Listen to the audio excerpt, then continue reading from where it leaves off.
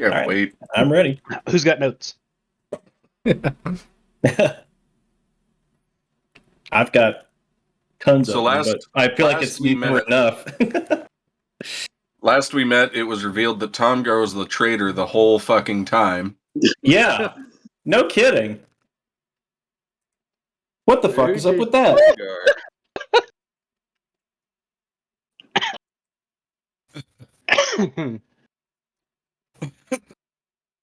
Ooh, all right. Go ahead, Trevor. Okay. All right, everyone. So glad to see you all again. We've had a nice little Christmas and New Year's break and starting a brand new year in a new direction. So I've never DM'd before. This is all brand new to me. And we'll be doing a mystery module called A Deep and Creeping Darkness. Think you all have got your characters sorted out. And before this evening, I think I recall asking everyone, we're going to kind of like combine a quick little session 0 in with this first session so we can just get going. So essentially, you all are from the same guild hall. And whether you are, friends or rivals or just casual acquaintances, whatever, you all have a reason to at least have heard of each other in passing, like at the hall. And basically, to start out, you all received a mysterious letter. It's all the same. It says, "Dear adventurer, I don't know where else to turn.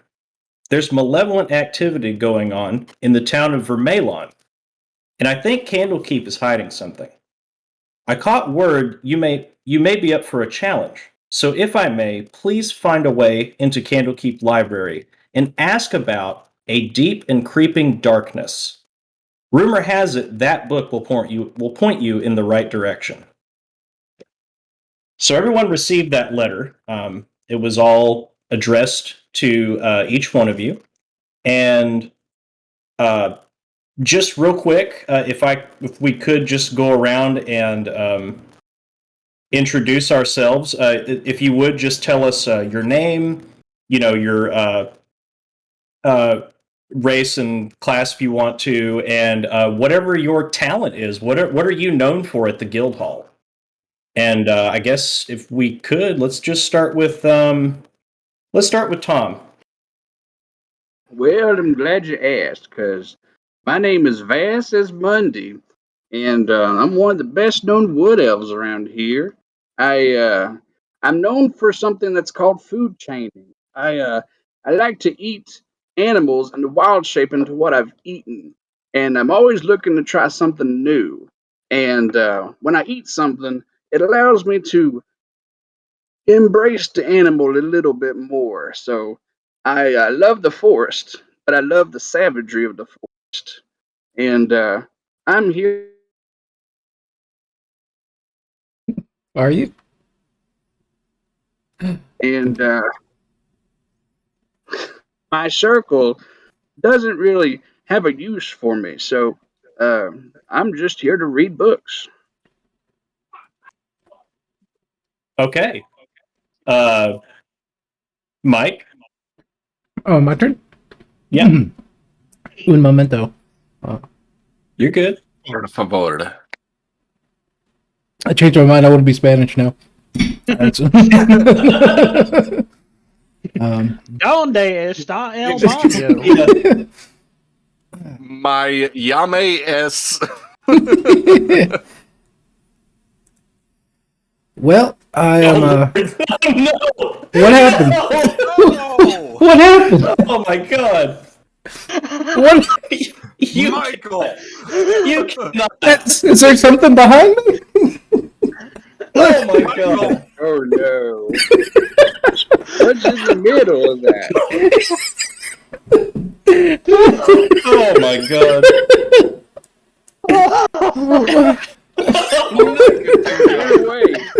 All I could think of when that popped up was way down south in the land of traitors. Oh.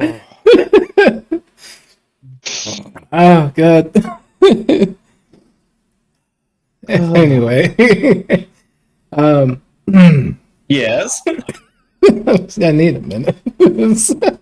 um, you good, Blake? Sounds like that one gave you antacid. So off guard. Oh, Oh. well, see here, I am Quincy the Third. I'm the smartest Goliath, smartest barbarian, and downright possibly the smartest Goliath barbarian there is to walk this here land.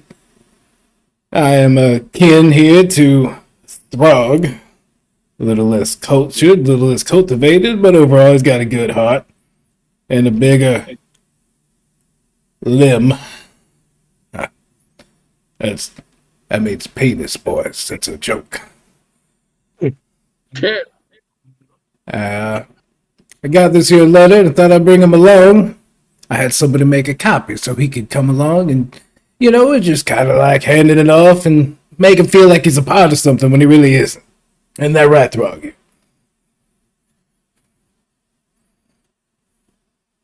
Okay. And with that, we'll throw it to Blake.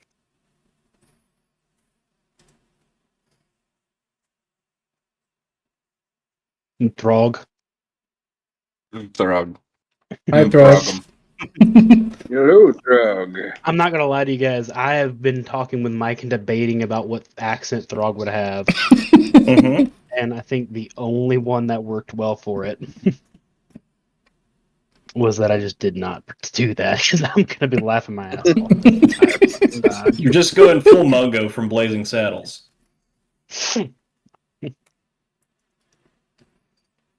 I'm sorry Major there, pain. guys. I'm Throg. I'm well known as one of the best, just the best cooks out there. I cooked all the things. Don't you worry about it. I can cook it. This is my brother here, Mr. Quincy the Third. I've never met Quincy 1 or 2, but that's okay. We don't talk about Quincy 102. Dad says that we're not supposed to talk about them anymore, and Quincy said that that's right. I'm just really happy to be included. I don't get included in a lot of stuff anymore. Ever since the last guild we went into, there was an incident with the bunnies. It's okay. So you don't have to tell him about the bunnies now. It upsets him. Okay. Bunnies? All right. With that, we'll throw it over to Bob. I haven't thought of a accent, so I think I'll just be talking normally. I am also have to look at my name because I have to decide how to say his name. Okay.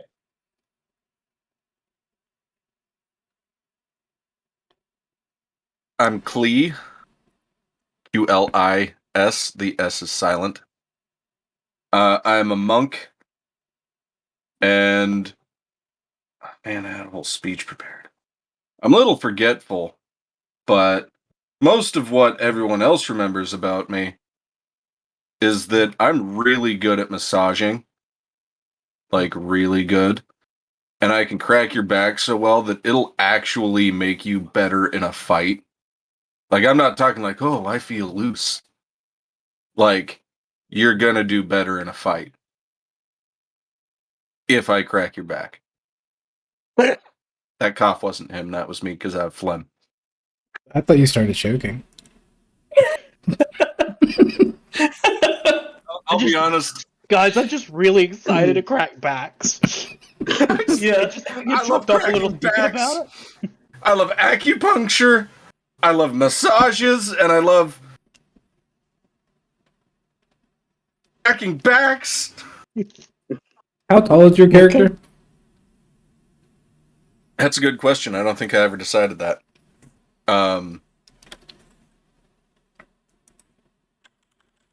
Yeah, I don't think I ever decided his height.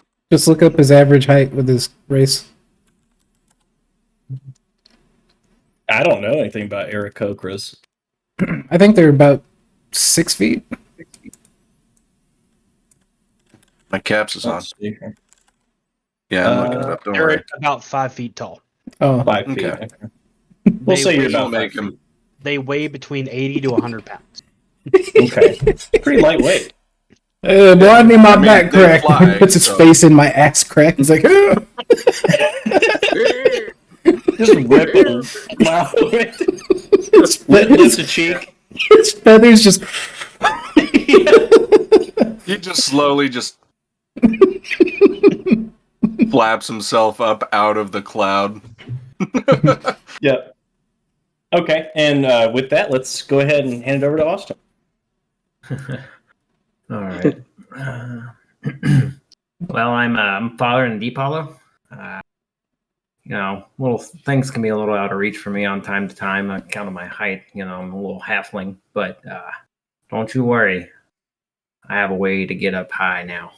I have delved into the dark arts. I must reach the table.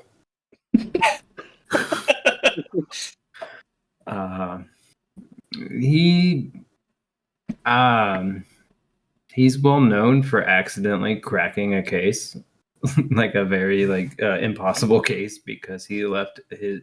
They thought it was funny to set his spoon up while the guild was doing an investigation up on a dresser. So he used his mage hand and accidentally discovered what was hiding a Daedric being, basically a devil. And so people didn't make fun of him anymore because it was always short jokes. So he might not be the wisest, but he's pretty sharp. He's That's lucky, you could say. Throg is the opposite. Yeah, he's pretty sharp. He stands at a glistening 3'5". Good, I'm not Glistening. the only short one. Yeah. I think Vash is like 5 foot. What are you looking at, old man? Well, whatever I want to look at. You can only look at so much. Why don't you look up? Must be Where nice did you to look see. up? I am looking up right at you. I am looking up. He doesn't have anywhere to look except up. He is all the way down. I'm on the brute squad. You are the brute squad. Okay. Well, so we've gotten introductions out of the way. Y'all were at the guild hall, sort of just mingling before this. You've gotten this letter, and you've decided to make your way towards Candlekeep. It's not too far from the guild hall. So as you're leaving the guild hall, you're walking towards Candlekeep Library. It's this massively tall building. Probably goes up a good, I don't know, 70 feet or so. It's got a sort of a white front. There's a gold gilding on the sides. There's two massive pillars and a big archway, double doors as you walk towards it. And as you're approaching the library, there are two pretty tall, I guess they're these pretty tall humans. They're standing there with halberds and full plate armor. Yes. How tall? I would say they're probably 6'2". They're fairly tall for humans. Just checking. Because Yeah. I'm 8'2". Okay. 7'7". Yes, y'all are Goliaths, I'm aware. 5'1.5". I'm gonna turn one of y'all into Groot by the end of this. Yeah. So So, I bet I can guess which one. So you're approaching the library. There's these two guys here. They're in full plate. They've got halberds, and they're sort of just standing guard at the entrance. So that's where we're at. What would you like to do? Well, before we get farther into that, what's everybody look like? Because I figured a description would also be in order. Yes. Yeah, if everyone wants to give a quick description real quick before we go further, 'Cause that'd be great. It'll help me with certain things about them. So I guess I can go with Throg. I mean, as a barbarian, I don't really do too much with the clothing. I have a tattoo. Well, it's not tattoo so much of it's a burn-in, like a brand of 2 spears on my chest. Because I'm also a worshiper of Morrigan, as I'm a zealot. I have a great axe, and I wear no shoes. Okay. Other than that, I have on kind of, I wouldn't say it's burlap, but it's just very loose pants that don't fit right. So they're shorter than they need to be. So they're pants that now almost look like shorts. Okay. Quincy I have a Oh. physical. Wait, your or turn, Bob, boy. whichever. I Clee. have a physical picture uploading, but I look very much like the vulture in the picture. And instead of all the feathers necessarily, it's more that I have positioned my monk robes over all of my feathers. However, they are sleeveless, so I still do have brown feathers down to my finger feathers. And they're a little tattered from wandering around, but they're not in any way like terrible shape or anything. And I don't have a weapon because I'm monk. I should have been a monkey. Don't like that. Okay. Oh, the vault. That's just a general idea that his head does not have feathers. He looks very much like a vulture. No, I don't like the idea of you playing a monk monkey. His name, Monkey. his name would be Monkey. Monkey, Okay. and your Yes. character, a monkey. Okay. Falrin, any further description you want to give of your character? He's a very broad-chested halfling for his size, just due to him being a stout halfling. Standard like soldier regalia, like he's got some armor on. You see like a like on his wrist, like his armor is basically the same armor he's kept, but it's tattered right here with like a scar, like coming down like lightning bolts coming down his hand. But it's basically kind of like a brand versus so much a scar. Like little green pants. Then he has his shield, but no weapon. So he just has a shield and runs up and punches people in the dick. oh no. Captain America. I was No, really his hoping shield that was sits the on his case. back. So And- he punches people in the dick twice. No, and then he's got more of like an auburn brown hair that kind of comes like right above his eyes. So that's him. Not Okay. Quincy. Quincy's he stole the clothes off a dead nobleman who looked very smart. And the clothes tag manufacturer was Quincy. Nice. Quincy clothing. And so he goes, "Oh, make myself the third. Third's fresh, much smarter than the first and the second." And so he just went with that. And nobody ever was like, "I thought your name was such and such." No. Okay. And They just go, it's eventually someone just like, Throg, what's Quincy doing? Quincy? That's Dan. I was freaking calling him Quincy. Quincy, And that's Mr. Sir. he's got some very undersized nobleman's clothing on that he took from a dead body.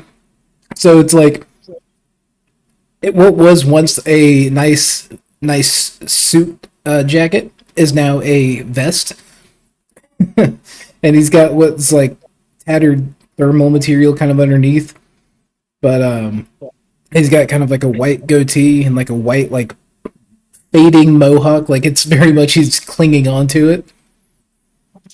He's trying not to shave his head. Okay. And Voss. So I'm gonna talk my normal voice with this since everybody else is. So I sent a picture of him in the D&D chat on Messenger. So typical old man, wrinkly, white beard, white hair. I would say he's got a bit more wrinkles. He's kind of like the smiling type, He's he's rather aloof, but he's very like what you would expect with an old person. Just kind of like just the way he walks. His height. He's not as tall as he is because of how hunched he is. Um, but he seems to be very go lucky, like singing the kind that would be walking the candle keep going candle keep like a little song or something. Um, he's awkward in situations. He's horribly awkward in situations. Um, so expect situations for him to just be like the worst because he's not very social. Okay. Just the worst. Candy keep candy. What the fuck are you looking at? Candy keep candy keep. Well, with that, He's just strolling. Candy keep and grab a breast. Candy keep. that being said, so you all have a better idea of what you all look like now. Are heading towards the front gates, and you approach the two guards that are standing out front. That are basically there to essentially. You would know that this library is a little different in that you don't have you don't buy tickets for admission. They only allow admission to somebody who you basically donate a book to the library that they do not already have. And so I had asked you all to prepare a book that you have in your possession that is basically going to be your admission ticket. So you've got your letters, you kind of have a sense of what you're looking for, and you've got your books for admission. So you're walking towards the library. What would you like to do? Let's let these Flatfoot boys go first. Probably a good idea. What are you saying up there? Excuse me, guard. Is this the candle keep? Why, yes, it is. Would you? Let me in. Okay. Present your book, please. Oh, it's somewhere. Hold on. Candle keep. It's Guards are gonna be kind of good. like looking at each other and kind of looking to you all, like kind of pointing at him like, what's his deal? What are you looking at me for?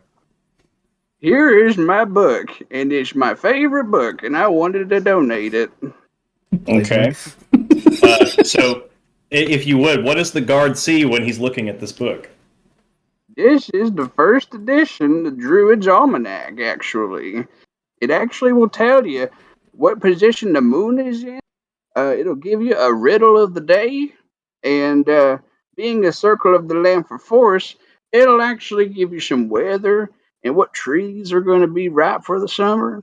And here, as you see, it's actually a waxing crescent moon today, so I thought the library liked this. What makes this special compared to all the other almanacs that we already have in our possession? Well, you see, that's none of your business. But I'll tell you, it's actually a first edition. So a first edition means that it's special because it was given to me. Thank you for asking, guard. Make a deception check. Hey Quincy, I'm pretty sure it's a waning questing moon, not a waxing one. So that almanac's probably not that good. Yeah, that guard overhears that, and so go ahead and make a deception check. Voss. Another one. Then with disadvantage. You know, I don't rightly look at the moon much. I need my beauty sleep. But I'll take your word for it, since I know you like to sleep with your eyes open, boy. There you go. So the boogeyman can't come out at night. That was a 1. Oh, Tom, all you have to do is actually click on deception, like where it says like your plus and minus, and it'll roll it for you. You don't have to. Yeah, it'll add your custom modifier roll. to it. Oh, thank God. I don't have It's to go to this graph of dice. No, just No. And just like that, your life got better. Yeah. Yeah. it'll Okay, say so deception. my deception's a -1, y'all. So that's a 1 minus 1. So that's a Which means 0. it's a 1. You can't go to Okay, 1. yeah. Yeah. I don't, I'm not, You are really I'm bad. not- So yeah, Did you roll a D4? Because that's all I'm seeing on here. No, he rolled a d20. Okay, He I'm just not did a seeing it. custom roll. It is Yeah. not showing up on my screen. Are you in the campaign? I He am. sits there and he's telling the guards all this. They don't Okay. even like It's question him. it's showing Well, up that's on. For, Okay, I'm seeing it now. just for Yeah. kicks and giggles, y'all. It is a waxing crescent in real life today. All right, so the guy that was looking at the book just kind of shoves it back into your arms and says, "Back of the line." How dare you do that to me?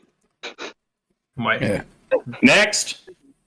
Hands him the book and he's like, "This is a book on all this. I'm sorry, I'm lying." Yeah. So he's absolutely shoved your book back into your hand, told you to get the back of the line. Next. Go on, Throg. Make us proud. I got here a note that was said that I had to come up here and ask about a book.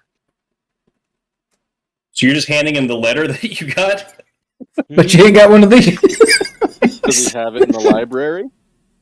Well, they look at it like, this is a library. We don't like check out just in personal letters that you've received. Do you not have a book or anything of the sort? Oh no, I just told you I was here. This is a book that I'm gonna give to get in because I was told I had to have one. It's 101 Ways to Cook a Bird. Inside it, I've actually rated them from 1 to 10, and it's a signed copy. So they're one of them kind of like nudges the other one. They're pointing to Klee while they're like flipping through the pages. All right, this looks unique enough, and then takes it, sticks it like on the little cart that's next to him, and says, "You can go on in." Trevor, I do want you to notice the book's not written by Throg, but he signed it. Okay. He was told a signed copy was more valuable. Okay. Like, okay. I feel like there was a joke set up there, but it never got met. Yeah, it never got used. My God, I'm using it. Okay, no. So they look and they see the signature. This was written by Throg. Yeah. You wrote this? I wrote the signature. You. They sort of look at each other. Okay, whatever. Go ahead in. I bet you ain't got one of those, have you? Certainly not. Next. I also did all the little ratings of 1 to 10, and then the best way to cook them. Oh. Okay, sure. Go on in. See you inside, Quincy. I'm gonna like shove him forward. Oh yeah, that's right. All right. All right. Next. I'm gonna hold my book just above his height. You gotta work for it, boy. They just glare at you. All right, fine. I'll drop it. I was going to use my mage hand to slap it out of Okay. Make a dexterity check. Jeez. Let's see.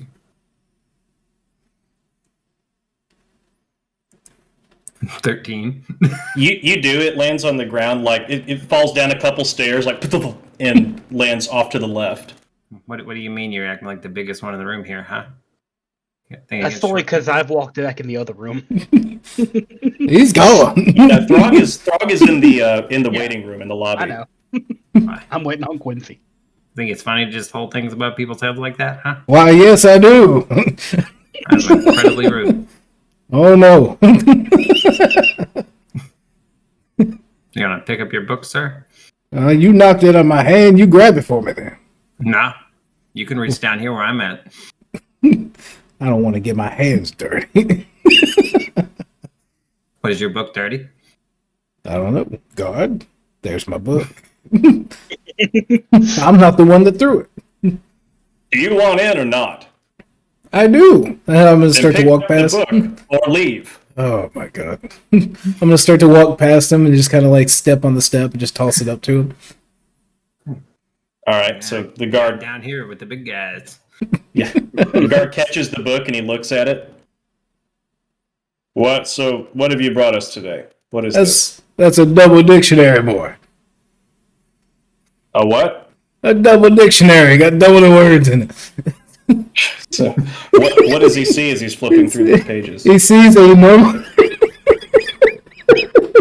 He sees a dictionary with another dictionary's pages ripped out and shoved in between it. So Oh, it's like every page is a double.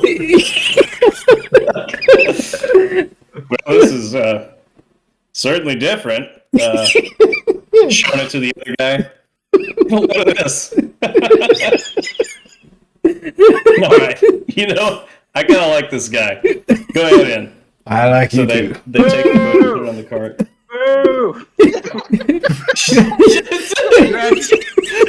Turn, old man. Yeah, I just picture Tom's old man as the fucking dude from Emperor's New Groove. Beware the groove. I'm gonna use my cantrip for message as I walk in the door on Tom's character. Yeah, fuck you, old man. And only he hears it in his ear. Okay, so I guess. So who's Old next? man. Is it Clee or Falron? The short one. Okay, I think you're both short. so I'll walk up there and I will pull it out of my satchel and hand him my book. what have you got for us today, little one? I have a book. It's called Just Out of Reach. A guide to being the biggest in the room. They kind of snicker a little bit. What are you laughing at? Don't worry about it. So, what sort of things do they see as they're flipping through these pages? It's obviously written. I know I'd texted you something about it being written by a gnome, but I feel like it's been written by like maybe an orc or something. Yeah. So like somebody just being tall, and it's just like the initial chapters are actually talking about just like a guide to like being able to like reach things above your head, but it actually does eventually get in depth on like how to carry yourself in public as a short person. I had no idea anything like this even existed. Yeah, Kirksey Brambleberries, very well known. I believe you. I certainly don't believe we have anything like this. Go ahead in. Oh, all right. Later, old man. What is this?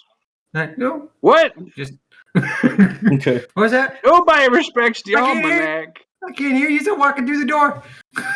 You're right, you can't hear me. What? The guard just looks over you. Shut up. Next. You shut up. I walk up and I hand them my book, and on the front, in just like nice lettering, it's clearly handwritten though. It just says a complete bestiary by Clee and BD Finn, like the letters B.D.Finn. I open it, and very clearly recently scribbled in anger on the inside is a picture of both guards with most of their vital points pointed out as to how they can be killed easily and which parts of them would be cooked for the best meat.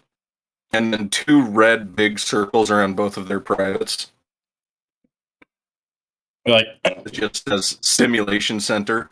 And as they're flipping through, they see that along with several other more better drawn pictures of most beasts, along with circles around where their genitalia are with Stimulation Center. roll an intimidation check. Okay. I don't even know if I'm proficient in intimidation, and I don't think I am. I am not. But that's a 12. But there's just like an awkward silence as they sort of look at the picture that you drew of the two of them.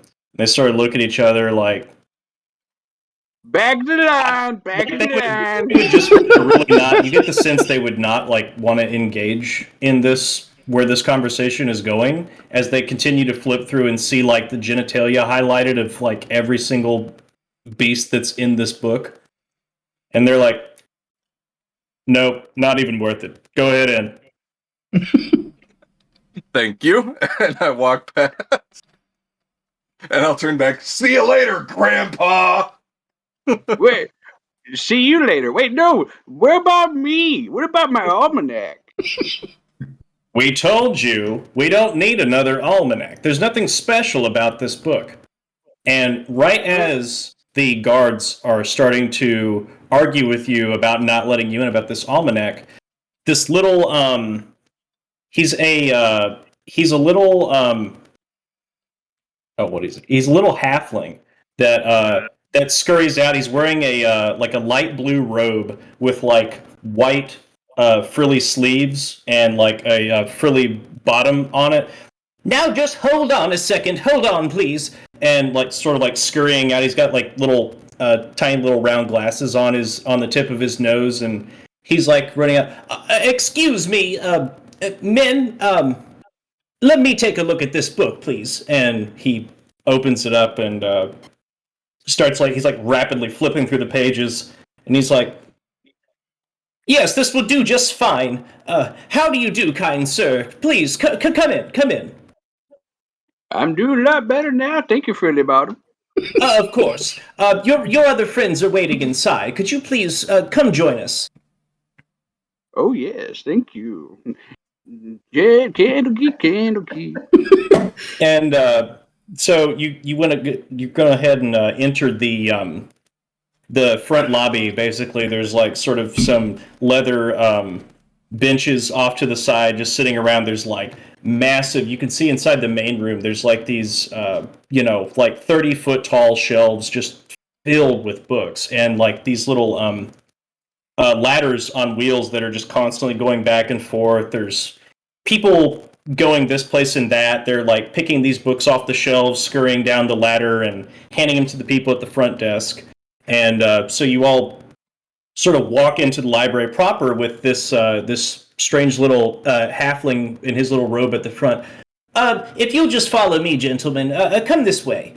And he sort of leads you into the main room. Now, what can we help you with this fine day? Well, is there anything in particular you're looking for, or? Yep. There's- Here you go. Are you handing him the letter that you got? Okay. So he takes the letter. Let's see. Dear Adventurer, I'm not sure what's turn. The deep and creeping darkness. A deep and creeping dark. You all don't mean. Yes. You've heard of this book? Yep, I had a cat named that one time. Interesting. I wish I was quicker with my thoughts.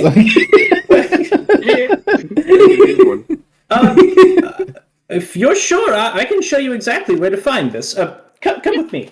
Yes, please. So he like waddles over to the front desk and like sort of pops up, and he's like, hey, and this dwarf librarian comes walking up to I'm gonna go up and give him like a boost. Thank you. So, thank you. And so he hops up on top of the counter. Hey, you, come over here. And so there's this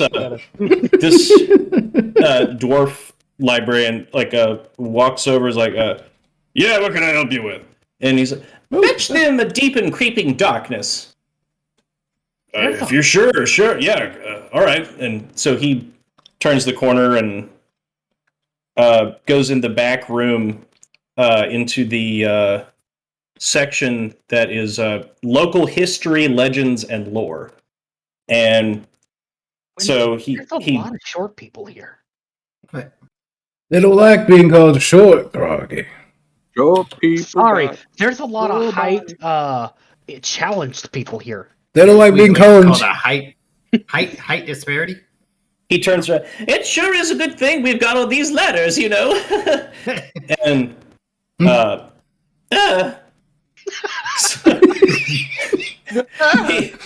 right about that time, the dwarf kind of comes back in the center room. All right, I got it right here for you.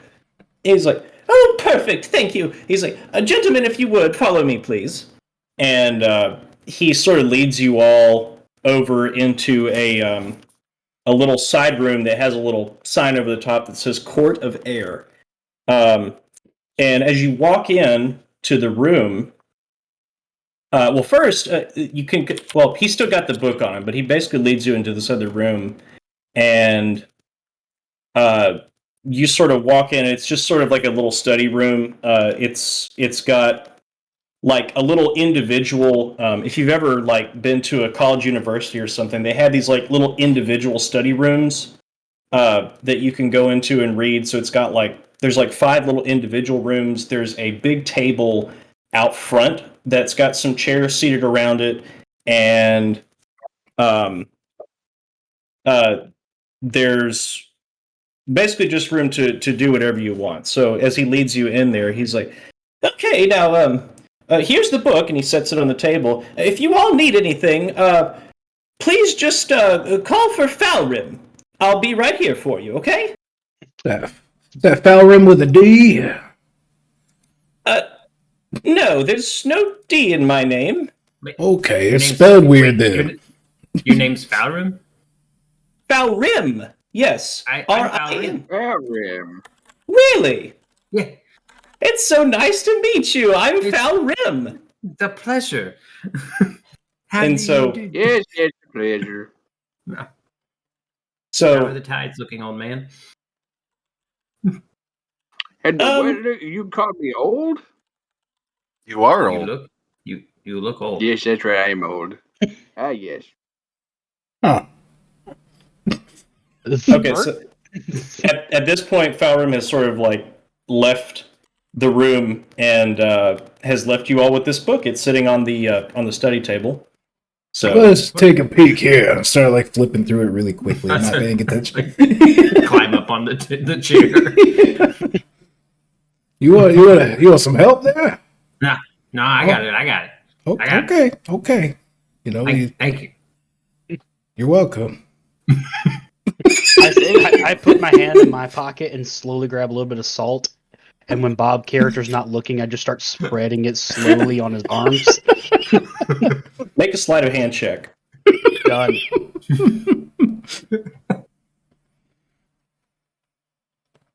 Do. Ooh, 18. You do. He has salt on his arm or his wing. You assaulted them. no. I take a look around the study room for anything in particular. See if there's anything that stands out. There is a long table. It looks like it's probably made of mahogany with some like maroon leather-bound chairs that are lined up. There's like 4 on each side, and then there's 5 rooms that line the back wall that are like each like one-person rooms. There's basically a chair and a desk inside each room, and like they can close, for like private study.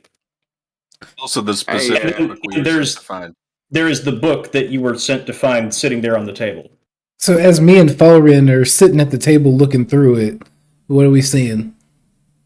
So the book is it's a book. It's bound in black leather, and embossed on the spine. It says "A Deep and Creeping Darkness." It's got a little bit of wear and tear on it, but like not very much. It looks like it's in pretty good condition, honestly, all things considered. And it's got like a couple of like little like stains on it that looks like it was probably like ink stains. But other than that, it's sitting there on the table. So We able to read like the introductory? Is there like a in memoriam or anything on the front page? yeah, are you picking it up and opening it up? Oh, we just like we had it on the table and we were just like started to flip it open and flip through it. Okay. You're flipping- I'm like, Yeah, Yeah. yeah. like So tilt it towards you a little bit. You see that? There's a picture, boy. I know what So- pictures are. Pictures. yeah. So as you start to read it, it's kind of like it's not as much of a book as it is kind of like a diary, and it has like sort of little vignettes. It looks like it has excerpts as you flip through the pages that are written in like 8 different distinct styles. Just as far as like different, it looks like there's definitely different people's handwriting. It is like a handwritten book. It was not printed, and it looks like multiple people have like written in this book, and more importantly, you kind of get the sense like as you're reading it, there's it tells the story of this mountain village, and you find out through reading it that like people went missing over the course of several months, and it's kind of told from different perspectives. Like some of them were people who lived there, some of them were like people just passing through, and it's like kind of written in a way where like some of them seem like they're nonfiction, and then some of them seem like it's just this grandiose tale, like just meant to scare you, kind of like a, like a nighttime, like bedtime story, like a Bible campfire story, sort of. What? I say that out loud. Can I tell what language is it? It's in common. So the town's name is Vermelon, is the name you see of this town where like people have went missing. You find out through the course of reading it that basically it was established after settlers discovered a platinum vein in the mountainside. They basically dug a mine in the side of the mountain, and after a little bit of time, 70 years ago, actually, from today's date, an explosion happened that rocked the mine. And there's sort of different accounts in the book about like people who were there when it happened. You find out that a lot of the workers that were in the platinum mine got buried in the rubble and never escaped.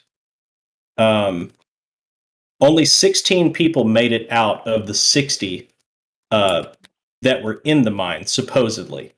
And there were 11 more that were never accounted for. Shortly after that time, you read a little excerpt where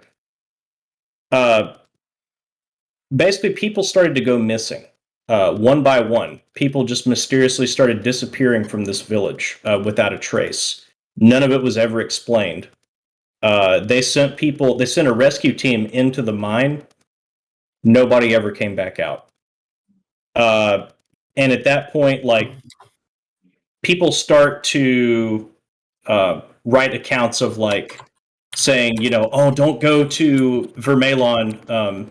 Legend has it you're going to go missing too, and things of that sort. And it, when you flip to the very back of the book, there's like a roughly drawn map that just has the word written on it, Mayrin.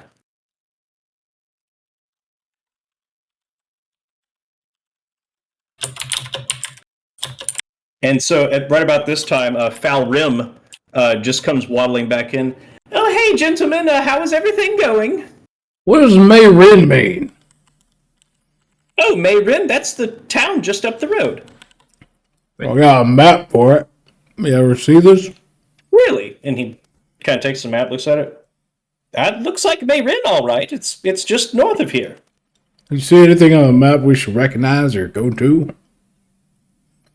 Well, not in particular. I don't know. You all have heard the stories that are in that book, right? Are you sure you're up for this? I've heard it's kind of scary. Silly. Those stories are from a long time ago, so that stuff doesn't matter now. I mean, I've seen things, I'm not really afraid. As he's talking to my ankle, I'm not worried. I'm looking at you right in the face. You were leaned over looking at Not you, Thalrim, not Falrim. Hey, Why is this book called A Poop and Peeing Darkness? You need glasses. What? Oh. A deep and creepy... Oh, I thought you said poop and peeing. That makes more sense. Do you need help? Would you like to find a I'm very restroom? confused. What is your friend talking about here? Do his ears work, or? You guys have a He's restroom. just stupid. Yes, we do. Do you need it? I would take him. I'm gonna like hold his hand and be like, "Go ahead and take companion here to the restroom. We're gonna leave while he's gone. Well, I do have to.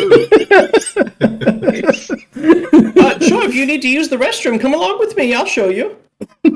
All right, thank you. Oh boy, here we go. So he grabs your hand and like starts leading you out to the main lobby again to go through and find the restroom. Like slaps the book shut. Like, all right, we need to go now. Where's that guard that said no to my book? I want him to see me take a shit. Oh, don't worry about him. Just come on, let's get you in here. Right. So he's like, All right, thank you for it. so while Foul Rim is hustling you into the bathroom, what are the rest of you doing? Trying to hustle the fuck out of. Wait, where are you guys going?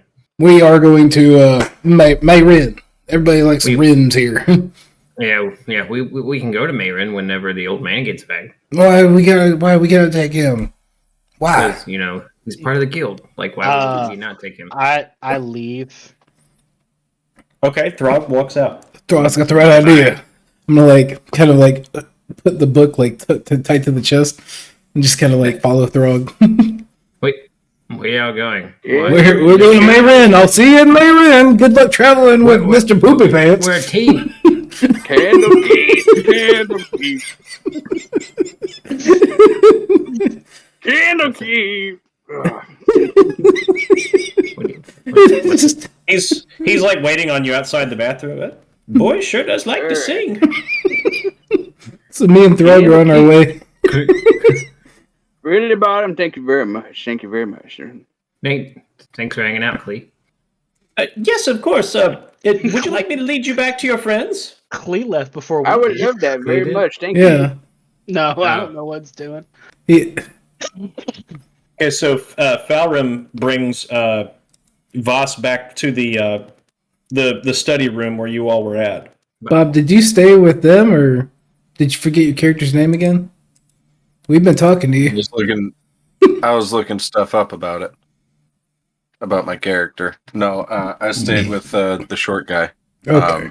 Austin's character. Are you looking up that you don't live to be older than 30? No. I was looking up what the fuck a martial arts die is. Something you're not going to live long enough to use, probably. Likely, with how my roles in D&D Beyond are. All right, Guys, I y'all got back. good news. I had a poop ready to roll. Hey, good job. I'm extremely proud of you. We have to go. Thank you. The big one's left. Okay, My poop is bigger than you, actually. sure. Are you glad you stayed behind? Thanks. Did you have the book you wanted to give back, or I don't have the book. It was here a moment ago. what happened to it? I think one of them might have picked it up by mistake and just took the map with them. Oh my goodness! So at that point, Falrim's just sort of flailing outside the front door. Hey! Hey. She's a Throg, it's the fuzz. So, Quincy, you see this little halfling with this blue robe on with these sleeves that are too long. Hey! Throg turns around. Bye-bye! Wait! You forgot to bring back the book! No, I already gave you a book. I'm gonna use. No, we need that book back! I want to use message to send it to his ear. Be we left it on the doorstep. Nope. Okay, I guess roll a deception check. Okay.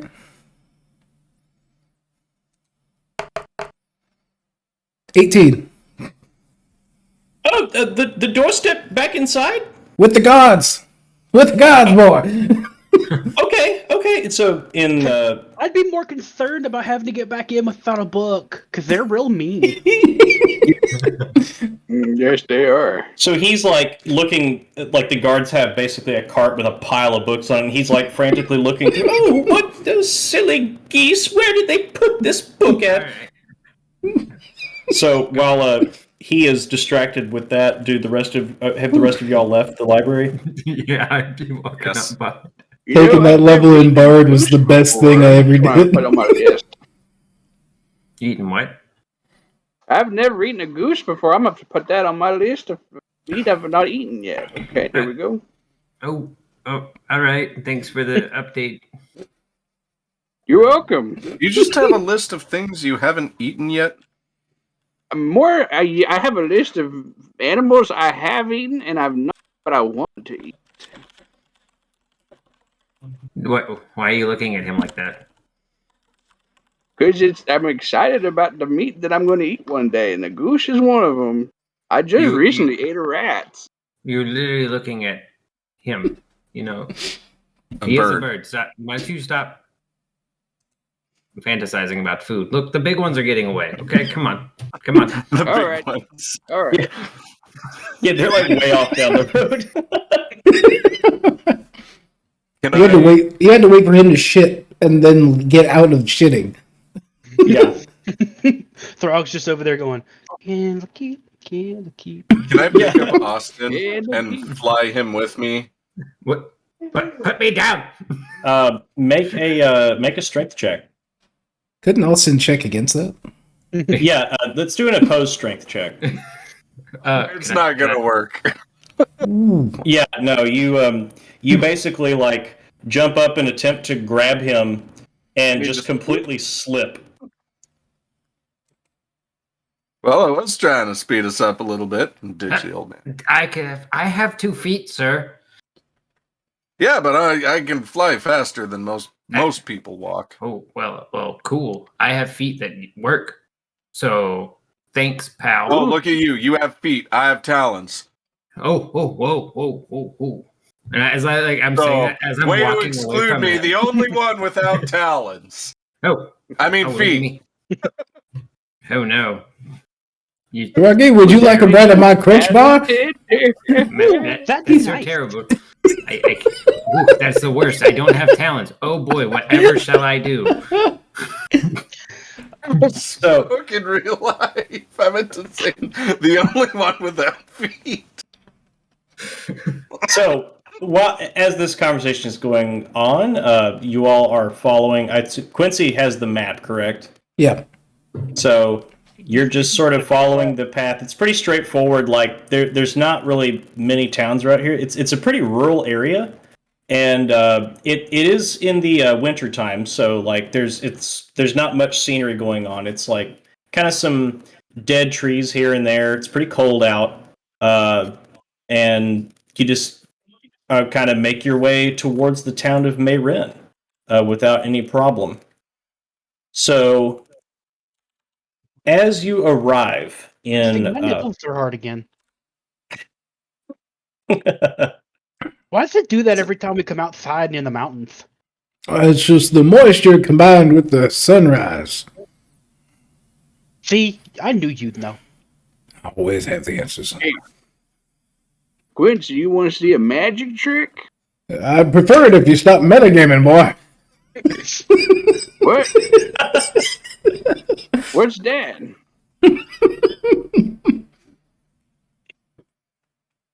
Okay. So anyway, so you've reached the town of Mayrim without a problem. So this town, as you're looking at it, it's sitting at the foot of the mountain. So like when you look up, it's kind of like there's a hill that just sort of goes like straight up and out. Like so, there's not much of like a skyline as you're looking right at it. But there's a decent amount of people there. There's like people bustling in and out. You see like every kind of shop you can think of that kind of goes along the square, sort of like a mini mall, sort of like everything's just sort of in a straight line as you come into the town. And there is a big tavern that has a sign that says the Bored Weasel over top of it.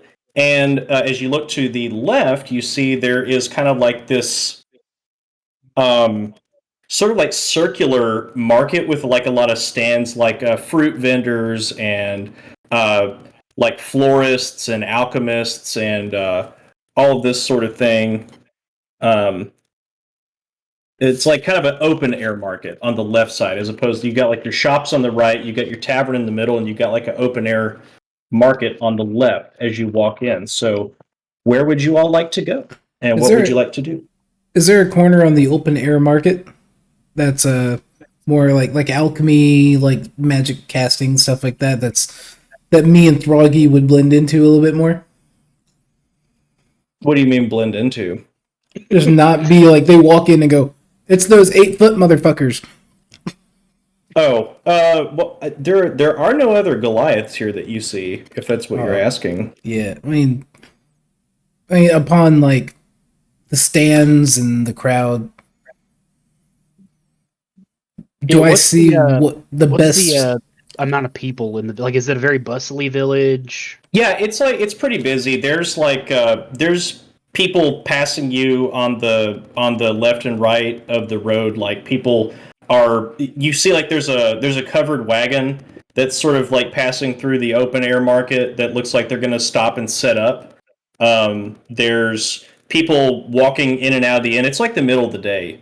And there's people like going in and out of the shops on the right. There's a pretty good, and you get the sense there's like a variety of people here. There's like elves, lizard folk, gnomes, everything. Like there's plenty of people out and about. Just like whether they're going for like a Sunday stroll or like they're on a mission. I mean, you got all kinds of people here.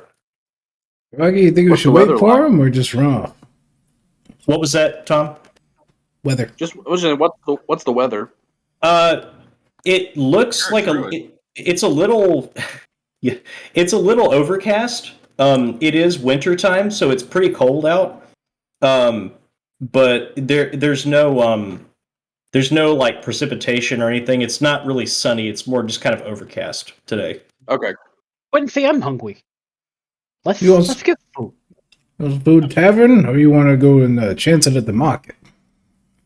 Let's do the tavern. It's inside. Tavern easy. All right, let's go on. Make sure I hold the door open for my little BB. Okay. Are the rest of y'all following?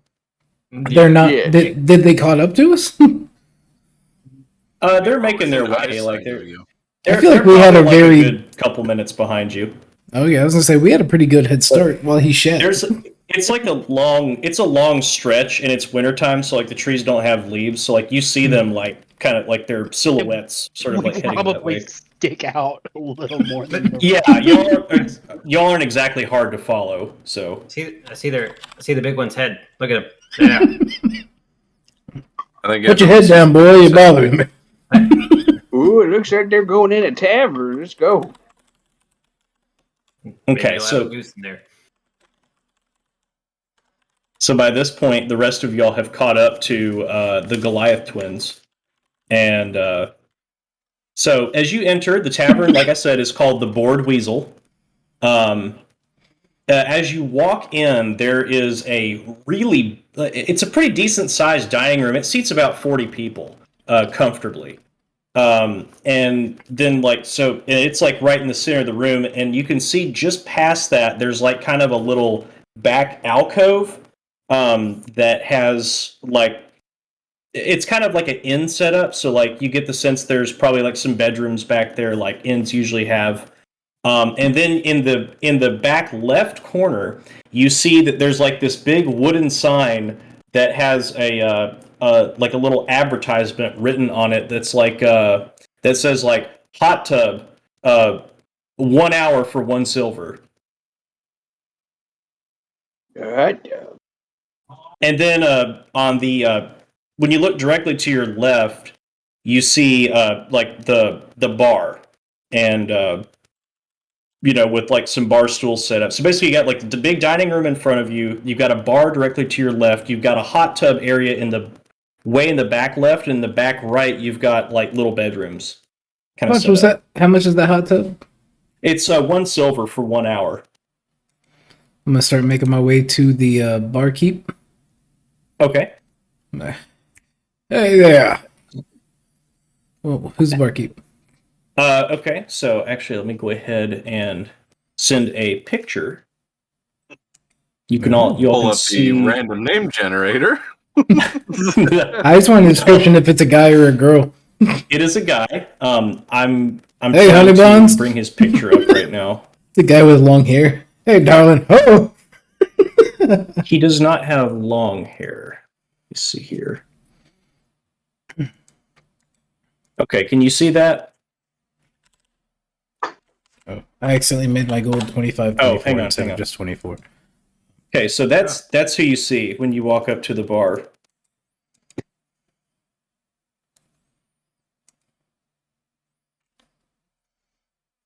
Well, hey, big man, what can I do you for?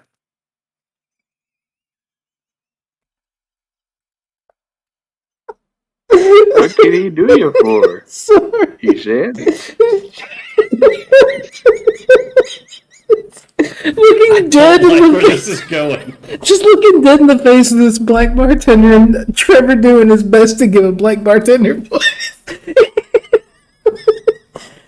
I tried so hard to just picture it, and it didn't work What's well. What is up, dog? Yeah. I would like some soup, please. Okay, so I also forgot to mention. So as you walk up to the bar, there's like a menu that is kind of at each bar stool, and right on the front of it, there is like a little like flashy ad that says it says like the board weasel, like famous for its salty fish surprise. Large bowl is 3 copper. A small bowl is 1 copper. I would like a large bowl of the salty surprise. Don't get that salty. Oh, Well, you got it, big man. That's coming right up. you know, I'm gonna take me a big, tall bottle of mead and give me one of them there jacuzzis. Hey, you got it, brother.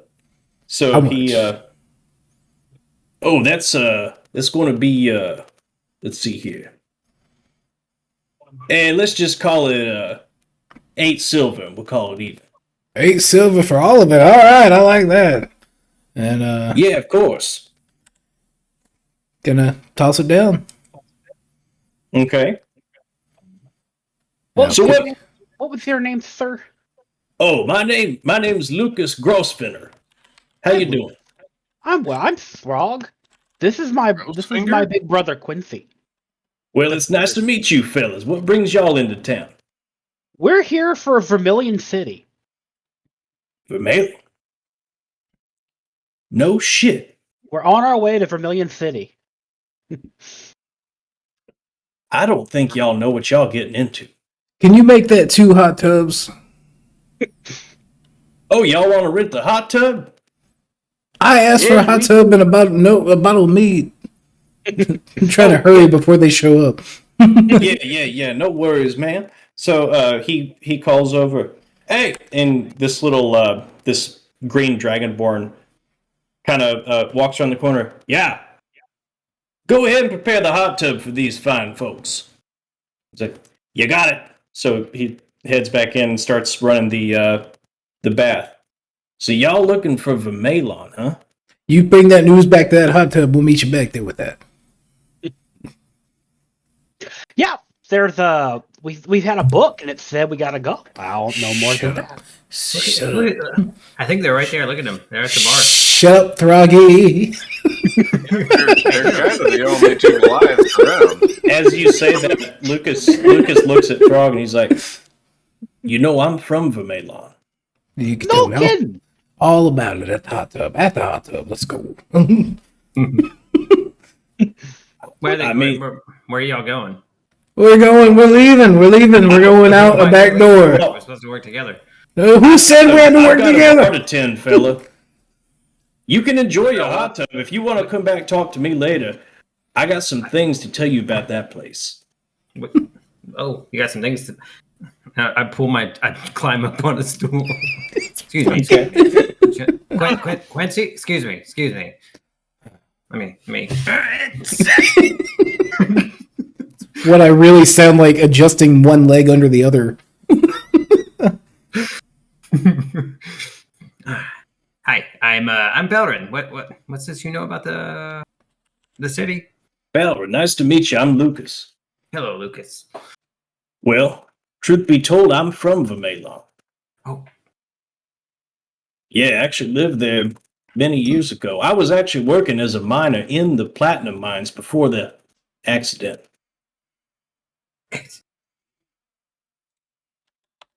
And my wife, she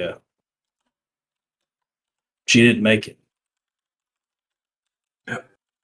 My deepest condolences. She actually worked as one of the rescue team that went in afterwards and tried to save the people during the collapse. And, well, she never came back out. But if y'all are serious about going to Vermelon and checking it out, I do have a favor to ask of you. What can I do you for? Well, he at this point he sort of takes out a piece of parchment and grabs a quill and starts to sort of sketch on it a like a rough map of. You get the sense he's like drawing a map of Vermelon for you, and he said, "If you all actually make it to Vermelon, I'd really appreciate if y'all would put flowers on my wife's grave, and if you could find the necklace that I left for her there and leave it on her grave as well. I know she'd mighty appreciate it." Vermelon Was being the mine that collapsed. But Malon's the name of the town. The platinum mine is just off the side of the town. That's kind of what they were known for, was the platinum mine. Okay, so we're just okay. My bad. I got confused on Mayrin and Vermelon. Yes, Mr. Rob? Mr. Lucas, I got a question. Yeah. What's going on, man? Why did the mine collapse? Well, we're not really sure. It was just sort of a freak accident. There was a very loud explosion, and then a cave-in happened. And all I knew was my wife was part of the rescue team, and they sent her in there to try to rescue some of them folks. And unfortunately, most of them didn't make it out, my wife included. And since then, people just started disappearing, one after the other. Mr. Lucas, I have a second question. Yes. If the mine first had the explosion, the collapse, why did the people that go into the rescue them not come back? We're not really sure. We just lost contact. We started calling in there, nobody responded, nobody came back out. I have a third question, sir. Sure. Is the hot tub ready? Thank you. We can check on it right about now. Hey, how's that hot tub coming? And kind of like little Dragonborn waddles out. Ready when they are. Awesome, sir. Throg just pulls his pants off and just walks to the hot tub. I'm gonna try and like scoot his pants back up as he's walking. Like, wait. Hey, man, wait till you get in the tub. He has kicked them off and he is going. Okay. I'm gonna like throw him over his head. Like, ah! So He looks back at Austin's character. Wow, you were right, Quincy. He really is the same size as that. As he's peeking through the fucking dick hole. I can't see shit. Something I'm not gonna forget soon. Question, Trevor? The worst part is all right, you asking me? Mike Yeah, was the question. one that made up the joke about Throg having a huge penis, so now I'm running with it. No, I mean, you're running barely, but Yes, Tom. So, are all of us? Did we all hear that, or was it just Throg and Quincy? I don't know. Did you go up to the bar when you came in? So, I mean, yeah, I imagine, yeah, when we caught up with them, yeah, I would have just gone up to the bar. Yeah. All right. So then, yes, you did hear that. Okay. Barkeep, I'll take a dive in that jacuzzi as well. Thank you. no, you gonna? Nope, he's not with us. Well, it's 1 silver if you want to pay for it, but I don't know with them fellas in there. I don't know if there'd be much room, buddy. There won't be. I promise. Don't get the jacuzzi. Trust me, the hot tub. Don't get it. Well, And right about this point, he's finished drawing the map and he sort of like slides it over to Falron, who's I assume he's been paying attention to this, and he's begun preparing the salty fish surprise. So, does she have any particular style of flowers you would like to be placed upon her grave? well, I think lilies were her favorite. Lilies. Where can I find lilies? I'm not familiar with this area.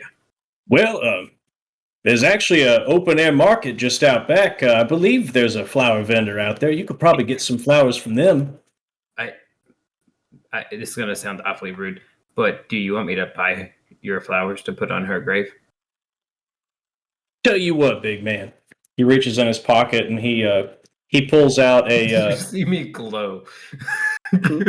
Yeah, he pulls out like 1 silver and hands it over to you. Oh, You take that, get her some nice flowers, and if you make it, I'd really appreciate if you could find her grave and leave that there for her, and also the necklace. Don't forget the necklace. Necklace. Is it? Where's it at on this map? Where would I have to look? Yeah, I forgot to mention. So he points towards like the middle of the map. You see that he sort of like drew let's take a rough sketch of a tree, like right in the middle of the map. He's like, it's in that there tree, or it should be. I don't know. I've not been there in years, but that was What do you remember about the tree?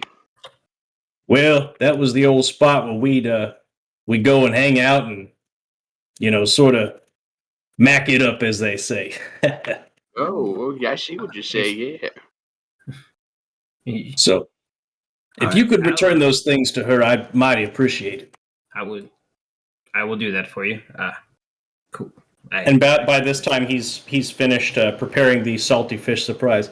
All right, now who ordered the salty fish surprise? Throg just stands up. Wait, is the hot tub directly just in the normal area of the patrons? No, it is around like there. Yeah, it's kind of like if you go to like if you go to a gym, like you kind of have to like walk past the locker area and like back into the back. Okay. So he wouldn't. I would say where the hot tub is at, Throg, you could hear him probably say that, but you would not be in his line of sight. No. Oh, cool. Then I have to obviously go get in his line of sight, so I'm going to walk around the thing. That was me, sir. I ordered that.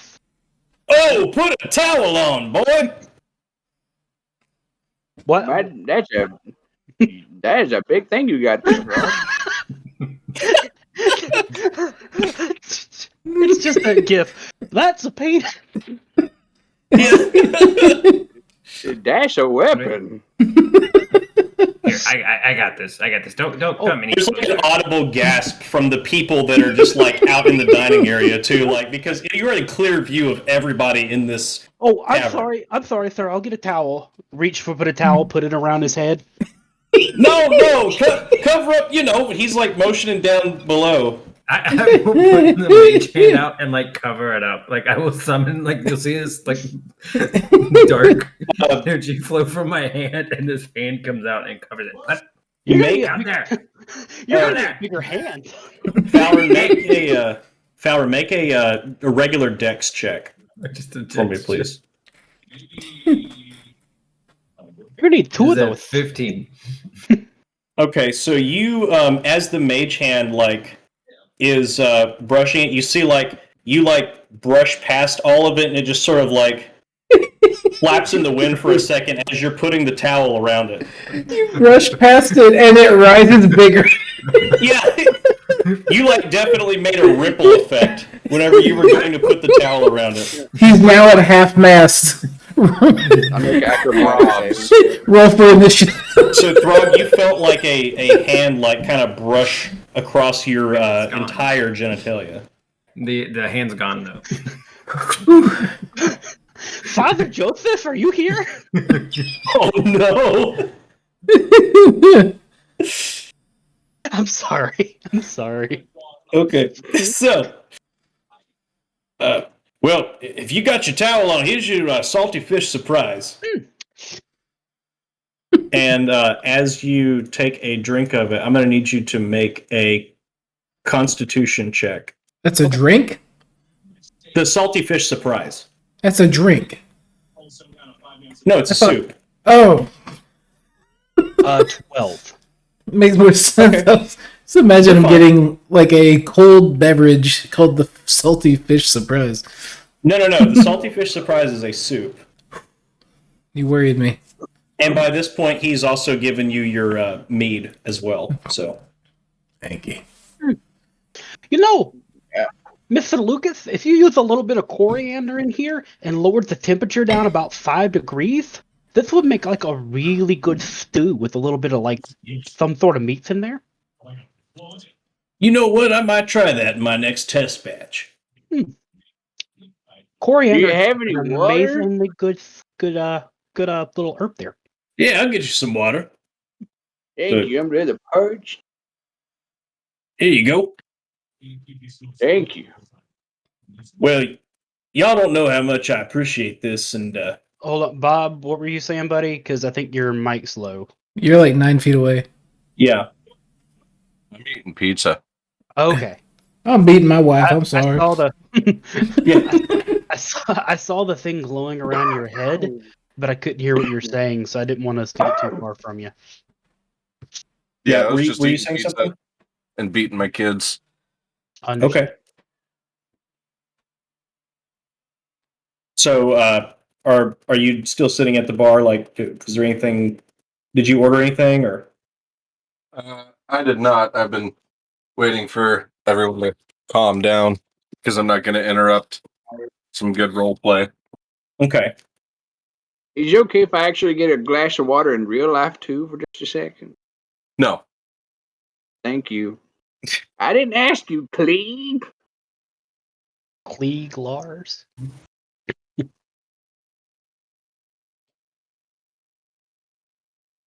How are your legs feeling, shortstop? Who you, Just who, hear Mike. Oh, who you calling short? Ooh, ooh. the only person here shorter than me. I mean, I'm at the same height as you right now in this chair, bud. So, what you talking about? I have not sat down. I'm still Yeah, taller. I'm standing. I'm in the chair and I am standing straight Oh, up. you're I'm as tall standing as in you. the chair. Are you 5'1.5"? I am 3'5", sir. Okay, No, All I mean right. in the 6 on chair. a good day. Oh yeah, I'm above 5 feet. I'm looking down, boy. Oh well, I was going to offer to give you a massage, but if that's Right. the attitude, Why, or why would you- acupuncture, or chiropraction, Why would you touch me? because you'll feel great afterwards. I And that's not. I'm not coming on to you. wait. Usually pay for that feeling, so no. Different got- kind of feeling great. He's got mage hand for that, B. No, Yeah. I'm good. I'm very good. Maybe you and the old man over there can do some things, you know. No, thanks. I think I'm all right. Not you, Lucas. Not you. You're not old. You don't look a day over 30. Lucas is actually 95. I know, but I'm Lucas, pointing at our other You old don't. man. He's right. You don't look a day over 30. He is clearly talking about the decrepit idiot that is also following us. Hey, I now, see. Just because Hey, you didn't say idiot. I did. At this point, Lucas has gone over and has started pouring drinks for another customer. All right, I gotta go buy some lilies. Anyone care to join me? But they're back there being weird with each other, taking. Well, the Goliath twins paid for a hot tub for an hour. Well, And Tom isn't physically here. I'm gonna like walk over there, and is the book just sitting out? By the way, I believe that Quincy has it. yeah. I mean, he got in the hot tub. I was just wondering. Quincy's reading. You're reading it, okay? I just wanted to make sure. All right, they got the book. I'm gonna go get some lilies, y'all. I'll be right back. You wanna, Okay, so you're going to leave the tavern? Clee, you want to come with me, Clee? Sure. I just, we get better acquainted before you start touching me. I mean, if I wasn't going to go, I was just going to start sticking needles into myself. Well, That sounds a lot worse than it should, but Sounds awfully painful. it's called acupuncture. It relieves a whole bunch of tension in your muscles if you put the needles in the right spot. Right. What if I you don't don't know put if- them in the right spot? If you don't put them in the right spot, it just hurts really bad. I don't know if I trust like that. I mean, I know other stuff. I do massages and I can make a bunch of cracks come out of your back and neck in not a bad way. That sounds mighty tempting, but I think I'm going to have to pass for now. Thank you. Well, if you see me again, let me know. Will do, my feathery friend. I just simply sit here and wait for the sweet embrace of death. Well, now, that's no way to think. But it's okay, though. Do I see anything different in the book this time around? Just because I'm not trying to fly through it. No, so if you like are reading it more in depth, towards the back of the book, you sort of see like an afterword that was written by like this.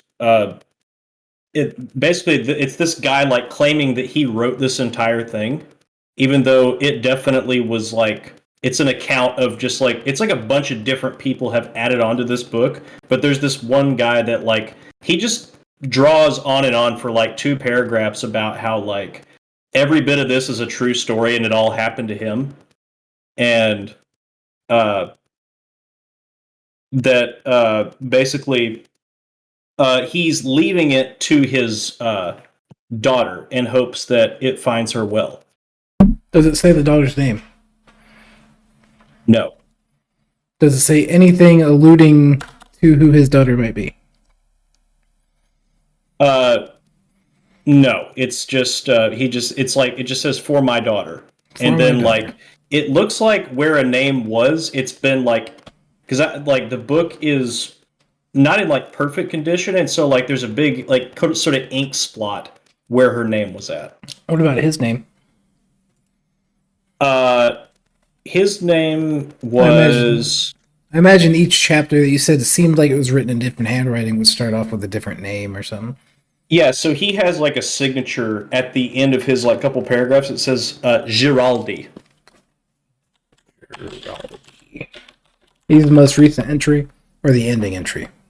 So it's like an author's afterword, sort of like after the whole book, like thanks for reading this. Like this was like a passion project of mine, and every single bit of this happened to me and me alone, and I swear it's all true. And then there's like a little signature that says Giraldi, and it's like for my daughter, ink splot. Dedicated Alright, I to didn't daughter, miss but anything. unnamed. Yeah, Yeah. quite a bit. That sucks. We're done. Oh, Yeah. so I'm still in front of the barkeep. I don't know. Are you? I am. I was gonna say. I have an apple. Just to kind of go with everything. Do you have an apple I could chew? I love apples. Yeah, that'd be about 4 copper. Alrighty, thank you.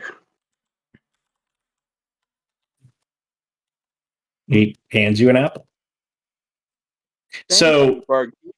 in the meantime, you said Falrin and Klee left the tavern, correct? Yes. Yes. Okay.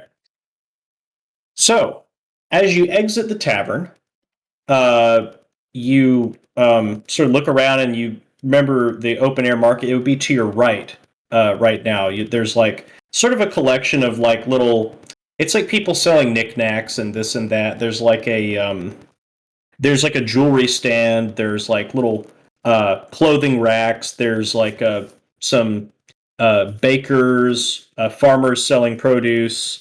And then there's like a flower stand that you see over there. So, I will head to the flower stand. okay. Give me them flowers. So, as you walk towards the flower stand, you come across this person.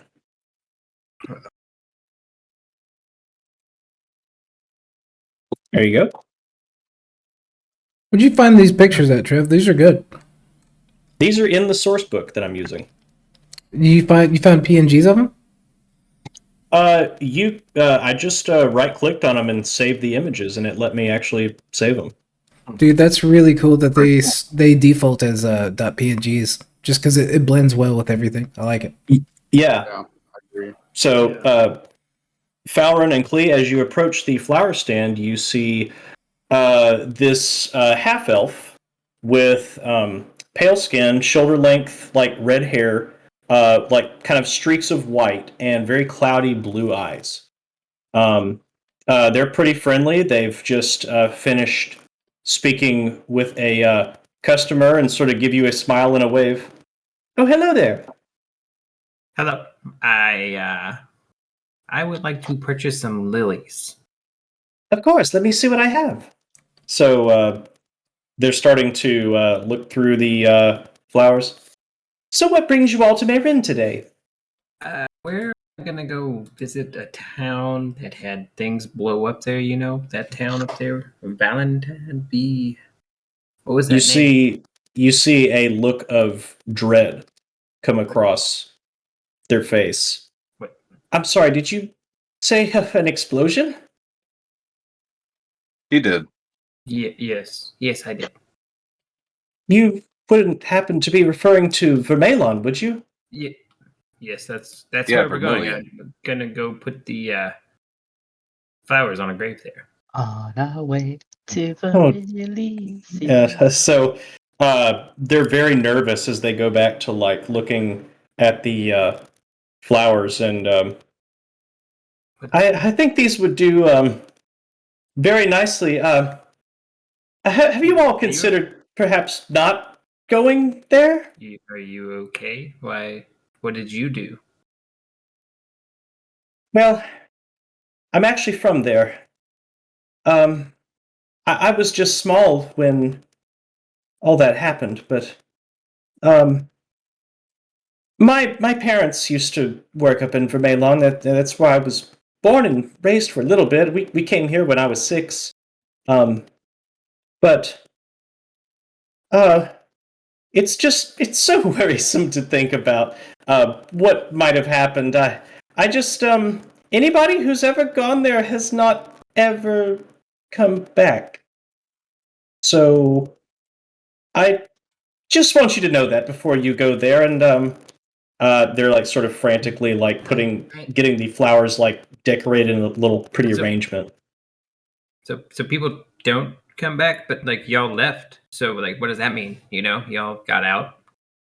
Well, yes, we left before the you know, we left after the cave-in, but we left before the disappearances started happening.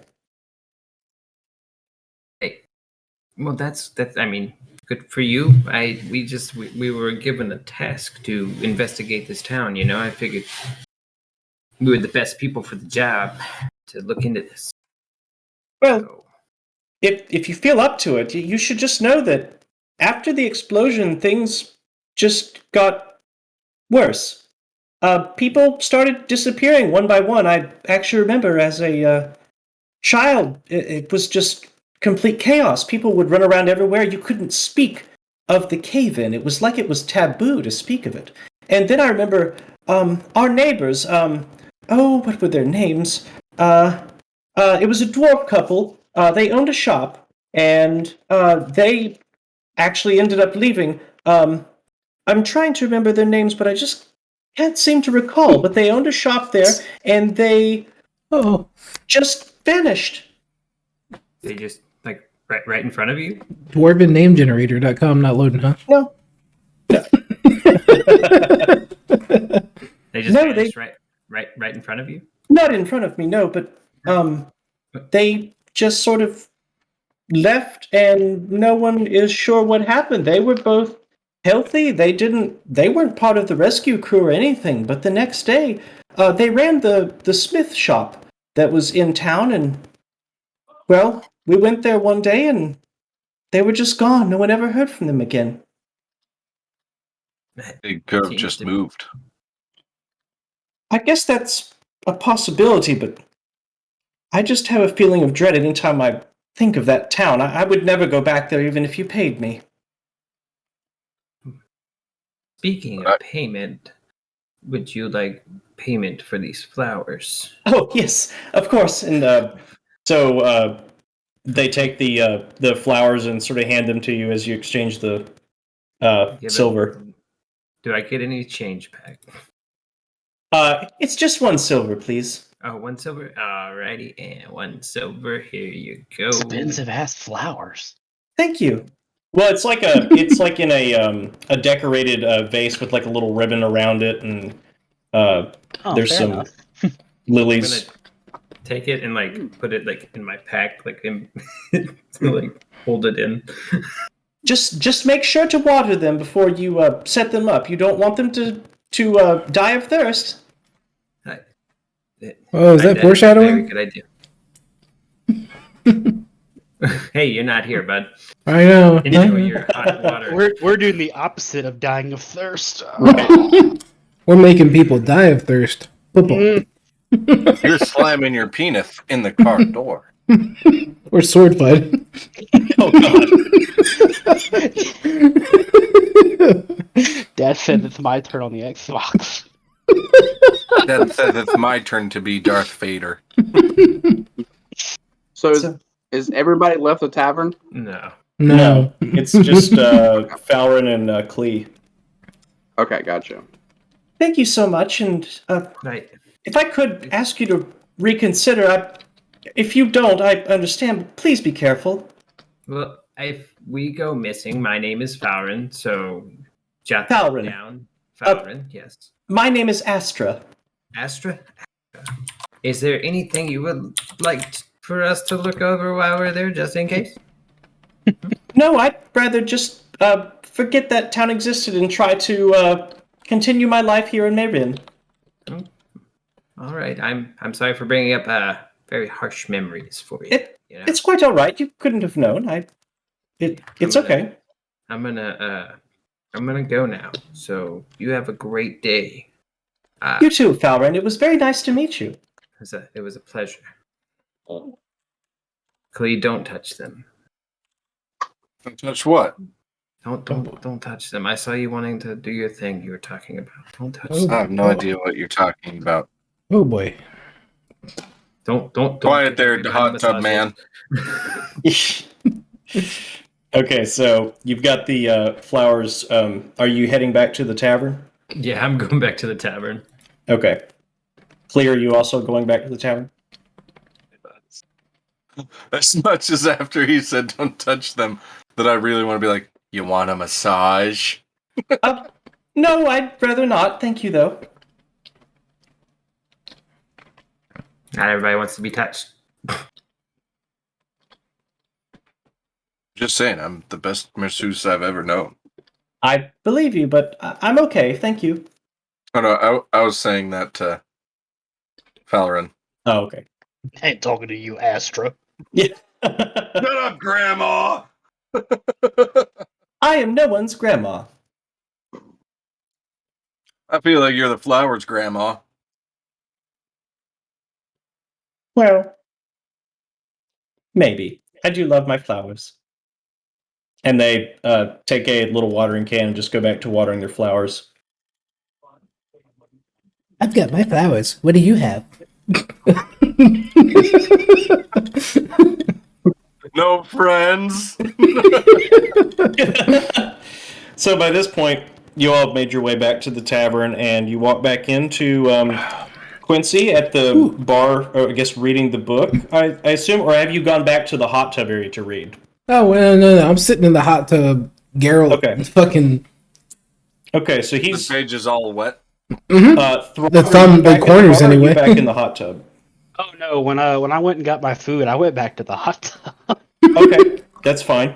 So We paid for an hour. So you all walk in A and whole just hour. see. So you all walk in and just see. Yeah, because that a little exchange with Astra probably took maybe 10 minutes. So you walk back in and you just see Voss sitting at the bar and Lucas attending to another customer.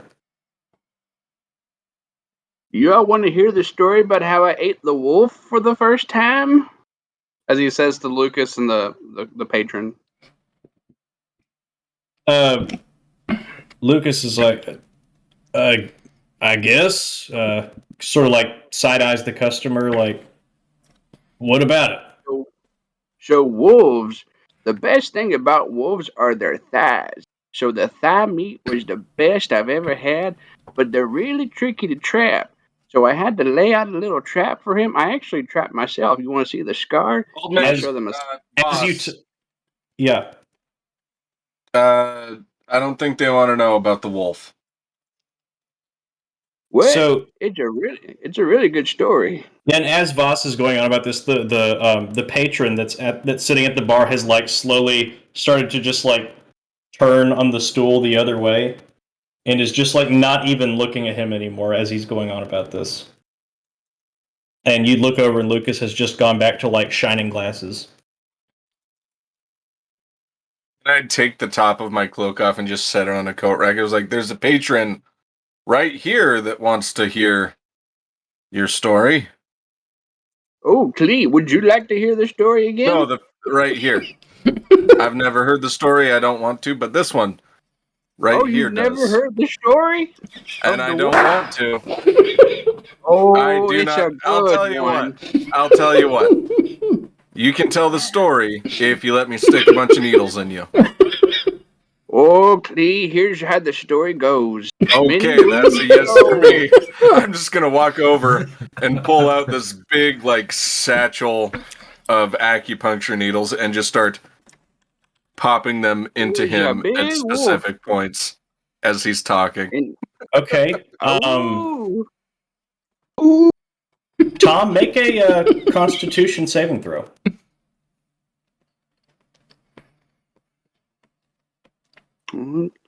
let's see.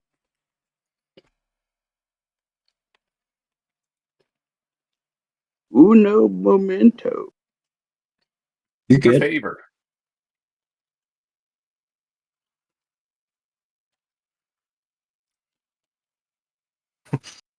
One. Tom, you're paralyzed. Thank God. I ate all Okay, my you're- Starburst minis. You're fine. 8. Oh, where'd you get those needles, Clee? I've had them for a couple years. You just They haven't been washed. Yeah. use these to clean out my cloaca.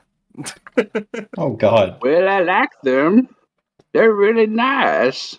And I just pull one out. Like, oh, I'm gonna keep this one. Nope. I'd take it out of his hand, put it back into place. Don't touch the What? needles. But you poked them into me. I touched them. Just leave them there. Don't touch them. Okay. So while this exchange is going on, we're going to jump over to the hot tub with Quincy and Throg. So y'all have been soaking in the hot tub for maybe about like 30 minutes at this point. So like your time's about halfway done. Yeah, we're sitting here about half Bowie status. Yeah. So y'all are just back here chilling in the hot tub, and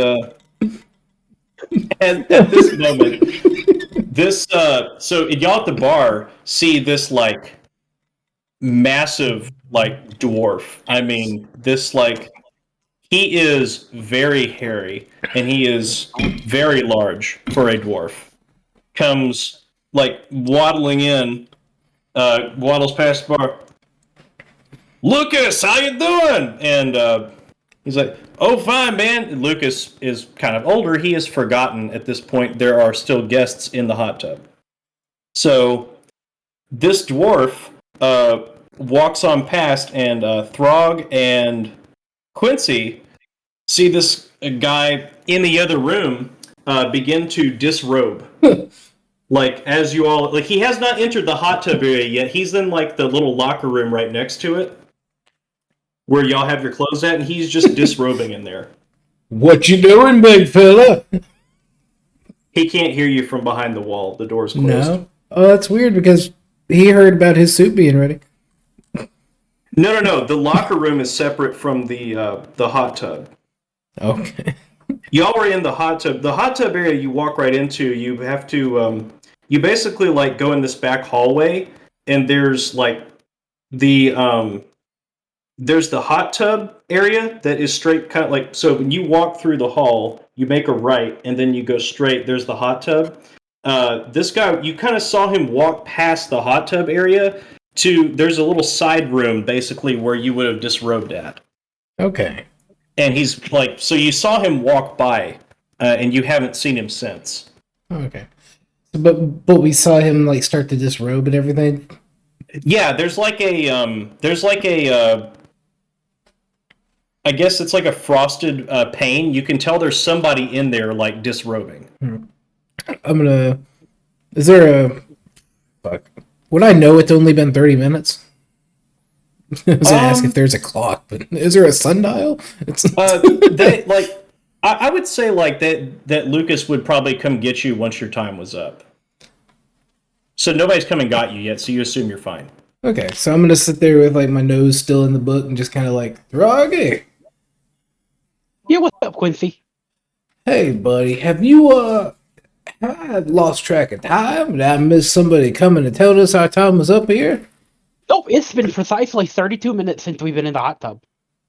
Okay, then why is there somebody getting nude, acting like he's about to impose upon our reading time?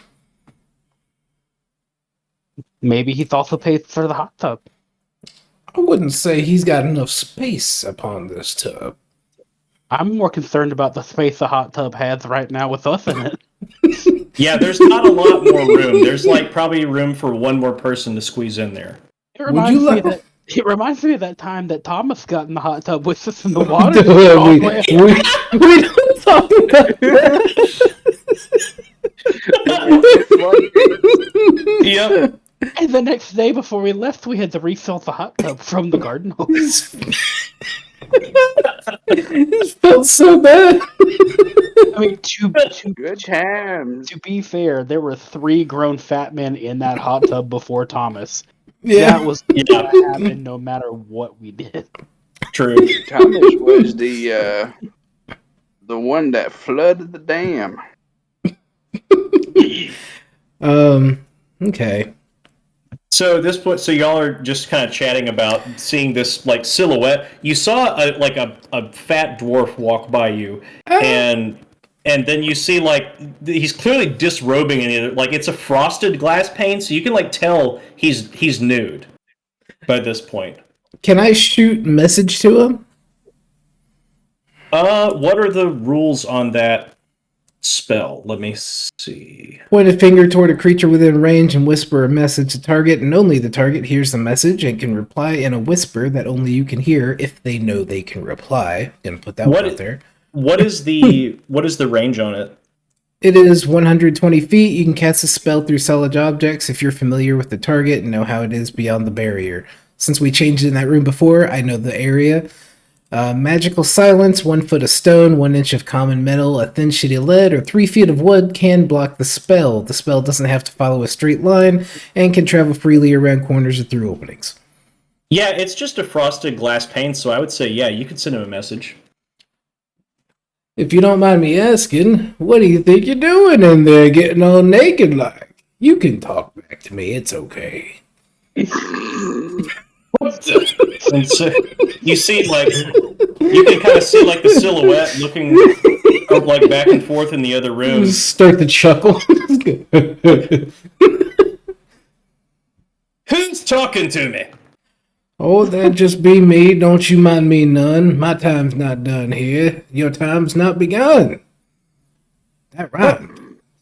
So by this point, he like kind of looks. He's like, you can see the figure like kind of hold up to the frosted pane. Like he can sort of get the sense that you all are in the other room, and he like has his towel on by this point, and he like walks around the corner and looks into the hot tub.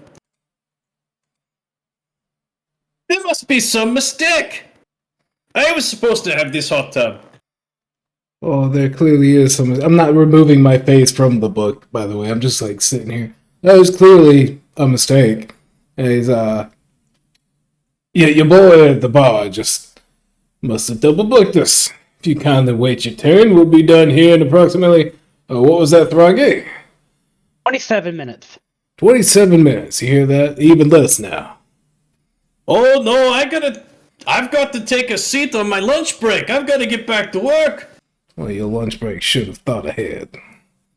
So he's like, well, I guess we'll just have to make it work. And he goes ahead and he just throws off the towel and begins to step into the hot tub. Oh. And sort of like splays out. I was gonna say, before he gets in, I want to use charm person. Okay. Let me see here.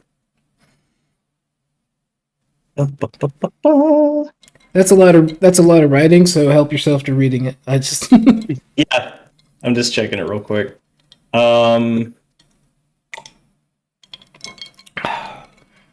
Okay, so it's a wisdom save. yeah. Okay.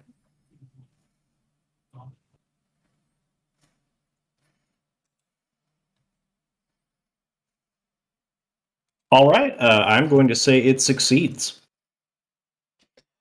Now I see you there. I see what you're working with, boy. And I beg you to reconsider your options, considering what we have stashed away as weapons in this here establishment of a tub. And as Throg's dick just floats to the surface.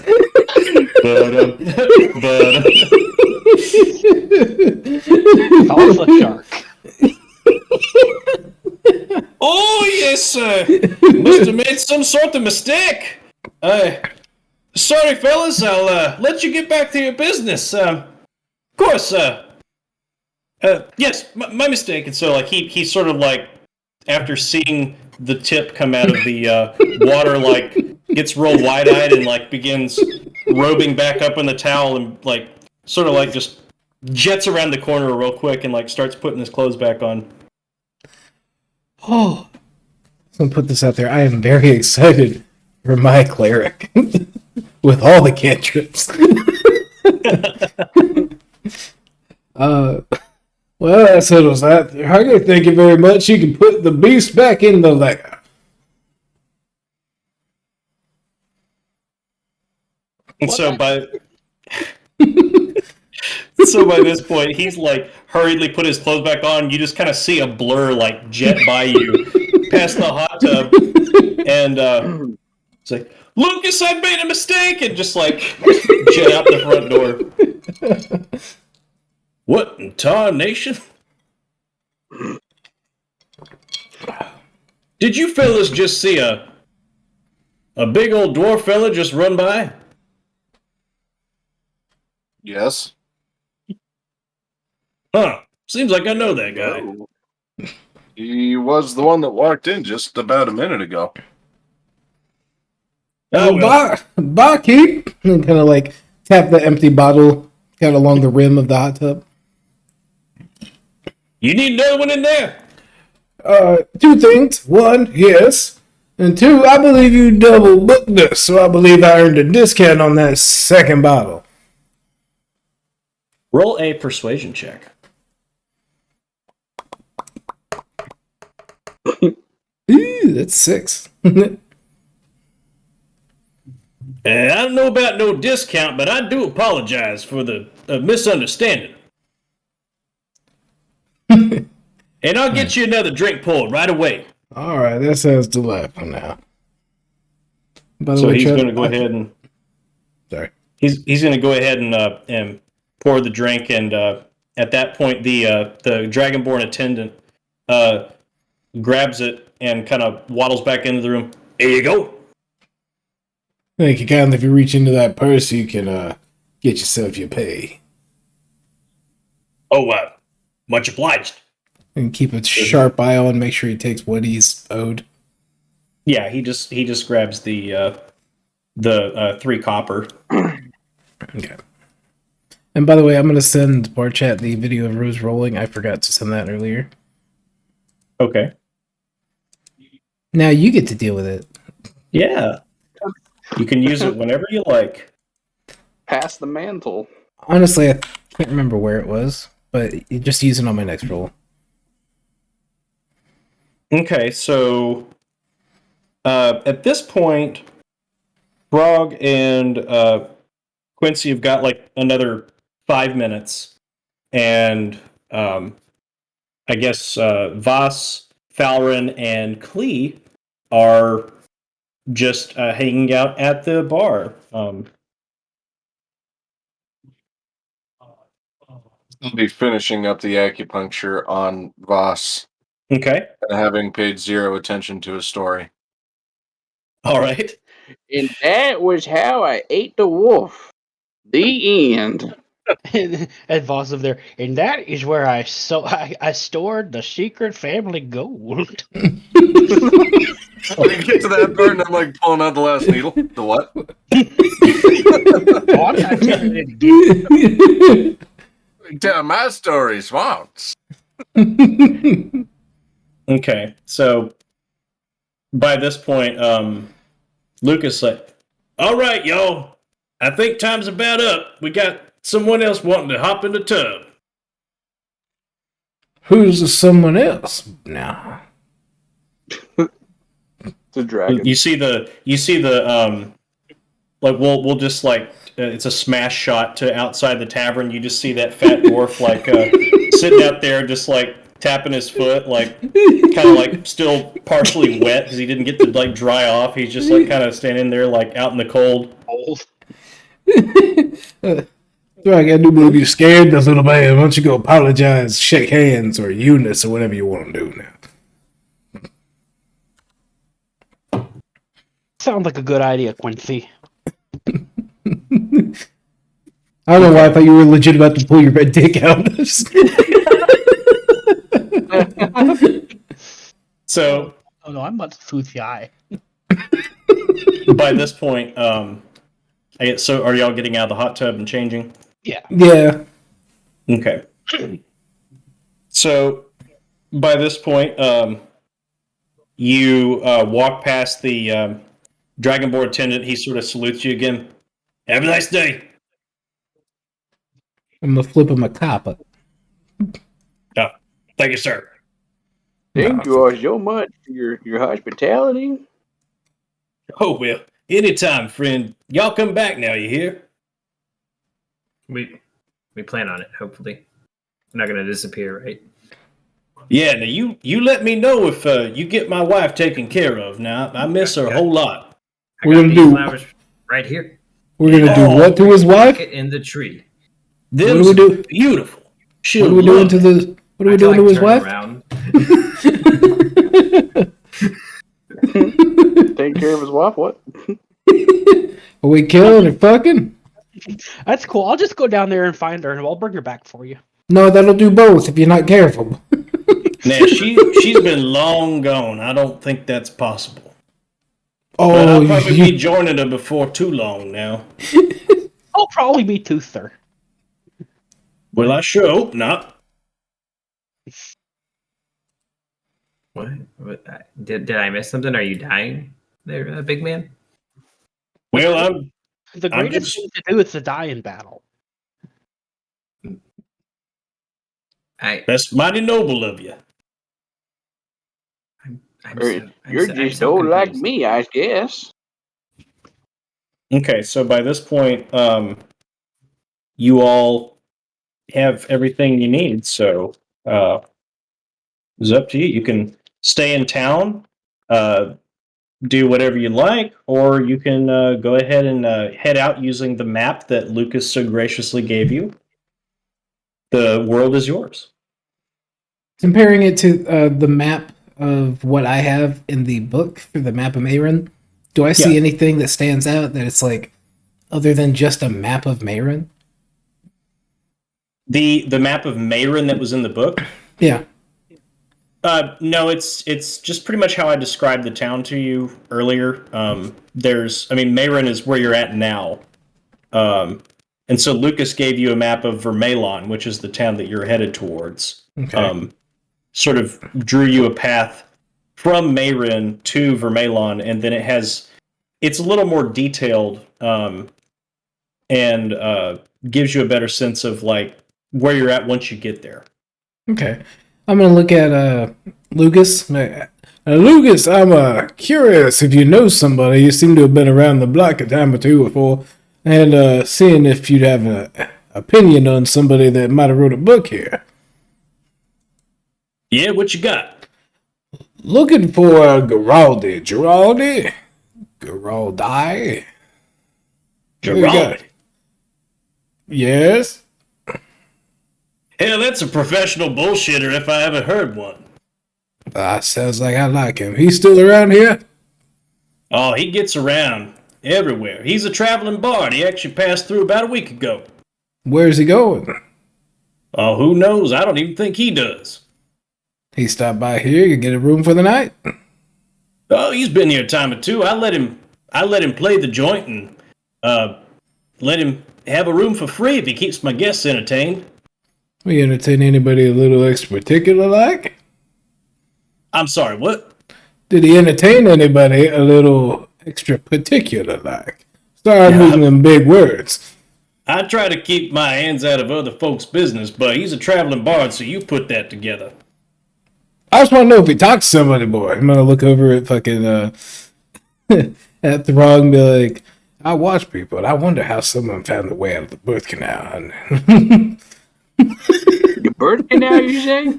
I ain't talking to you, old man. You look like you about to crawl to the grave. That's the exact opposite. All I heard was birth canal and it got my attention. That's fair. Okay, I'll give it to you, old man. That's fair. You pervert.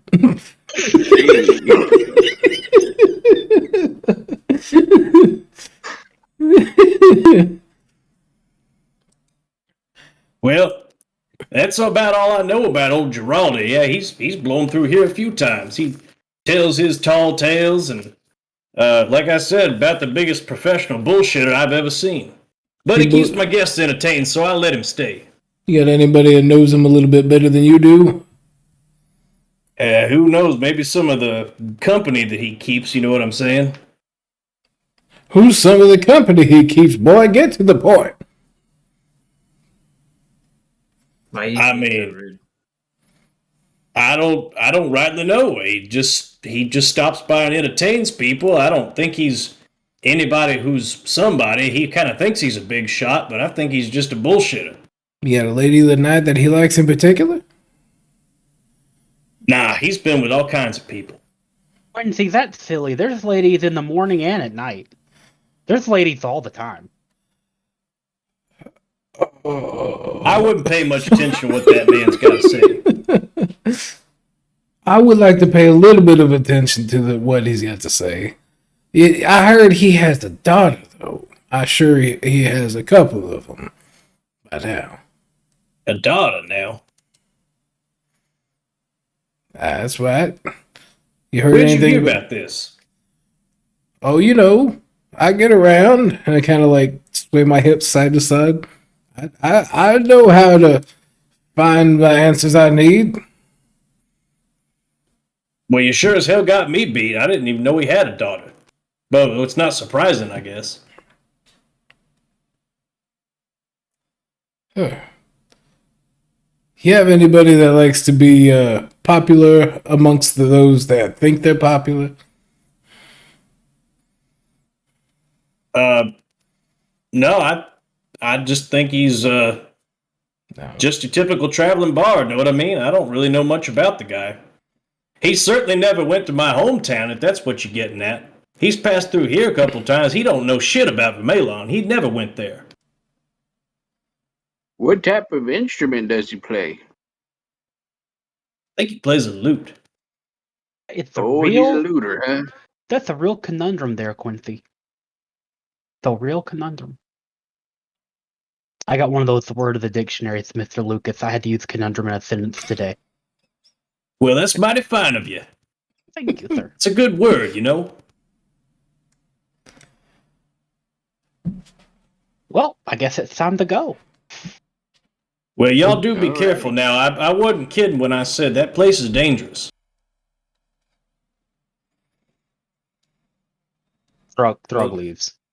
Okay. All right. Throg's leaving. I'm gonna be behind him. Okay. I appreciate your words. Thank you for everything. I follow behind. Oh, no problem. Come on back now. Take care now, Mr. Lucas. I will be back to let you know upon our completion of putting your objects at the grave. Why, thank you. You're welcome. Okay. So everybody has left.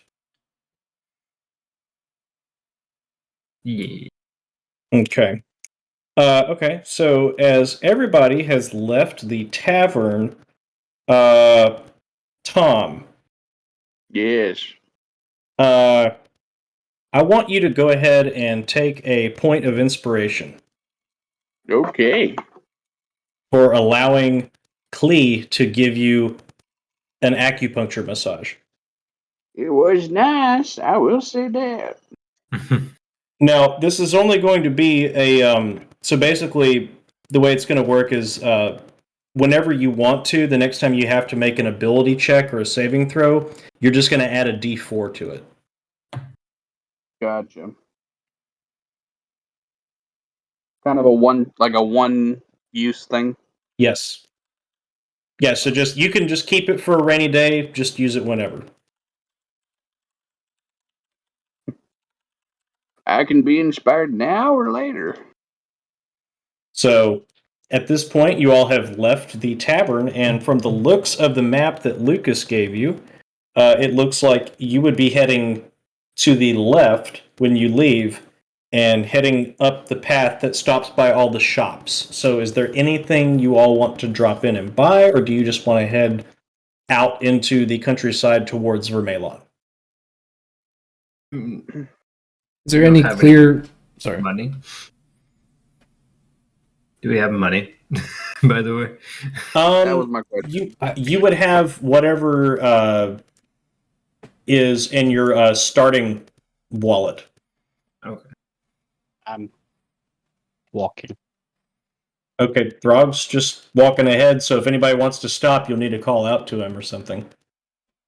I'm gonna keep pace with him. I'm gonna be looking around for any local, like, the flauntiest of prostitutes. Yeah, Okay. keep walking. It's What was the name of the tavern? The tavern is the Bored Weasel. Okay. Did I see that, or was that like a sign outside when we got there or left? Yeah, there was a big sign up above the tavern. I'm just singing along. Boy, Quincy, did you say you were looking for something? I am looking for a very, like, the prostitutes that would try and put themselves, like, out there, like, more charismatic prostitutes. Okay. So as you're walking along, Songstresses, they were called back in the day. What? They were called songstresses because they would be outside of taverns and they would sing to let the men know where they were. Oh. There's your medieval fun fact. all right. Thank you, I Throg. did not know that.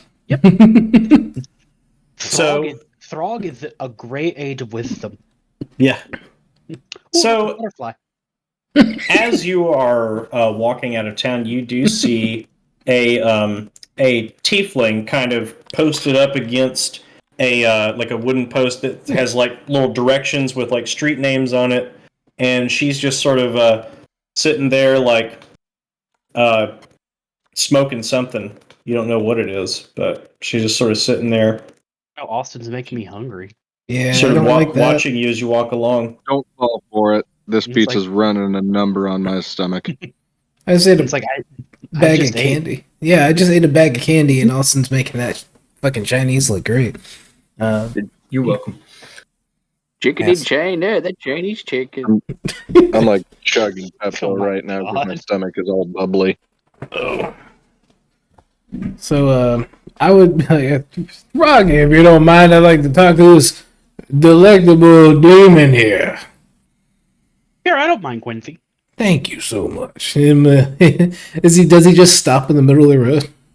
No, he just keeps walking. No, you need to stop. You need to stop walking, move to the side. Here, come here. I'll tie you up to a tree if you need. Well, So- you said, "Oh, if you don't mind if I talk to this woman," he's like, "I don't mind. Go ahead." Yeah, So he's keeping on walking. So Please stop there, Throggy. Don't worry, I won't interrupt. You guys just have a good time. No, you come back and you stop. I'm gonna make you watch. Is he always like this, Quincy? Oh, he just likes to get a job done.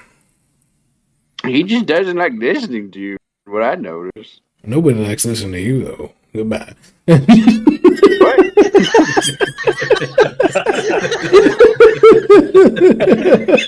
He is right.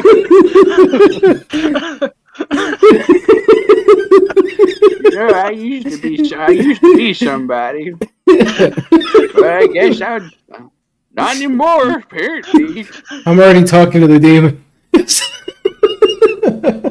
I was saying, but this point, Quincy's like walked off. It was like, I used to be somebody just wandering around the street. it's like Druid. What is that? I don't know. It's just a horse standing next to him as he's talking. Yeah. yeah, she's just posted up smoking. She's minding her own business. Hello there, Delight. How are you doing, my dear? Just fine. How you doing? You tall glass of water. Jesus Christ, your voice. I mean, hello. I'll pay you extra not to make a single noise. Just nod your head, yes or no. That's not what most of them tell me. Most of them want me to scream louder. Ooh. So what can I do you for?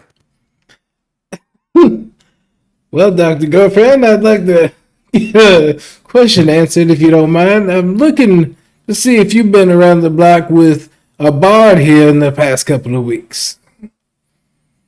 Yeah, I probably fucked him. What's he look like? Oh, I don't know. He got a name, though. Yeah? I don't know if he would have used his real name. Name's Giraldi. Oh, Giraldi. Giraldi. Oh, you Yeah, I fucked him. poor boy.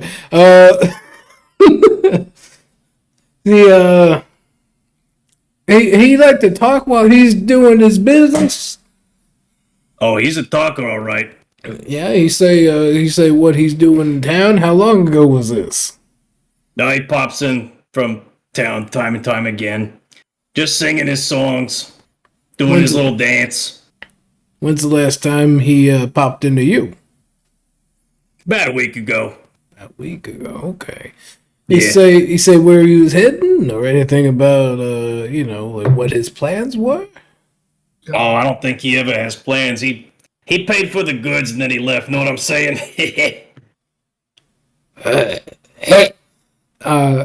What are the goods? What? What is that? That is What is it? that is what death is if you continue smoking whatever it is you're smoking. I definitely recommend putting it out. I don't fucking care. Well, congratulations, you're looking at the future. So You can take a bite of this bark.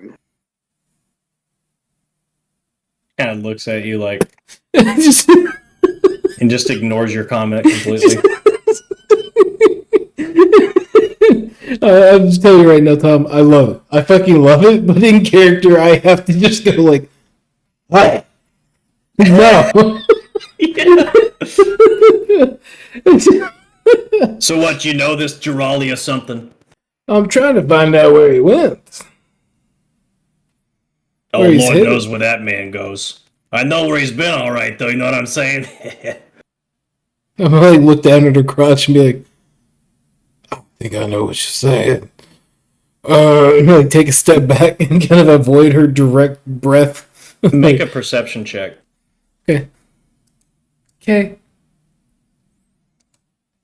Oh, you got Rose's roll. I really don't like that I'm Oh. using Rose's roll in a prostitute. Yeah. Here we go. Something morally corrupt with that. Yeah. Okay, let me That see. is, Daddy, what'd you do with my roll? it was used for a conversation. I talked to a very nice lady. I can't see what was the roll? The 13. A 13? You you get like a hint of fish. Well, I mean, it's As 13. you like I mean, it's perception, right? yeah. So 13 plus 3, so 16. If that matters. Okay, with the 16 you get a like strong fish odor coming from her direction. Oh, man. Like old dead fish. Oh, man. What, you like what you see? How much? How much? How much? Boy, you want to make it quicker? That What? is very quick. Yeah. How about 1 gold? I'll do you up for about 5 silver. Nah, ain't that cheap, buddy. Okay, well, pardon me to look a gift horse in the mouth, but it's Fooled me. well, I just need to say I'm just looking for Giraldi, and he's clearly a clientele of yours. Would you happen to know anybody that he's more of a fan of? No, I don't think he prefers anyone in particular. He just kind of passes through every now and again, sings his little songs, does his little dance, and he's on his way. And you don't know where he's on his way to. He gets around everywhere. All right, well, best of luck in your travels. I'm just gonna like eyeball the crotch area again. Like, best of luck. That fish smell is very strong. Yeah. I'm gonna like walk past fucking damn it. I keep forgetting Voss. I walk past Voss and kind of like nudge him with my fucking like fist to his shoulder, I guess, depending on the height disparity. Just kind of like it's about 1 gold, boy. I covered it for you. You go in there, you get you some. Oh, thank you. Well, sir. Okay, so what are you doing, boss? I would like to ask you a riddle. Me or her? Her. I paid 1 gold for you to ask her. I didn't pay 1 gold, but I mean, metaphorically, She kind of looks at you. She knows. She looks at you. All right. So here's my riddle. What small animal is turned into a large one by taking away part of its name? What? It's a fox. Because when you take the F away, it goes into an ox. That was the riddle of the day from the first edition Druid's Almanac. Okay. Well, it was nice meeting you. Thank you. Hey, yeah, you too. Whatever. I got a riddle for you. What? How loud can you scream? Do you think you're stronger than me? I got work to do in a bit, so you better mosey on. Thank you. It's been a pleasure. can I use message? Sure. I want to not Tom Garb. I want to Who use are you messaging? Boss. Okay. I'm gonna do my best impression mentally of the stripper. Come back here, big boy, and get you some of this cake. Oh, cake.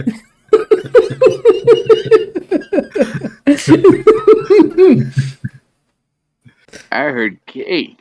It's not using a Galaxy Samsung S20. That was the nerd joke. Thank you, Blake, for chuckling. You got it. What was the lady's name? The lady.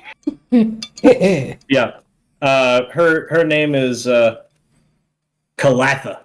Well, she didn't give her name out, so you wouldn't know. Oh, Yeah, yo, but you wouldn't know hey, that. what's your name? The name's Calatha. What's yours? My name is Vass. Calatha, I heard you have cake for me. She takes a step back. Now, why on earth would I have told you that? Ooh. Well, you said cake, and I can smell fish. It must be a fish cake. Ooh, shit. Oh, I need you to make a dexterity saving throw, Ah, Voss. I like this guy 10 times better than Tom Gunn. Yeah.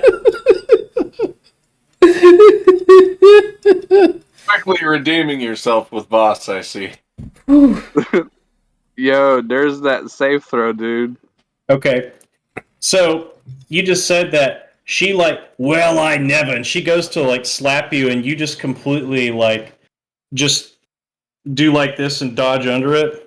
And Oh man, like he's talking and he's moving and he just kind of yeah, just kind of Doesn't skip a beat. falls out of the way. So she goes to slap you, and you just completely effortlessly dodge it, like you're not even trying to, and you just sort of sway out of the way. And she's like, and she turns her head and just starts stomping off the other direction. Oh, no cake. No Quincy. At this point, she has walked off. Quincy, there was no cake.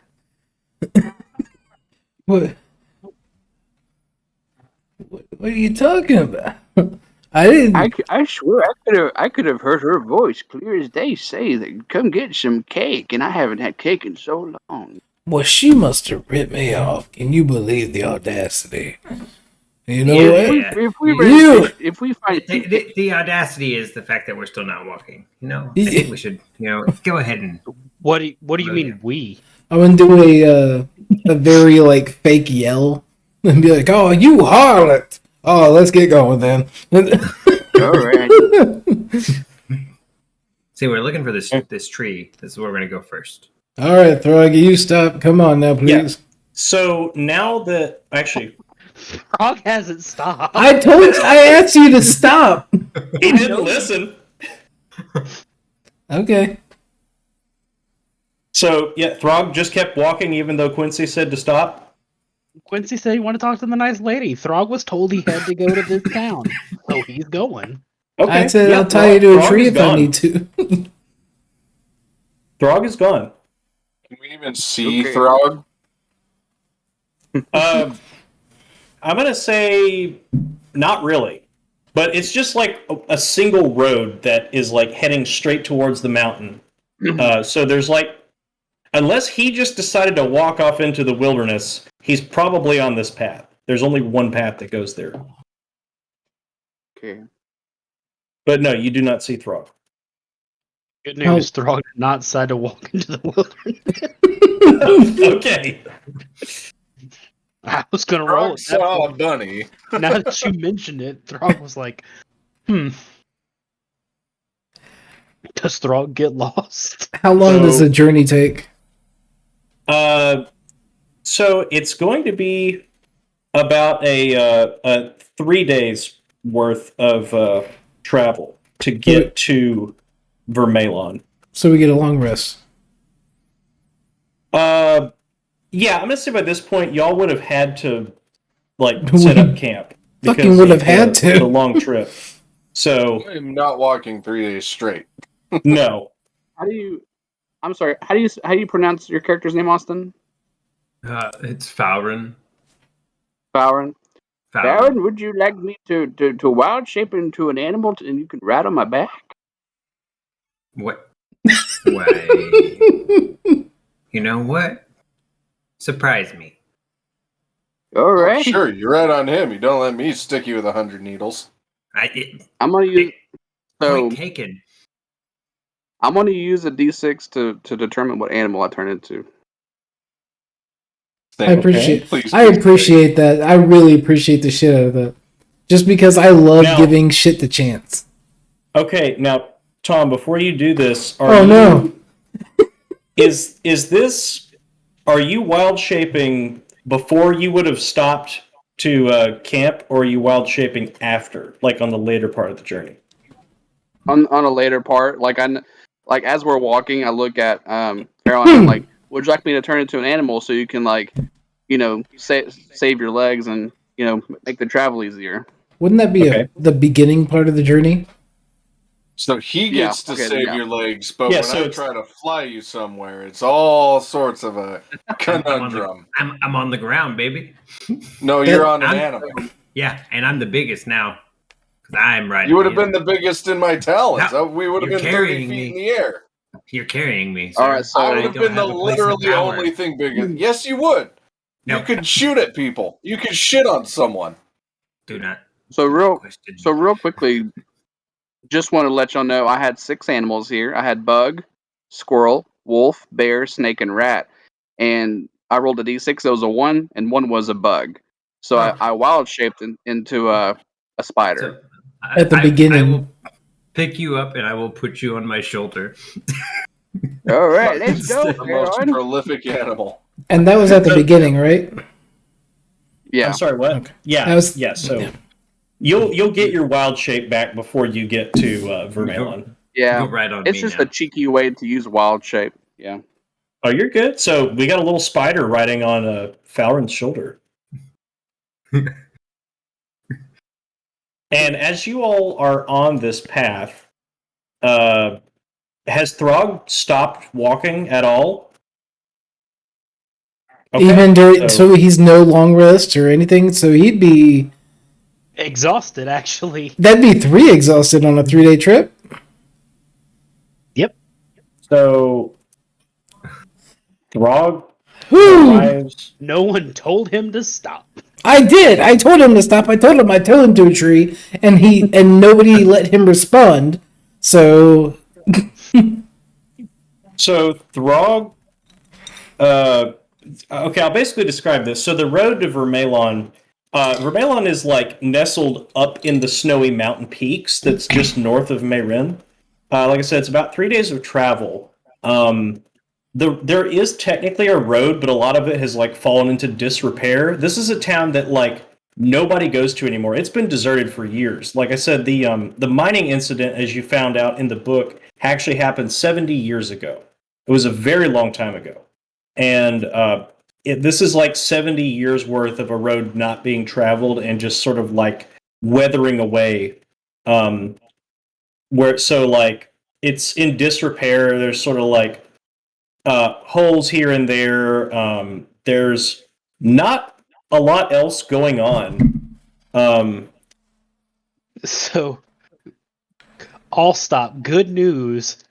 It will only be 2 levels of exhaustion because at level 2, my speed is halved and you would have all caught up. woo.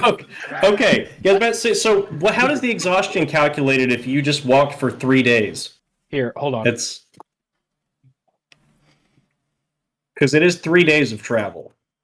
Yep. Hold on. I got some flavor for when we approach him, Okay. and I want you to describe how we approach him, if you don't mind.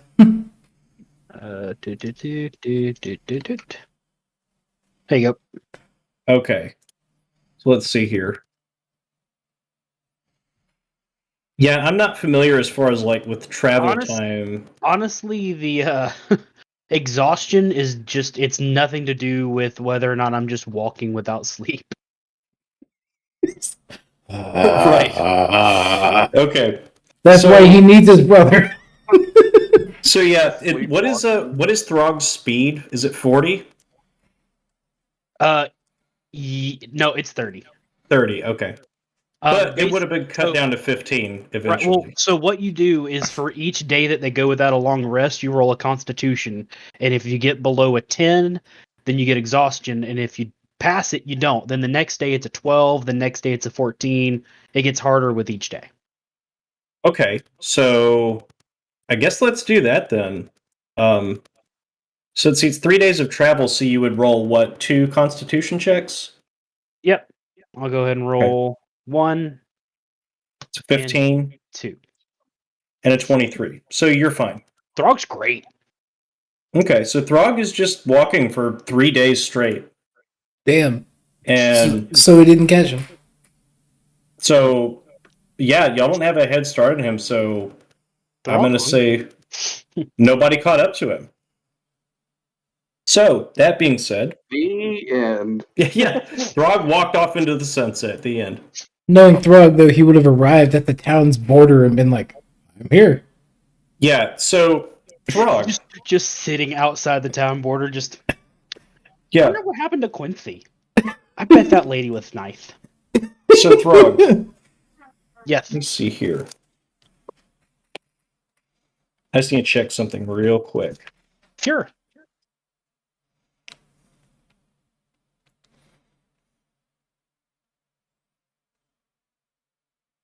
Okay.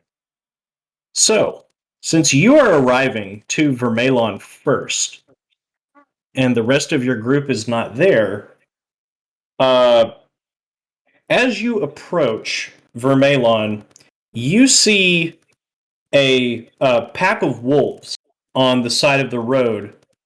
There is a broken down cart that a merchant, basically a merchant's cart.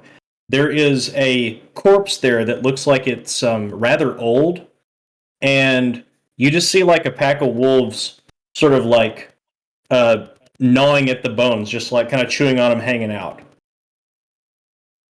Are you going to keep on walking, or what does Throg do? They have not noticed you yet. Throg pulls out his battle axe. Okay. Because what you just told Throg is that there's a battle that can take place. I mean, there's a pack of wolves that are there, gnawing on the bones of a skeleton that's next to this broken down cart in front of the village. Food. Yeah. Okay. So, are you approaching the wolves? At full force, I'm gonna charge one of the wolves. Okay. Go ahead and roll initiative, Throg. We got time for Throg to have a full battle sequence by himself. Don't worry about it. I worry. The return of the frog. That's 7. 7? Okay. Let me see here. The wolves I'm kill trying you. to find... Sorry, I don't have this up already. I'm trying to find the... On this 5e SRD, I'm trying to find the wolf monster page. Do they have a stat block for them on here? Yeah, I'm sure they do. Okay. I'm trying to find that real quick. Sorry. You're good. No, you're fine, man.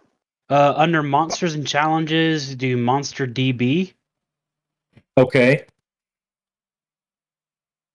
And then that would be alphabetical. Okay, gotcha. Let's see. You can also, if you also click on monsters and challenges, it'll pull them up by their category. So I'm sure just go to beast. Yeah, I don't see wolves on here. Okay, so click monsters and challenges. Mm-hmm. Then go to beasts. And okay. then it should be animal wolf. Okay, gotcha. Yep. Perfect. Okay, so you got 7. Yep. All right. So let's see here. The first wolf is. Let me let you know. I went ahead into a rage when I charged him because. Okay, so you're in rage. Oh yeah. Before the battle started. Okay, that's fine. Oh, 100%. I'm going in. So you've used one of your rages. Mm-hmm. And the wolf rolled a 16 for initiative. That's cool. So let's see. The first wolf is going to take a bite attack at you. Let me see here. Okay. AC is 17. 17, thank you. You're welcome. Okay, does 17 hit? A 17 will hit. Okay. Yeah, a 7 attacker gets the win if it's tied. Okay. So the wolf is attacking. It rolled a 17 to hit. Mhm. Let me see here. So it does hit.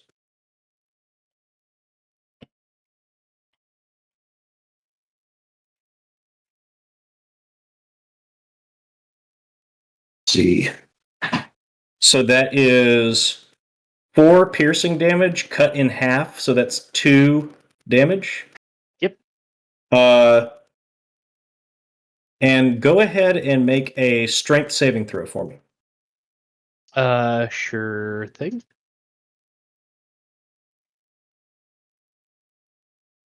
$21. Okay, you're fine. At this point, the second wolf is going to attack you.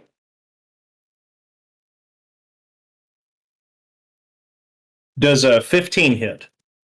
Nope. Okay, so that's a miss. Ooh, that would have been 23 because I forgot to do saving throw.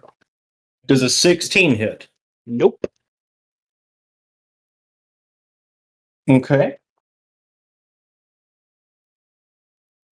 And I know that doesn't hit. Okay, so it is your turn. There are 4 wolves that have surrounded you. 3 of them missed, 1 of them hit. Okay. Well, going to the wolf that is right in front of me.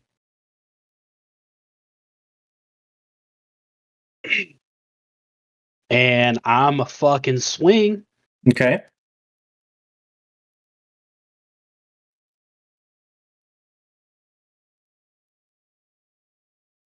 It's a 16 to hit.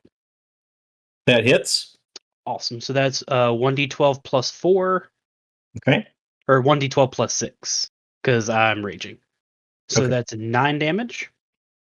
Okay. And because it's my first one, Divine Fury activates, and it's an extra 4 damage of necrotic. Okay, so you just obliterated one of those wolves. Pink mist, buddy. So And since I'm a war priest, I'm going to go ahead and use my war priest power, and I'm going to go for another one. okay, go ahead. Use the power. 11 to hit. 11 just does not hit. Fair enough. Okay. So back to the wolves. And if you're Okay. telling us we all catch up in the 30 seconds that's happened in this battle, you're full of shit. Yeah, no. Okay, so that's an 18. That 18 hits. Okay. So-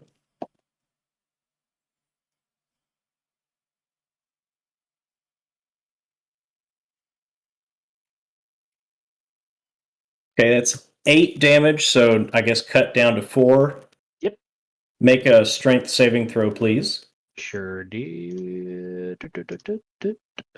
More water. Give me some more water. 21. Okay, you're good. Next one's going to attack. It misses. The third one is attacking. It also misses, and it's back to you. Cool. I do what I do best. Swing away, George.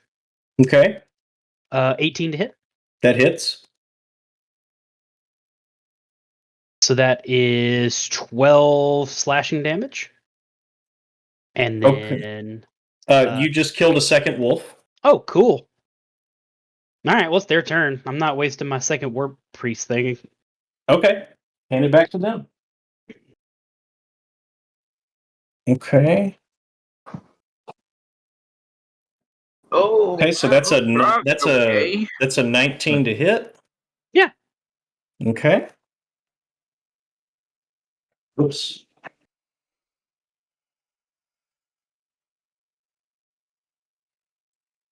So that's 9 damage rounded down to what, 4? Yes. Okay, so that's 4 more damage. And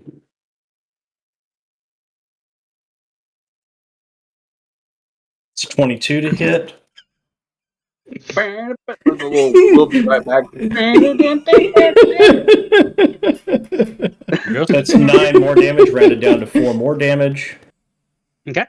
And if you would make a strength saving throw again. Sure thing. That is an 11. Okay, so that last bite got you in the leg real good, and you are now prone. Oh, okay. Fair enough. And it is your turn. Cool. Well, I'm gonna stand up, and then I'm gonna smack a bitch. Okay.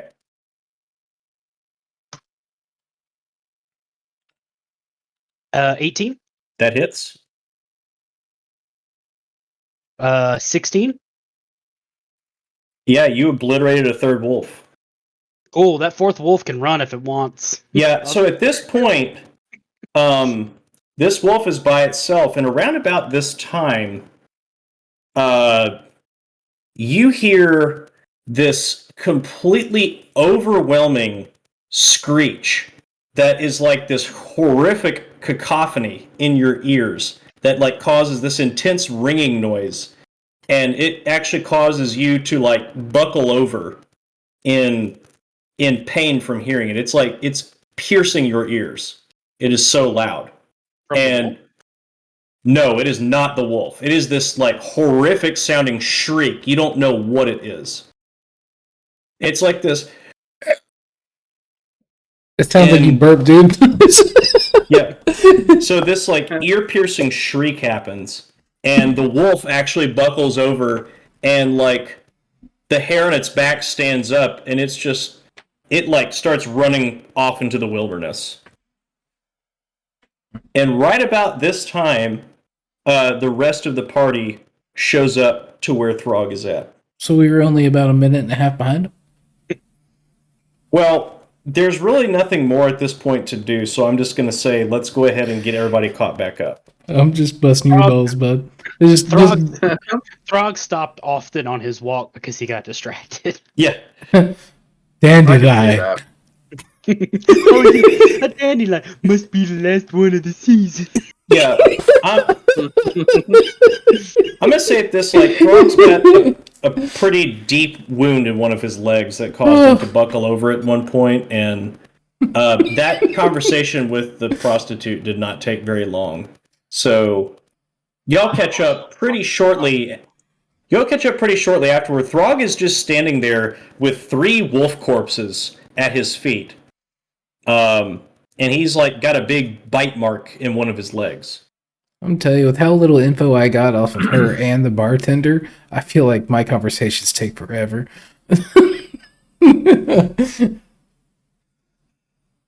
So you all have caught back up with Throg. Did Oh, we hi, hear Quincy. noise as well? Froggy! Your that's a leg! That's a good question. Did they hear the screech thing too? From a distance. I'm going to say from where they were at, they were a few minutes behind you, so no, I think only you heard it. Okay, cool. Like, they, Right. yeah, I'm going to say, like, you were the only one that experienced that. That sounds like an AoE attack. Sorry, meta. Well, so you all have caught back up with Throg. And Hi, that Quincy. was when I ate that family of bunnies. Oh, hey, Throw. You know, no one's asking you to keep talking, buddy. It's Hey,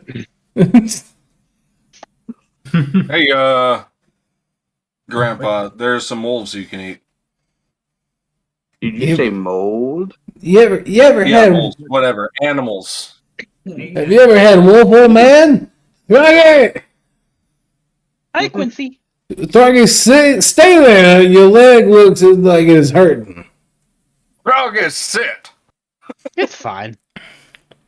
Oh, Is you it though? Is it? It doesn't look fine. I found some wolf. you found some, oh. I see that you found some wolves before they found you, and I kind of like bump him in the shoulder, like, that's what I'm talking about, you big motherfucker. Did you tell them a bedtime story? Because they're asleep. Oh, no. I'm going to tell him.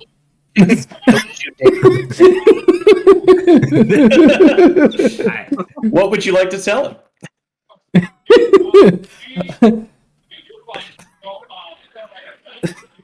I wasn't expecting You that. don't have to. I'm just Thank you. Dead. Or they're not sleeping, boss. They're dead. Oh, Yeah. I know. Yeah, that's okay. At what point is Tom's character going to die from old age? The cold weather got to him on the trip here, and he just collapsed. Roll up a new character. Every hour is just decay to his like mentality, his Roll a physicality. you have to roll death saving throws every day. So there's like, that's a strange place for wolves to sleep, right at Throg's feet. Yeah. Oh, Throg, what are you doing?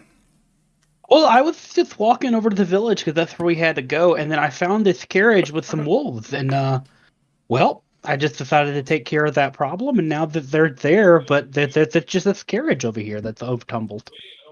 Well, I told you to wait while I talk to the demon hooker lady. I was going to, but then you looked like you got really engrossed in it, and I didn't want to interrupt you. I'll tell you one thing that's gross about it. It's the old man. I kind of like look over my shoulder. Pussy. It smelled like fish, and he liked it.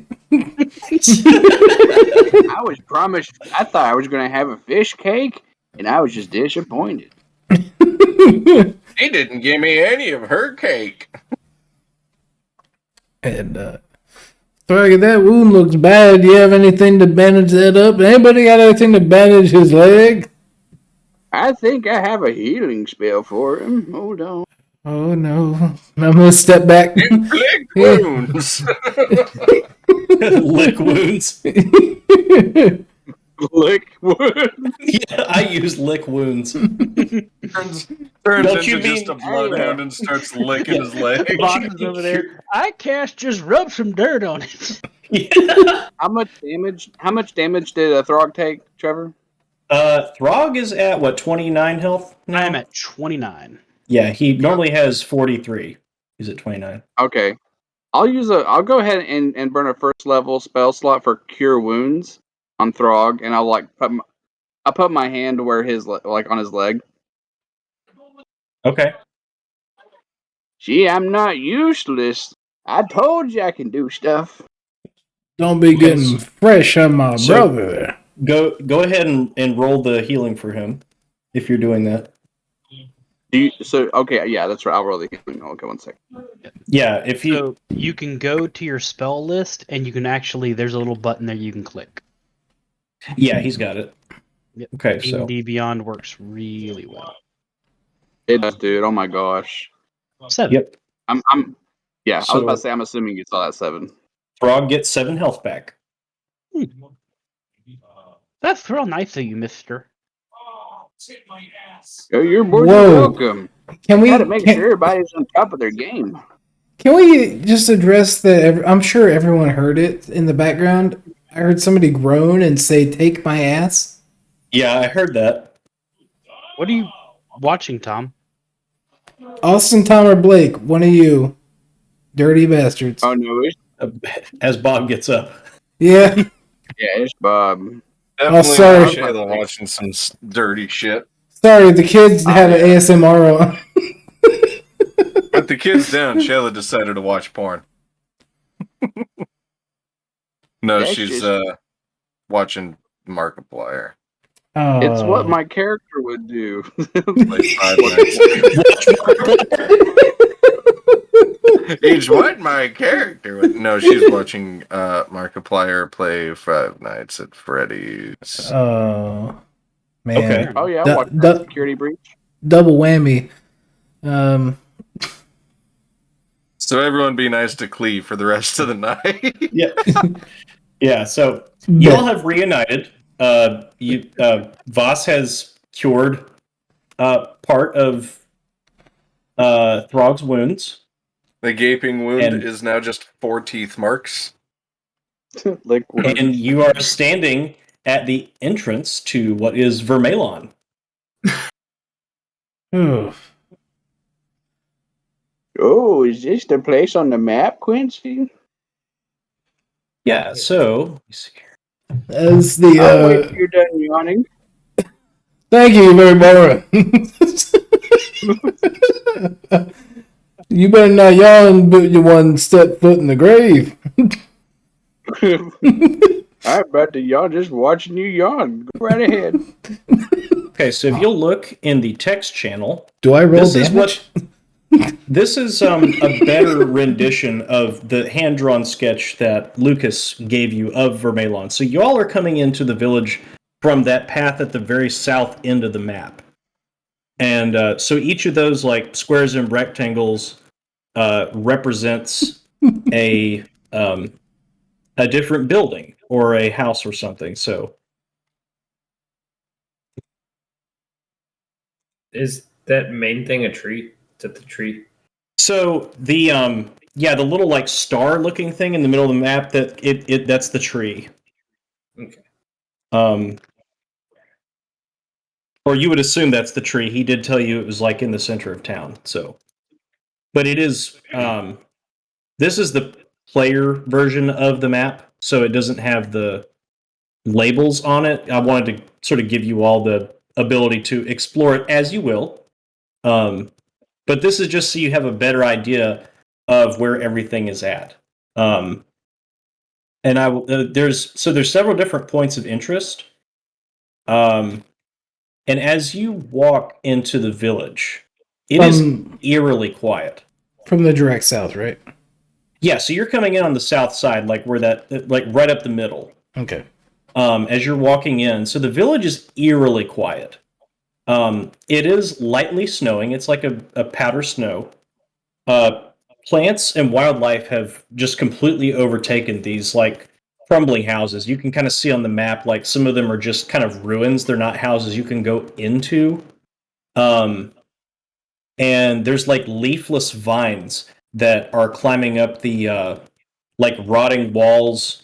There's birds and other little like small creatures nested in the exposed rafters, and like sort of like gnarled tree roots are protruding from like the roofs that have like fallen onto the ground off of a few of the buildings. The sky is still overcast, and it's just sort of like adding an air of oppression to the scene. Like it's just kind of like going over the whole village. So you have your map. You can feel free to explore wherever you like. But this is kind of like where a turning point is. So do you mind if we take a quick 5 minutes so I can use the bathroom and grab a drink? Yeah, dude, sounds good. I just want to meta real quick. You all can feel free to discuss anything, or we can just take 5. So No, take 5, buddy. It's all good. Yeah, yeah. I'm gonna pee as well, but I just want to state that I do not have the map of Vermilion. I have the map of Mayrin. One of the he's got has the map because Lucas drew it from. If we ever saw, like, if my character ever saw, let me find it, a map of Vermilion, where is it? Do you have something that allows you to keep it to memory and know where all the hotspots are? I have feature researcher. When you attempt to learn or recall a piece of lore, if you do not know that information, you often know where it is from and you can obtain it. Usually this information comes from the library.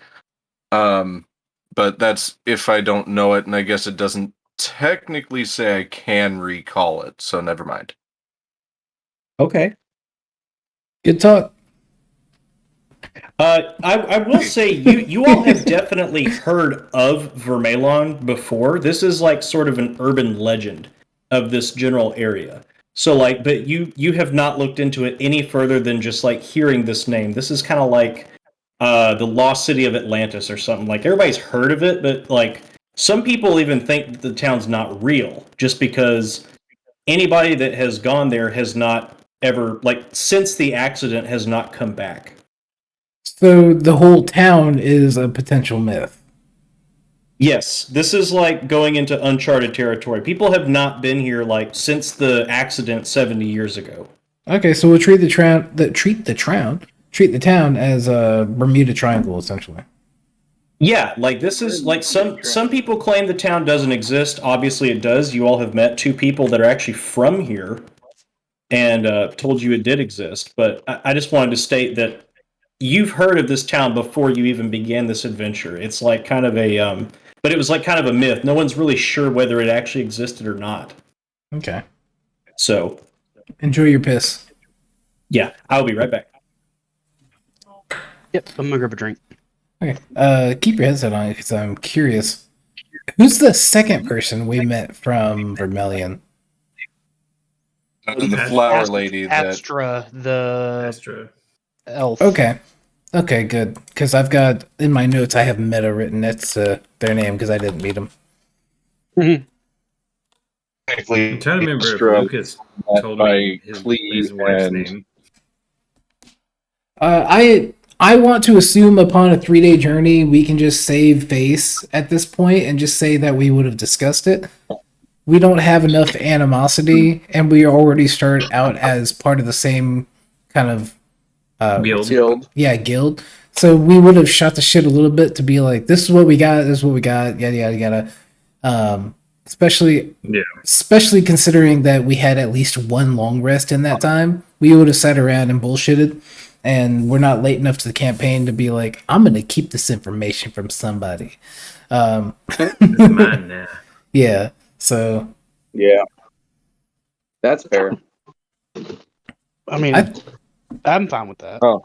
I think it's. Should have offered to give everyone a massage on that long rest. You stay the fuck away from me. You can double up on me.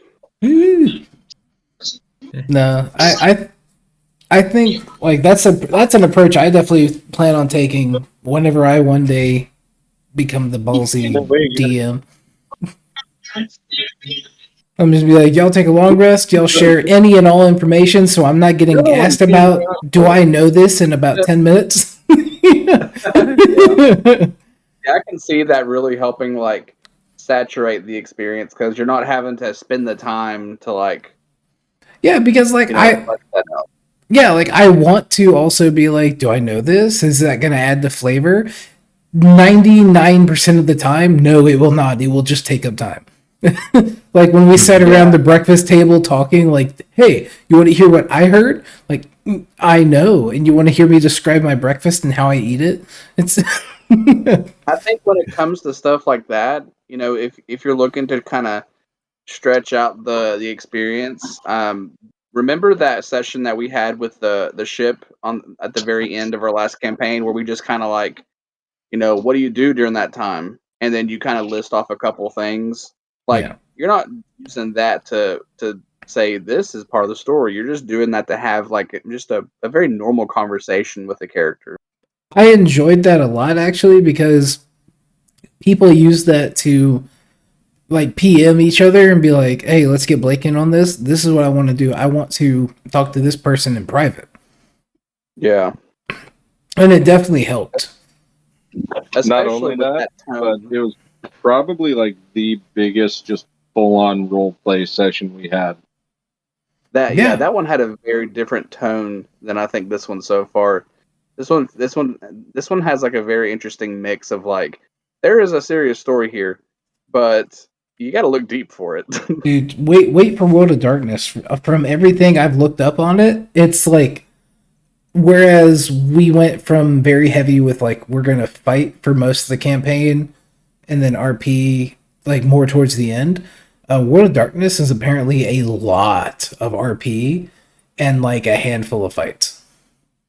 Yeah. And I assume we're going to learn more about that in the next week or two, depending how long tonight takes. But I'm excited mainly because I don't remember what character I agreed with Blake on working with. Like I remember you were still stuck between two different ones. Exactly. I was like, I remember thinking I was gonna go with one, and then telling him like, "Hey, I might do the other one though. But what if I do this one, and then like we write it so I die? You know, like what happens if this happens?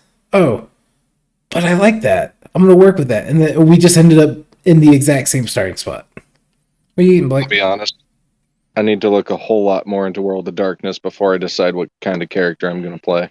Fair enough. I'm excited for that. They're really good, and they're like really good for you. Well, I mean, they're less bad for you. That's all you can say at this point in most things. Yeah. I like to eat my ramen dry because it's less bad for you. Well, it's That got actually 0 added sugars, which is kind of like really good for me. And then it's just baked apples. Yeah, Sounds good. Yeah. dude, Baked I apples, a gotta little give bit of food. cinnamon. Dude, before we start, I gotta give Food City props because Food City has been doing these little self-serve size portions of fruit for like $2, and I'm not kidding you. It is a legit size portion of strawberries, grapes, oranges, apples. I know That exactly shit what is, you're talking about. That's boss. dude, it is perfect. Yeah. It's legit great price. Like I can get a couple of those and feel like I'm getting a good amount of something nutritious and not spending like a shit ton of money. I feel the same way, dude. Like I tried to cut out stacking, aside from Saturdays, of course.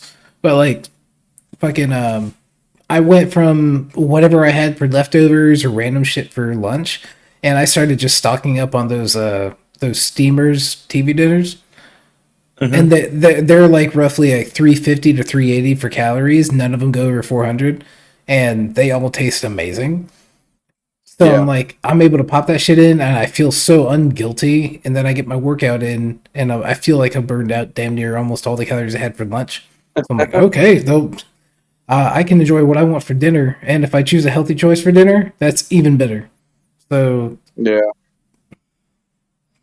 I notice I do sleep better when I drink water. Like the more water I drink at night before I go to bed, it just feels like I sleep a lot better. yeah, that's caffeine and anything mixed in. Mm-hmm. Well, they always It just feels recommend like to drink a glass or two of water before bed because it like helps your body with detoxing. With the And yeah, I it was hangover, about to say it has to be like a detox kind of thing. the hangover.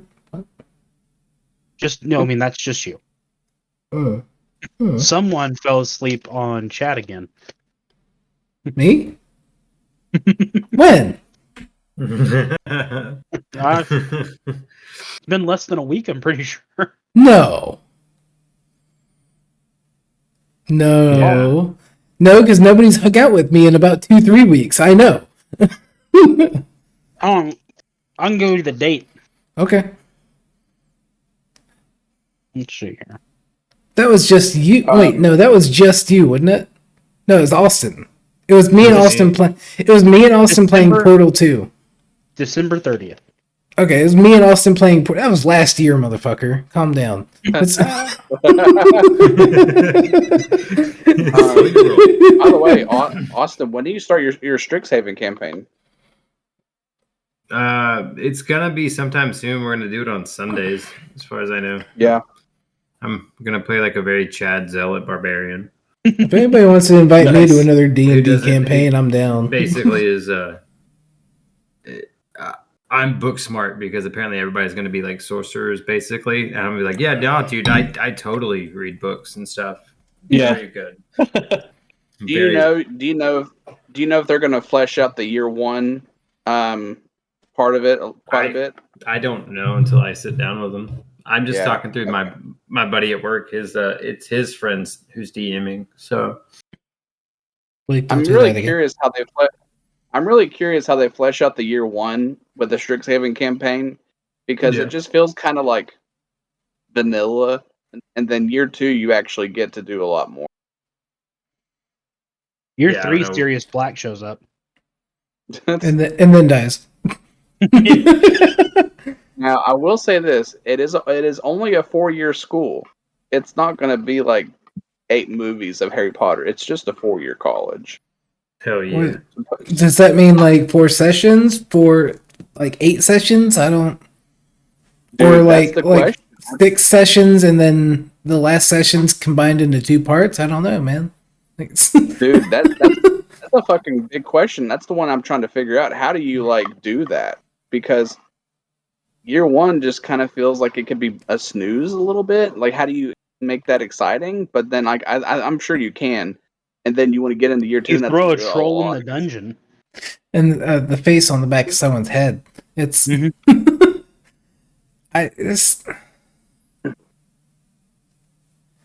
Is there at least a sorting hat or something? I'm fairly certain. Like I'm sure you can set it up to where something chooses the campus for you, or you choose the campus. I think I would have more fun because honestly, if somebody put me in front of like a Harry Potter campaign, I would look most forward to the Sorting Hat choosing where I went. Yeah, My I can see personally, that. just be like, this is out of And my then, control, and I have to deal with it. yeah, and then the fun of the dynamic comes from like so just theoretically. Let's say, for example, Trevor and Mike are assigned to this campus, and then you have Bob and Austin that are assigned to this campus. Well, Bob and Austin are interacting with this NPC who's a shithead, and then Trevor and Mike are working with this NPC who's hiding a bunch of secrets and like so on and so forth. But then ultimately, you guys still work together with different assignments, but you have certain NPCs. Like there's an interesting dynamic. It's definitely it's definitely interesting. I see potential, but man, it's just a lot to flesh out.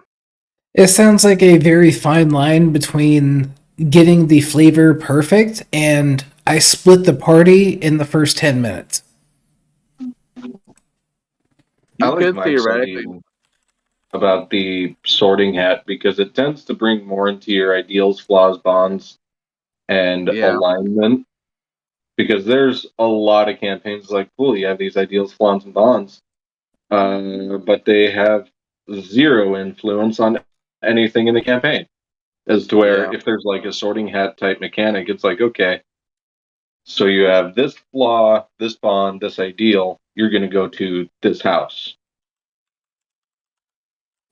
And then of course you have Harry Potter that does the trope of everybody's in this one, so that way everybody can interact together, but nobody has really much of like a uniqueness about because everybody's in the same campus, and that one is of course it has its pros and cons. All right. Are we all back? Yep. Okay.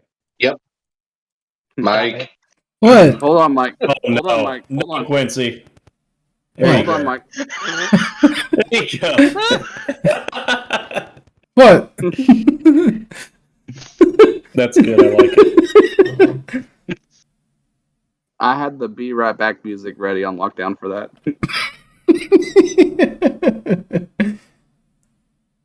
Austin, Ready to roll. Are I'm you- ready. are you ready? Yeah. Okay. Okay. I'm actually going to listen, but I have to pee now at the end of the break, which is very lovely. Goddamn. So y'all enjoy whatever this is. Okay. Keeping it on there. Yeah, now you have to go now that you put naked Hagrid up. So I believe, Falrin, you have the map of Vermelon, correct? That Lucas gave you, or who had the map? Yeah, no, I have the map. Okay. Yeah, I got the map. I've got the map. Did Lucas tell me his wife's name? I don't think you ever asked for No. it. So I have no idea where to put these flowers. He did tell you his full name, though. Okay, you did? Yeah, his full name was Lucas Grosvenor. Grosvenor. Yeah. Okay. Hey, Trevor. Yes. I want to check the carriage that I'm over here killing wolves on. Okay. Go ahead and make an investigation check. Ooh, that's going to be fun. What you looking at over Oh, there? hey, it's a 13. Okay. I have a -2. I was expecting this just to go poorly. You see a couple of copper pieces that are like covered in dirt, like kind of laying, like splayed out of a little leather coin pouch. Okay, but I mean, like, what's the carriage look like? Does it look like you said it was turned over? Yeah, so it's like turned over on its side. This carriage is like demolished. I mean, it is like smashed completely level with the ground. And like there's like wood splintered everywhere. It's partially buried just because it looks like it's been there for years. And there's like kind of bones sticking up out of the dirt, which you saw some of the wolves like chewing on. But I mean, there's no meat on them. Like it's been there a very long time. So there's a few bones. There's some like pieces of wood that are like partially rotted, and this cart is like just demolished to pieces. Like it's barely recognizable as a cart, except for like you can see the wheel with like a couple of the spokes that have been broken off. Okay. What is it like? How does the cart look? Does it look like it was ripped apart? Does it look like it's got tears in it? Does it look like it was just utterly smashed underneath something? It looks like it probably like flipped over, and then something really heavy landed on top of it and like kind of smashed the cart down like this. Like the cart is on its side, and then something just like smashed it in. Something heavy smashed in the cart. Yes. There's nothing around us like a rock or No. Hmm. Nope. okay. I'm gonna put the little copper. Well, I'm not gonna pick the copper up. That's none of Throg doesn't understand that. Yeah, it's a couple like really dirty pieces of copper that have been there a long time. But okay, I was just curious what the cart looked like. Yeah, it's demolished. I mean, it's barely recognizable as a cart aside from like the wheel that is there. Mm-hmm. Okay. Well, wait. Did I hear him say birch tree when he mentioned that? Yeah, he did. Okay, so they're mine. Well, I remember a birch tree was being told to us by Lucas. Well, There Lucas should be a didn't birch tree mention somewhere. what type of tree. He just told you it was a tree at the center of town. I thought he said birch. No. No, we're just looking for Oh. that tree in the center of town. We gotta find his wife's belongings. It's a necklace of some sort.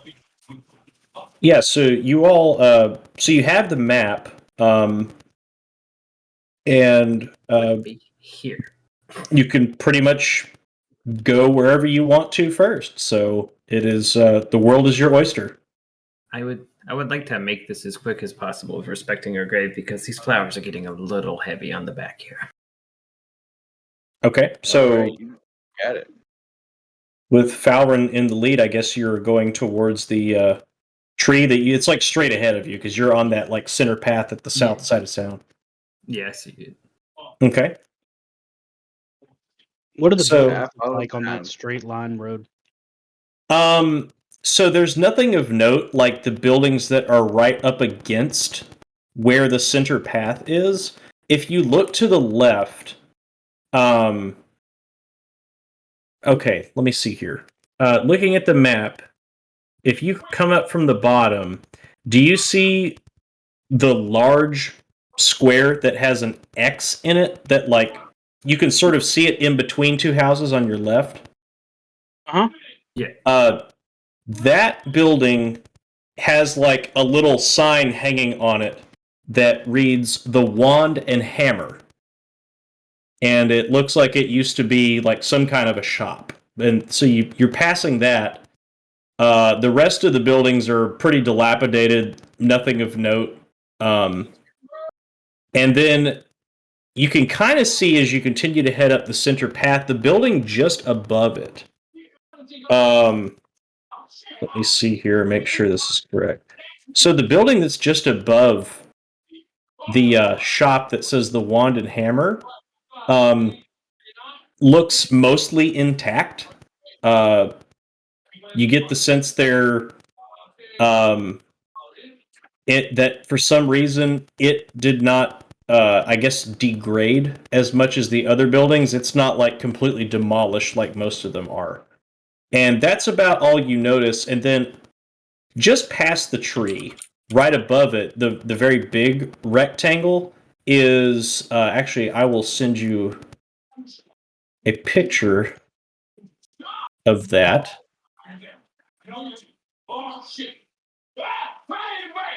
So when you're looking at the tree, this is what you see as you're walking into town. That's the tree, and then that's the big house like right behind it on the map. I don't like that.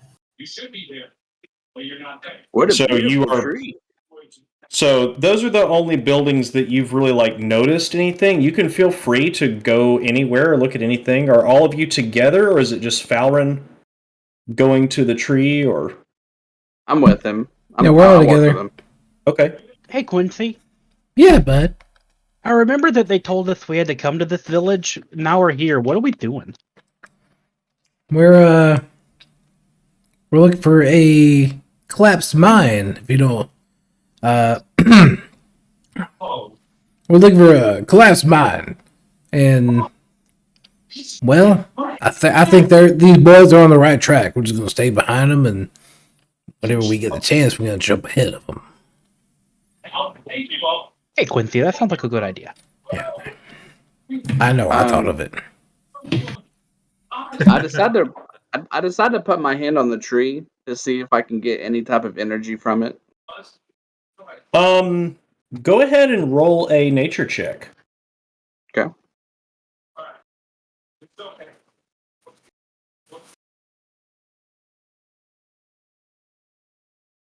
$15. Okay. What are you looking for in particular out of this tree? What exactly are you doing? I'm just trying to commune with it. Okay. With a 15, you place your hand on it and sort of close your eyes, and you can hear like a faint voice like, "Well, howdy there. How you doing?" Oh, I'm doing well. Nice to meet you. My name is Vass. Quincy, the old man's talking to the tree. Well, my name's old Oakley. Oakley, you've been here a long time, haven't you? Sure have. Quincy, I don't like this. You can wait to kill him after he's done talking with the tree. Yeah, you all hear nothing. Oakley, if you Gonna don't wander mind me towards asking. the wand and hammer. Cut the tree down when he's done. Okay, hang on just a moment. Sorry.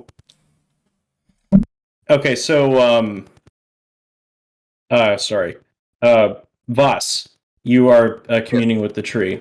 What did you ask it? Yeah, I just wanted to ask you a quick question. Well, sure. What can I do for you?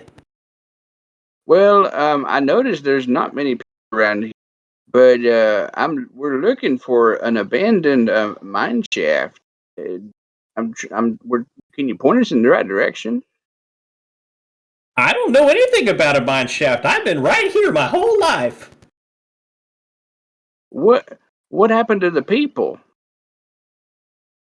Don't know. They all just disappeared. I'm sitting next to him looking for the necklace.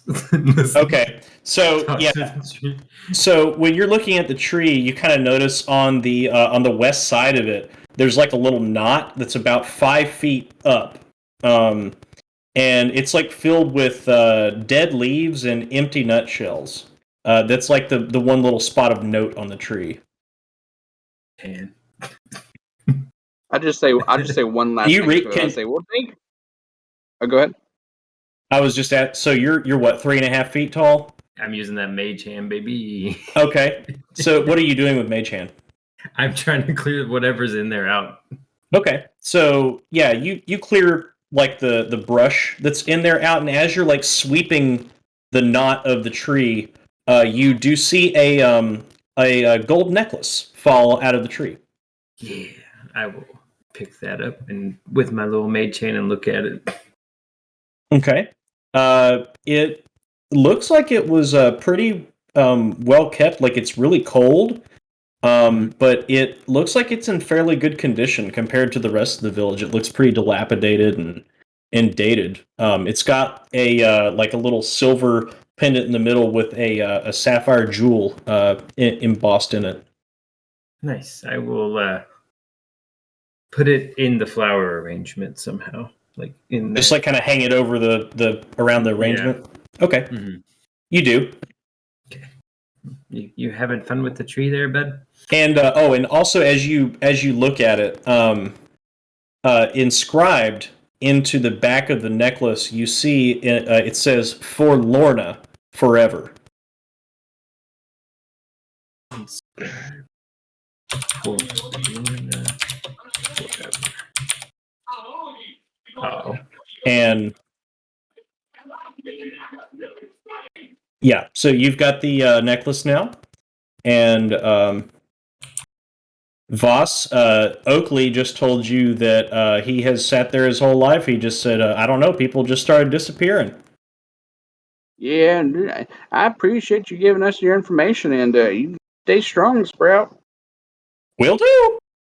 And Clee, what did you say you were doing? While he was communing with Oakley, I started just wandering towards the wand and hammer shop. Okay. Go ahead and as you're walking over there, let's see. Are you walking? So, did you go up to the tree with them first? I was originally going to peel off, but because I said, or I didn't say that I did, we'll say that we went all the way to the tree. And then once I saw him kind of sitting there, just touching a tree, I was like, all right, well, I'll occupy myself. And I turned around. Okay, so you're going back like south the way you came, and then you're going to cut over west towards like the little shop that says the Wand and Hammer. Yes. Okay, so you walk down the path, and as you take a right, right as you get out of eyesight of the rest of them, go ahead and make a perception check for me. Oh, boy. Oh, no. Oh no! Oh, Natural 1 for a 2. Okay. So, at this point, let me see here. Another cursed Bob character. Yeah. I'm about to just point my camera down and use my physical dice. The weighted ones? Because Yeah. no, Okay. because I roll at least more than a 1. The weighted ones are for when I'm not showing everyone. Okay. So you get the overwhelming sense that you are being watched right now. And you feel a tickle on the back of your neck, like right in the middle, that sort of makes your hair or your feathers like just stand on end. And When you turn around, you just see Throg looking at you intently, and somehow he found a fork. He's just sitting there like sharpening a knife on that little like chef's like sharpening rod. yeah. Let me see here. What do I want you to do? So you get this sense that somebody is watching you, right? You feel this tickle on the back of your neck. And as you turn around, go ahead and make a dexterity saving throw for me. Good, something I'm decent at. 16.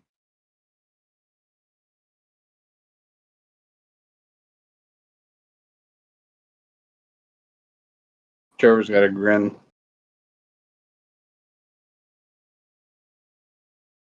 Okay.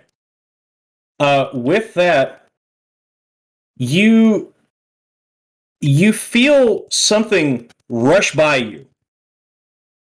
And you don't quite get a good look at it, but you definitely saw something out of your peripheral, like just around the corner, like the building that you were walking by to get to the Wand and Hammer. Something just ran around the corner like really fast, and it just brushed right by you and missed you. Okay, so it did, I thought you were saying it like threw or shot something at me. So it like ran around me and the corner. It dashed by you real quick. Okay. And like slightly bumped you. And, like you feel like there was definitely something there. I will hop back into that main street Mm-hmm. and turn towards the entire group, and I'll just, hey, there's something else in this town with us. Yeah, well, it's probably that one wolf that got away. Don't How worry, fast? I'll find him. Well, he might be down this alleyway if you want to look here. Well, don't beat yourself up, but it happens. It happens to the best of us. Pretty at that Quincy. I'm gonna go check. You know what? Yeah, let's I'll go check. Let's us. Wait, Sounds like a plan. Okay, so who all is where now? I'm just standing there at the tree. Going, I think Yeah. can we go to the graveyard first? Deposit these remains for the lovely We barkeep. can do that, but first I got to take care of the wolf. He got away. me and Throg walking down wherever. I'm with Austin. Okay, so it's so Falrin and Voss are staying at the tree, and the Goliath twins are going with Klee. That sounds like it. Yes. Correct? Okay. All right. Well, the Goliath twins make their way to where Klee was standing when something just out of his view rushed by him really quick. I'm gonna relay that to them too, that it was something so quick I only caught a glimpse of it. It brushed past me, but it was so fast that before I could even understand that something was there, it was already gone. I'm going to gently pat him on the shoulder. That's okay, buddy. Not all of us are quick. Okay, well, if let's go find your wolf, buddy. It's your thing. Which way does it go? I'll just point down the road. I was like, right down this way. That's about all I can tell you because it disappeared before I could see anything else. Say no more. Throg starts walking. Which way are you walking? Wherever he pointed. Okay, so where Yeah. he was at, if you're looking at the map, Uh-huh. so the wand and hammer, which is the Square with an X. yeah, that one. So you all are at the building that's just to the right of that has little squiggly lines on it. Yep. You all are on the corner of that building. So So which way are you going? Sorry, can I ask a question? Yeah, go ahead. As Throg starts taking off after Voss pointed him in one direction, I think I got that right? You mean Your Klee. Voss. Klee. I hate new names. As Klee pointed him in a new direction, did Klee go with him? Like walking with him? Yeah, no, I'm walking with him. Yeah, Okay, I'm I'm gonna not stay just like, that way. Bye. okay, I'm gonna stay a solid about 10 feet back and just kind of follow him. Okay. And kind of keep my eyes open along the way, just looking for anything. Okay. Can I roll perception? Sure. All right. Better than me. 15?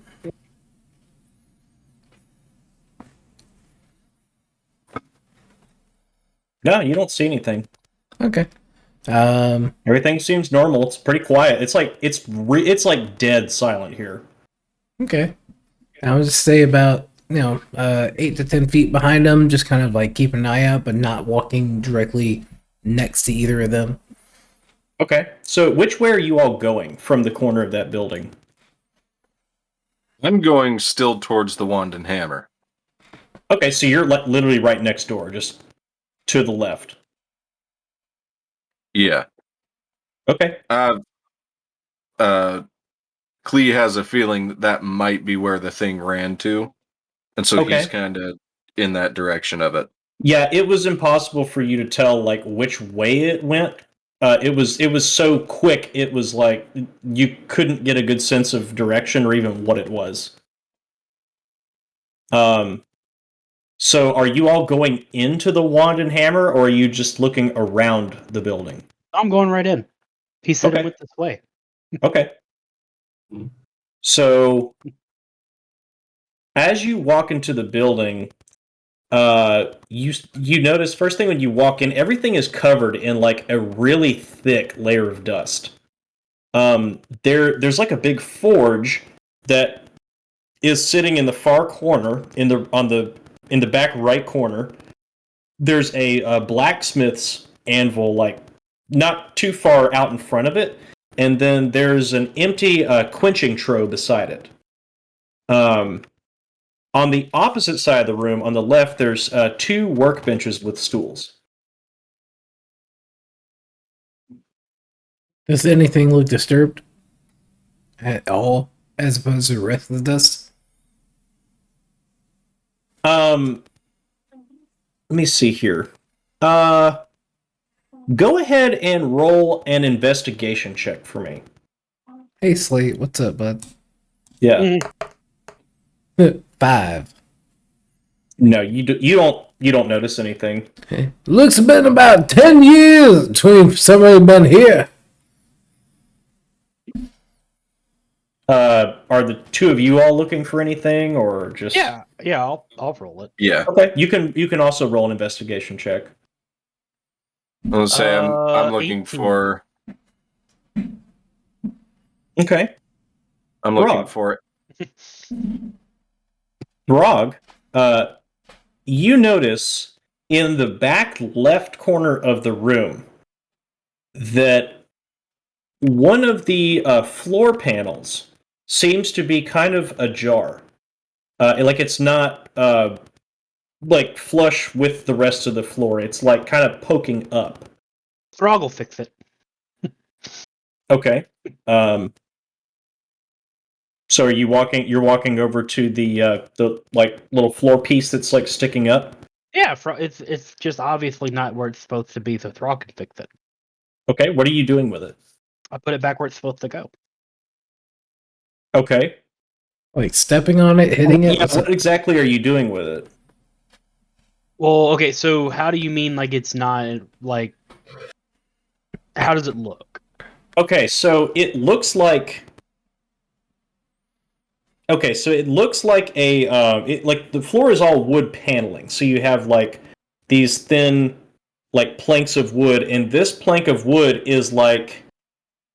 It doesn't look like the rest. It looks like it's sticking up at an angle. Like it almost looks like it's attached to like another part of the floor. It doesn't look like just a plank sticking up. It actually looks like it's like part of a bigger portion of the floor, if that makes sense. Oh, so I just gotta push it back down so that it's back in the floor.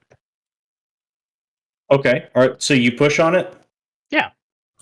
As you push on the panel, the other side of the floor does like this and shifts this way. And now the other side of the floor is sticking up. Oh, well, the whole thing has to go. I moved the whole thing out of the way. I'm gonna find a regular thing to fix it. Okay. Upon further investigation, you see like a piece of rope kind of sticking out of one of the corners. Weird. So you're like picking up the whole like panel. Yeah, I'm moving the whole thing. Okay, so Throg goes down to like fix this wood panel, and like this whole like I don't know, it's probably like a 10 by 10 section of flooring is just gone, and there's like an empty like sort of hatch that leads into the crawl space. Rob, what are you doing, buddy? Well, this whole floor is just gotta go. I just gotta put something new to fix it. But there's the hole here. Yeah, open floor concept in here? Yeah, we just gotta take out that wall right there. Take her to the wall. So yeah, he has removed a like a whole 10 by 10 section of floor. It looked like, I would say Quincy and Klee like noticed this is like it's a hatch. It's like a false floor panel. Would I be It's able only to one shoot? unit. Would I be able to shoot message over to the other two? On this episode of Goliath fixing houses. I have house. Love it, list it, or rip it. Would I be able to get message out to the other two? I can't remember how far they are.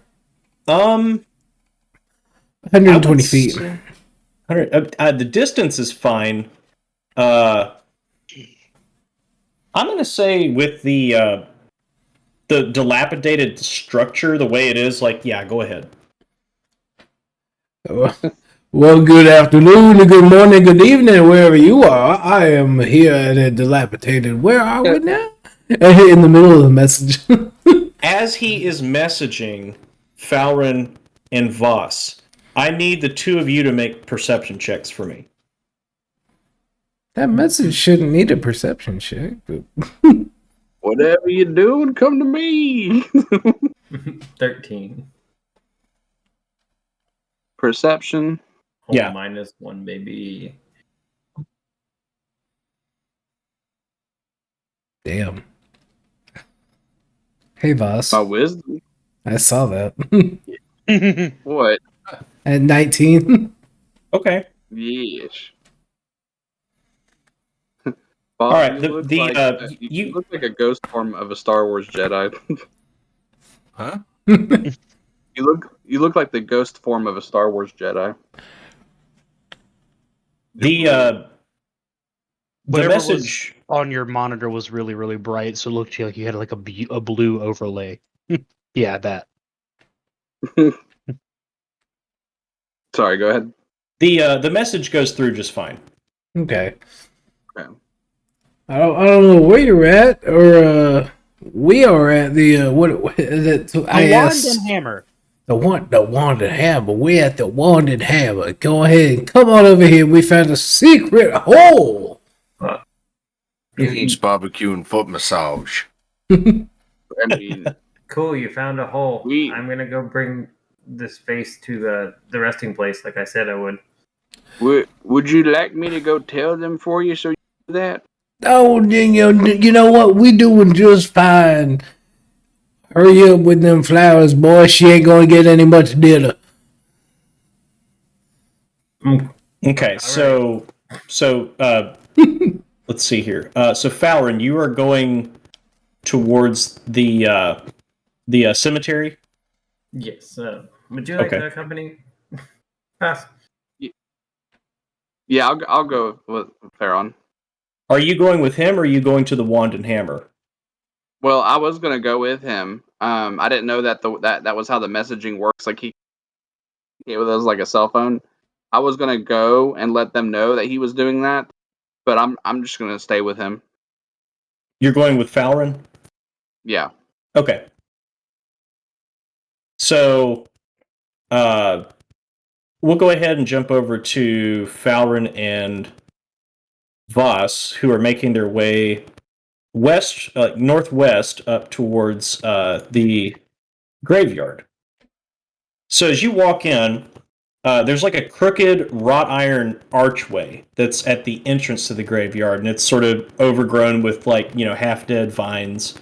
Headstones are all sitting at like odd angles. Some of them are just toppled over completely.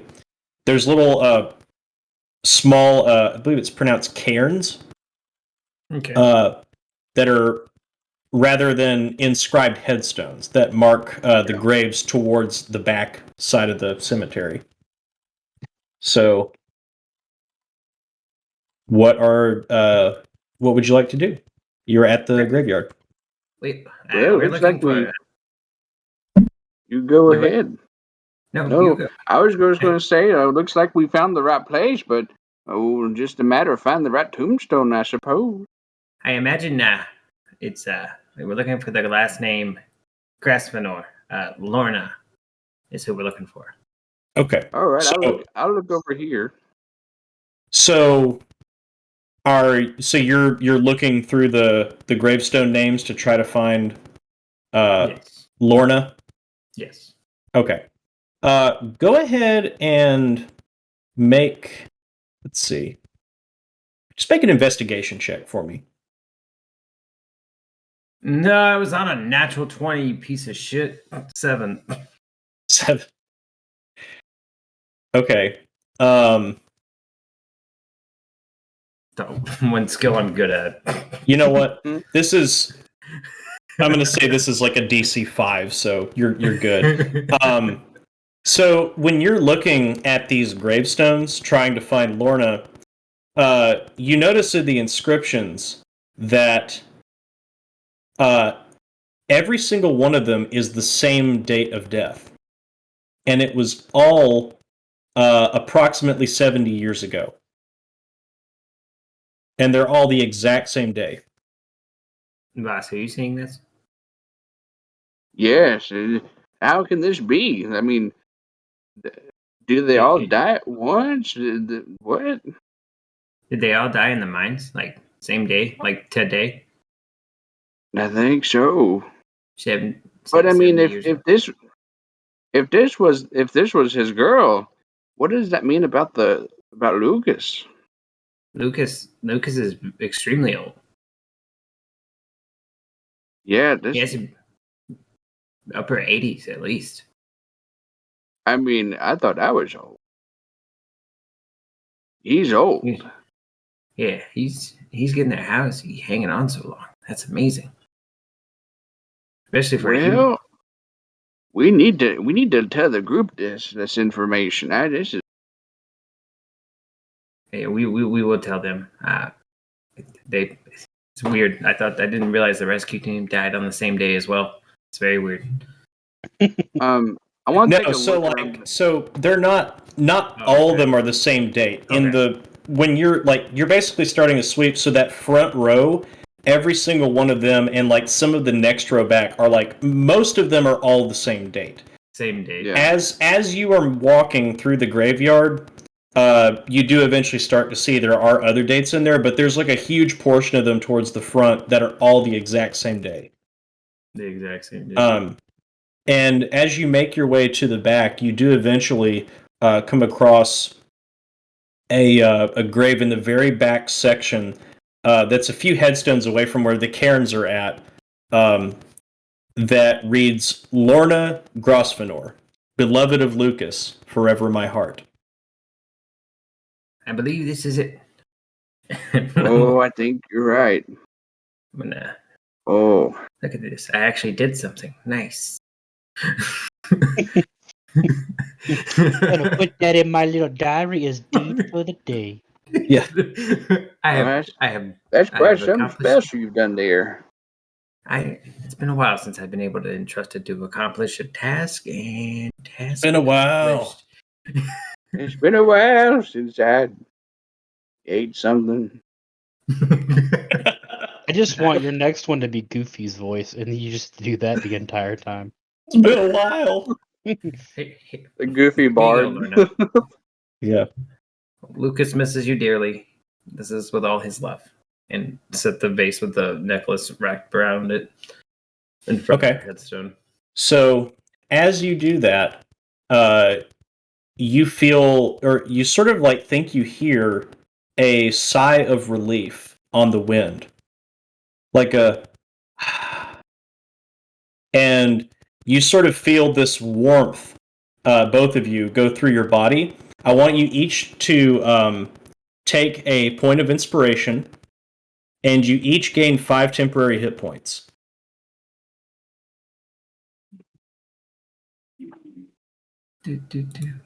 And Tom, you can actually put inspiration in D&D Beyond. If you if you look at your character sheet, it is near the top right. It's just off to the side of where heal and damage is at. It says inspiration. You can just click that box. Oh, perfect. And just so what that's going to do, and you also have a D4 from the massage earlier, from the acupuncture as well. So what this inspiration does is basically just whenever, the next time, whenever you want, like if you have an ability check or a saving throw, you can add a D6 to it. Okay, gotcha. And same goes for Valorant. It doesn't look like the inspiration stacks. Like, does that mean I have 2 inspiration? You do. You have a D4 from the acupuncture, and then you have a D6 from delivering the flowers to Lorna's grave. Okay. Boy, Voss got lucky with that one because that was all Austin. And you can also add 5 temporary hit points as well. So, did it sound like the wind was relieving itself, or did it sound like maybe something from the grave? It was kind of a, it was sort of like a female, sort of sound. It's like kind of a sigh of relief. Okay. Sort of like a soul finally being able to rest. It's a little weird. And I clean off her tombstone. Here you go, old girl. You do. Do you hear that, Boss? Did you hear that? Yes, I heard it. It was something else. And I take a look at the tombstone, see if there's anything else detail wise. No, not really. It's sort of like kind of sitting cockeyed. But it's still stable. It's not one of the ones that's like been broken apart or like Yeah. fallen over completely. But it's like it's a little tilted, but it's still intact. Well, how far away was the date from the rest, like the ones that died altogether? Were they close by chance in year? It was probably about a week after the other ones. So this was after. Yes, after the ones up front. It is not the same date. And very shortly after. About a week after, yeah. Okay, gotcha.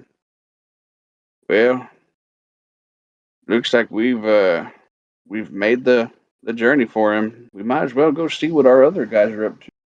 Yeah, we see what those big boys are getting into. That one just kind of just walks away if you don't keep an eye on him. So, Yeah. Yeah. he don't The even other seem one to likes listen to to his stick brother. needles into me. What a weirdo. He's all right, I guess. Yeah. I told him no, don't touch me. So As the two of you are leaving the graveyard, could you make perception checks for me, please?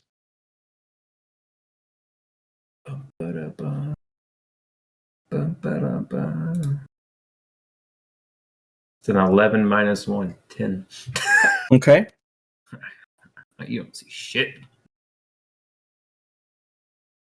13. Okay. Falrin, as you are leaving the graveyard, which I guess you're walking the path like back towards the center of town, you see a shadowy figure dart behind the big house that's sitting right behind where the tree is. But it's so fast you can't really tell what it is. Did you see that? Shit, whoa, what'd you see? Something was like a shadow just behind that house over there. Oh no. Well, what? Where'd it go? The house? That big old house That over house? there. That house over there. Yeah, were you talking to the tree up front? That one. Oh, where Oakley's at? Well,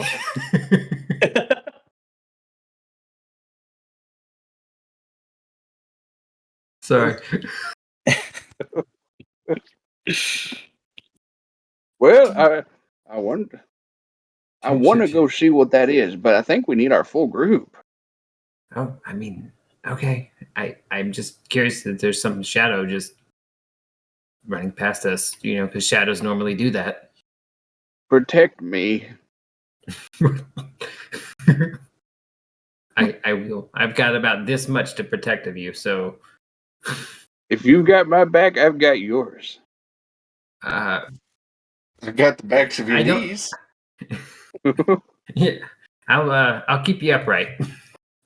All right, thank you. No problem. Let's get back to the other guys. Okay.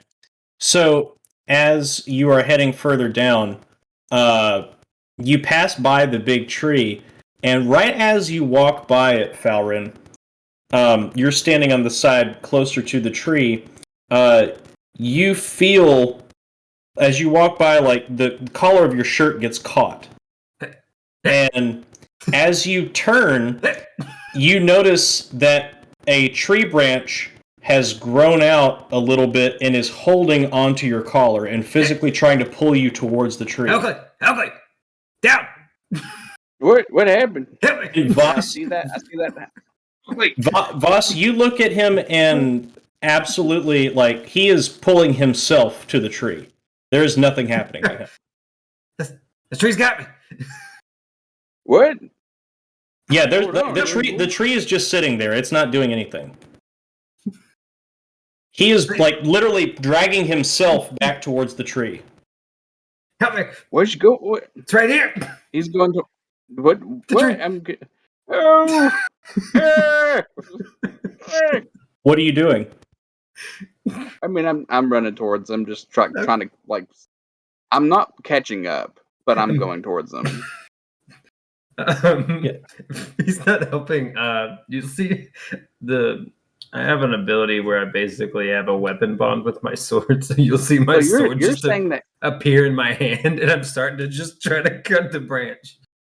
So you're saying that there's trees that are like there's a branch that's grabbing it, but I can't see the branch. No, there's not. Like he is dragging himself towards the tree. You don't see anything like at all. You see him like just walking backwards essentially towards the tree, acting like he's caught by something. I just told this dude I got his back. I gotta go for him. What? I'm gonna save you. What's going on? Looks Hit the tree out. dragging you. Straight. Give me the baby. What are you doing? Okay, Austin's swinging at the tree branch. What are you doing, Tom? Okay, so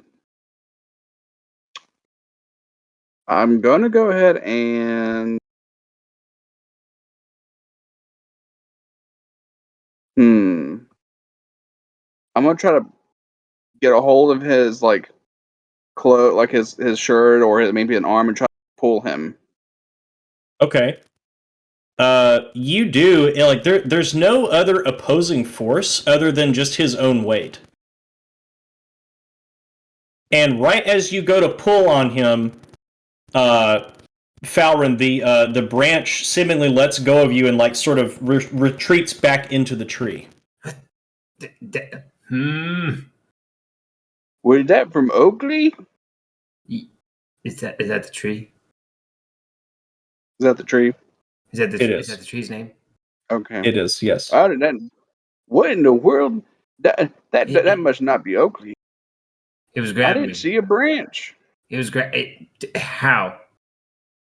I don't know. I literally was pulling me by my armor. Well, I mean, it didn't pull hard enough because I was able to stop it.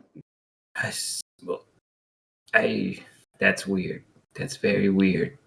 Let's move away from the tree. Okay, so let's walk away from the tree. So you all are continuing your way back to the Wand and Hammer? Mm-hmm. Okay, so as you walk back that way, we're going to jump back to the three that are inside that have just discovered a hidden panel in the floor. What would you all like to do now that Throg has removed the panel? Well, go on, Throggy. You open the door, you go through it. Okie dokie. What you seeing down there, boy? Yeah, I'll look down. What's down there? Okay. So as you look down there, you see a steel shield that has a platinum filigree in the shape of winding serpents. Just underneath the steel shield, there's two matching short swords with platinum filigree on the hilt and the pommel in the similar serpent motif.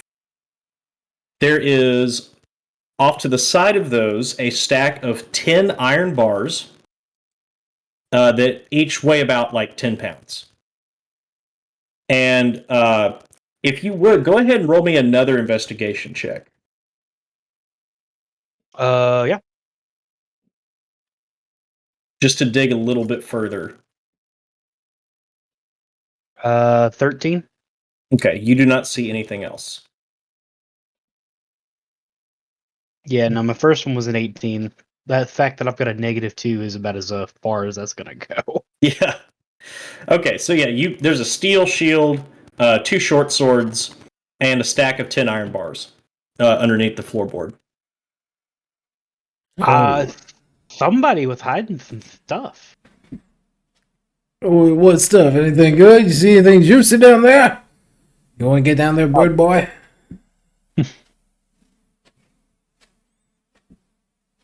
Good talk.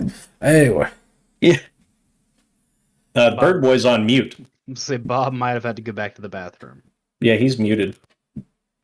I was letting the dogs out. Sorry. Oh, no, you're good. who did? I was wondering. Damn it. Yeah. I I just- was really curious. Who let the dogs out? I just like that we found, these swords and shields, and no one in this fucking party can use them. I can use the iron bars. Why would we? Or I can use at least one. Yeah, there's 10 iron bars in there. They each weigh about 10 pounds. Yeah, as like a paperweight. No. There's, where is it? A dragon pole. A long staff. Practitioners say they can project their key down its length, uses statistics for a quarterstaff. It's a bar, It's just an iron bar. like an ingot. Yeah, like for smelting with. Right, Oh, so- okay. RP So, in stands. ink- I'm looking at you going, you gonna hop down there, bird boy?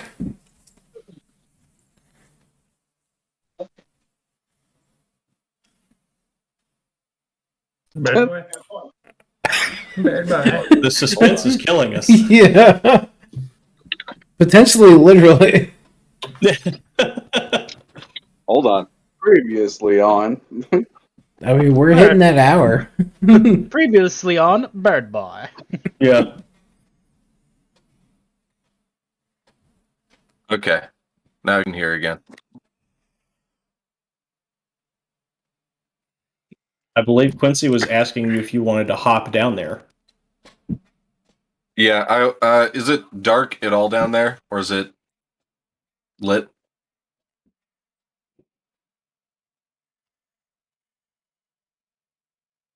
I mean, we can see down there. Because I think he said something about part of the roof wasn't there, so the sunlight's got to be in there somewhere. I just don't know how well lit up it is. Okay. Yeah, I'll hop down there. Trevor's communicating with the beyond. Yeah, sorry. Yes, was that now? Satan. The mushroom goddess.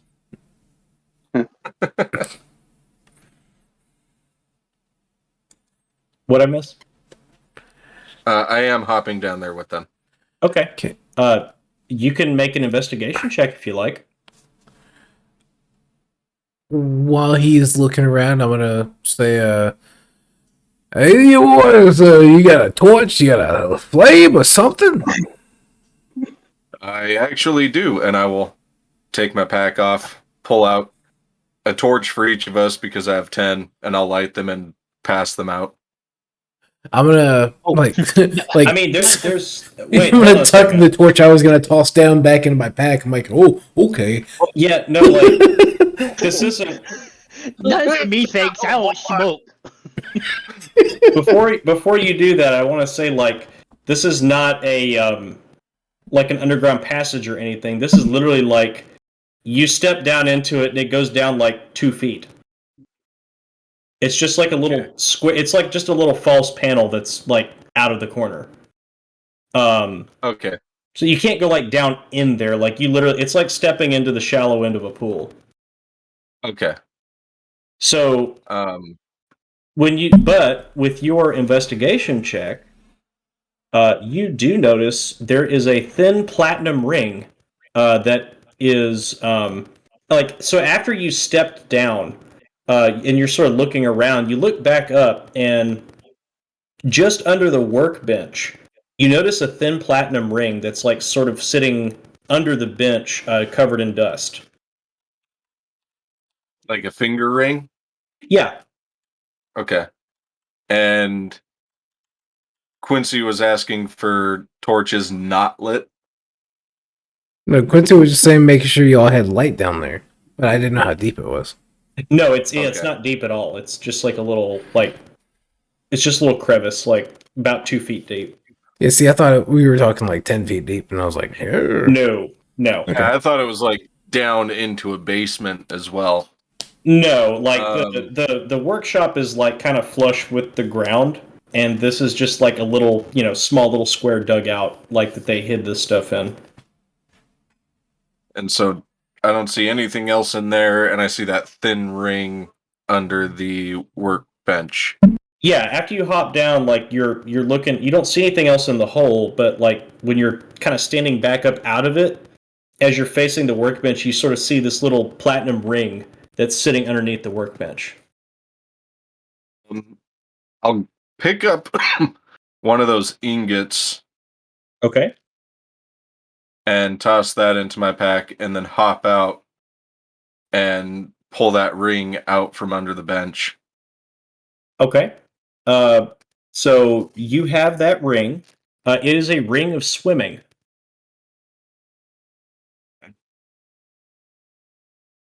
For now, I'm just going to store that. Okay. Oh, he's not a chicken. He's a duck. Do you say that out loud? No, I don't know that you have a ring of swimming. Okay.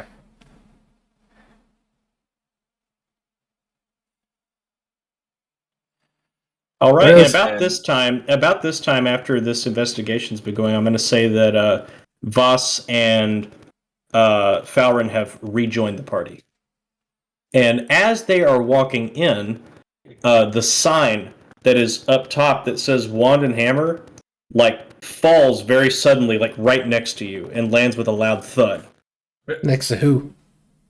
Fowrin and Voss, who are, like, just walking in. Okay. Boo! Okay. What did you do? I What didn't do anything. Is it the tree? Oh. Is the tree moved? I don't like a lot of this stuff. Let's Oh, hi, go in. guys. Can you stop breaking shit for about 10 minutes? Would you stop yelling at me? I'm old. Oh, I gotta yell because you can't hear me, boy. What? Oh my God. He's retarded. We're so glad we found you. Oh, yes, it's terrific. I'm very glad we found you as well. We went on a treasure hunt. I Well, returned. we went on a grave hunt. We found it, and Grave hunt. it was weird. A bunch of the graves all had the same date of death. Like from the explosion at the mine. Yeah, I was assuming that. Yeah, and when I placed the vase and the necklace on the grave, like I heard like a woman's like breath of like relief, like breathing in the air. That's silly. You're just hearing things. Why you up there? You doing I was things doing with things. I heard bodies? things. A ghost? You, is that what gets you going? I don't what. Why would you assume such a thing? Well, you said she moaned, didn't she? It was like a breath, like they were relieved. Like Yeah, it's fine. I'll go ahead and make sure Lucas knows exactly what you done did with his wife. this is. I'm Wait, not the one wait, who was wait. talking to a prostitute on the way here, but go ahead. Quincy, I was it's looking for information. You was looking for pleasure. Business and pleasure, boy. You pick your pick. Now hold on a minute, Quincy. That lady was a prostitute. You said she just was a nice lady that worked at night. I said she was the lady of the night, boy. I'm gonna look over at the bird and go, yeah, boy, it's about as useless as a back pocket on a t-shirt. Quincy. Mom told you about talking to those people. She said Who, make sure that you don't pay up front because they might not give you what you paid for the first time. Oh my That's God. pretty smart. Why you gotta bring mama into this? Well, Quincy, it's worth mentioning that that Lucas's girl died like a week after so many people died. And you I sat don't know there and what's you going watched on. the munchkin over there having his way with the body? You don't have to yell. I can hear you just fine. Oh, I'm sorry. Anyway, You watched the munchkin over there having his way with the body? who's having their way with what? I don't understand. I'm gonna just reach in and go, we found this shield. Cool. That's a very nice shield. Yep, you could have it. How big is the shield? I just drop it. I just drop it, expecting you to pick it up or catch it. Are you dropping it like over him? Yeah. Oh no! I said he could have it. What do you roll for attack? Okay. Fowler, make a dexterity saving throw. Oh my god!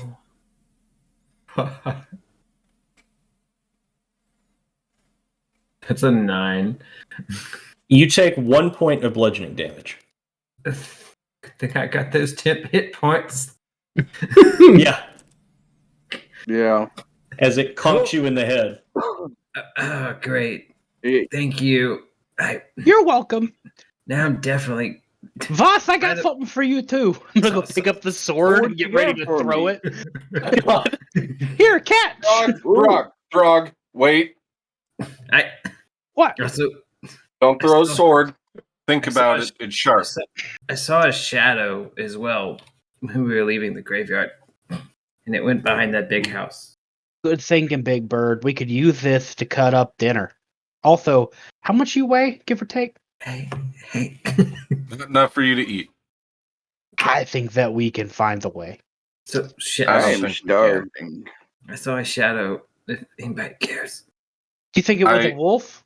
Because there's still I that don't wolf know. that I'm looking for. Be- it was really fast, and it went It behind could be. the house. That's funny because Tweety over here, he also said he saw a shadow. You saw a shadow as well.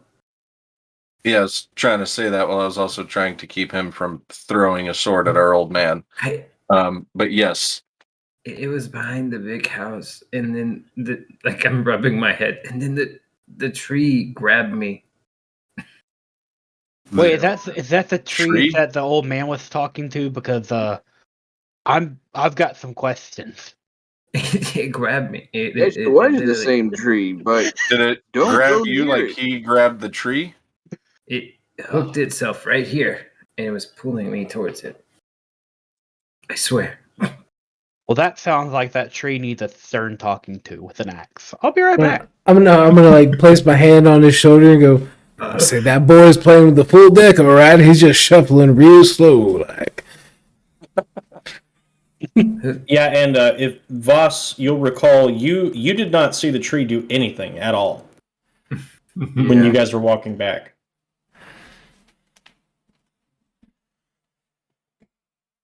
He's like, no, don't You cut just- up the tree. Well, you just saw him going, "Oh no, the tree! It's got me!" Oh no! our Our table. tree! It's groping. Got me. You see, Thraga, they're making the joke, flew right past you. This little one here knows what I'm talking about. Yeah, Thrug, I wouldn't go near that tree. It could hurt you. Oh, that's silly. Trees can't hurt people. People Oh, yeah. hurt trees. Oh, you'd It's be kinda like surprised. Never been hurt. Yeah, well, Thrug's just never been hurt by a tree before. You just got to live and learn, I suppose. I promised Mama I wouldn't let the boy get hurt by a tree. Now look who's bringing up Mama. I'm doing it for the good. My mom is dead. Well, That's fucking not- spoilers, huh?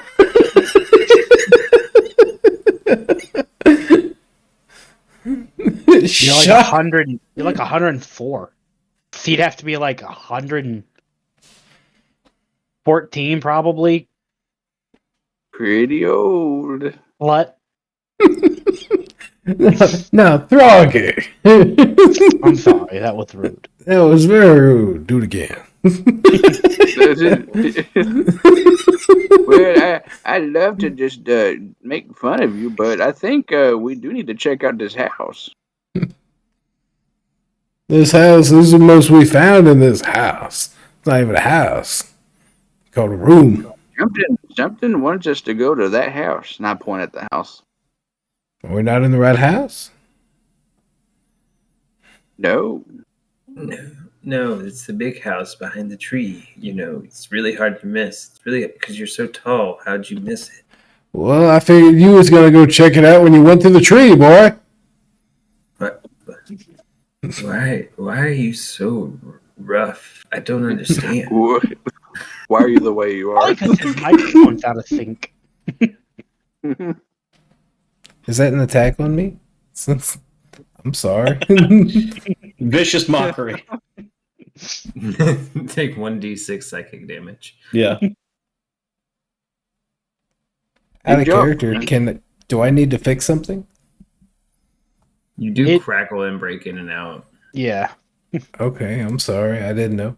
You're Oh, good. you're No one said anything for the past 3 hours. It only started really- like the past 10 minutes. Yeah. You should it be was very sorry. It's brief. all your fault. Yeah, you're good, man. It was just a very brief, like a distortion kind of thing. But I mean, I can still hear you. For me, it happens when you get louder. Maybe there's like a ghost, like IRL, just fucking Like a with stereo. shadow running around. There's a random tree branch that's grabbed onto the back of your neck. I mean, if you're asking me, it was so quick you couldn't tell what it was. It was just a black like silhouette, just like darted by. into You your couldn't make microphone. out. You couldn't make out any details of what it was. Is there Horrible. anything that y'all? Is there anything else that y'all found in here? The bird found a ring. Yeah, it's a pretty nice silver ring. Pretty neat. What- There's does it there's some iron down here and some swords. What is there any type of like writing on the ring? I don't Pull it know. out and look at it. Is there any writing on the ring? No. No. Got a picture of Nemo on it. Yeah. No, it does not have any writing on it. It's got the same like little serpent motif, like sort of carved in and around it, like but as far as just texturing, but there's nothing written on it. No jewels. No, it's got the same symbol as God, I keep forgetting his name. Austin. Powderin. Valrin. It's got the same design as Falrim's hat. Ooh. And I'll be pointing at the shield. Excuse me, Mr. Fowler, did you say that there was a shadow over there by the big house? Yeah. Yes, I did. Okie dokie. Throg. Throg starts walking. Where Okay. are you going, Go. Throg? Let's go. Let's follow Throg. You said there was a shadow by the big house. Oh, That's where I was going to okay. go check. I'm all right. I'm gonna come with you because I feel like it'd be safer. Don't worry, I'll For protect the- you from the tree. Thank you. For Okay. the welfare of Throg. Let's go. So so you all are leaving the wand and hammer? Mhm. Right. Okay. As you walk out, I need you all to make perception checks.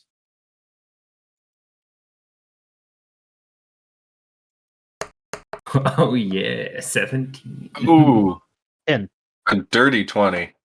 Nice. It's a minus. I feel like having negative stats, I have to call it out versus a nat 20. Okay. So Quincy, Throg, and Voss. To the left of you, immediately as you leave, if you'll look at your map, you are walking east out of where the wand and hammer is at. Mhm. And as you leave, like out of the Isn't there a road right there that just takes us straight up to the house? yeah, so as you're walking, like once you get out into the street, if you like head north, that path goes like kind of up and curves over to the big house. Yeah. So you walk out the front door, and the three of you, out of your peripheral, see a black shadowy figure dart into the house that's just to your left, like that's just north of you. I break into a sprint. Okay. God damn it, Quincy. So Throg. Throg is sprinting towards that house just to your north, correct? Mhm. Okay. I pulled my axe Wait. out at the same time. Okay. We're running. Yeah, I'm I'm chasing coming. after him. I want to make sure that they all get in front of me as they're running. Like, oh no, Throg! Yeah, so keep in mind, Quincy, Throg, and Voss were the only ones to see that. I'm gonna wait until everybody's in a chase after him mode. Okay. Go on, get him, boys. Hey, yeah, go get him. Yeah. What So, are we getting? so Go on. Mike, you're staying behind? I want to be the last Or- one in the queue. Okay, but you're sticking with the group? I'm sticking with the group. I mean, I figured we just stay grouped up at this point. Yeah, okay. It sounds like what he's describing is like a pack a pack of wolves. You know how the alpha far back in case any of them like fall behind. Oh, thank Sounds you. like that sounds like Sounds like That's- more like to me somebody doesn't want to get hit. I'll say I have So- some wolf Shut facts up. for you after this. So, as you... okay. So Throg is sprinting towards the building that's just north of here. Where you said As the shadow was. The rest of you are all behind him, chasing after him. From the back, Quincy, Yeah. you feel a breath on the back of your neck go, Oh, dear Lord. Hey, behind me. Help me. as you look behind you, go ahead and make a dexterity saving throw. 9. Okay, so let me see. I want to do this. As you turn around, let me do this real quick. Hang You on just a see second. a tiefling prostitute, and you get this wave of fishy smell. Yeah. You get the salty fish surprise. And she just looks at you. I've come for your pickle. Okay, Quincy. let me tickle the pickle.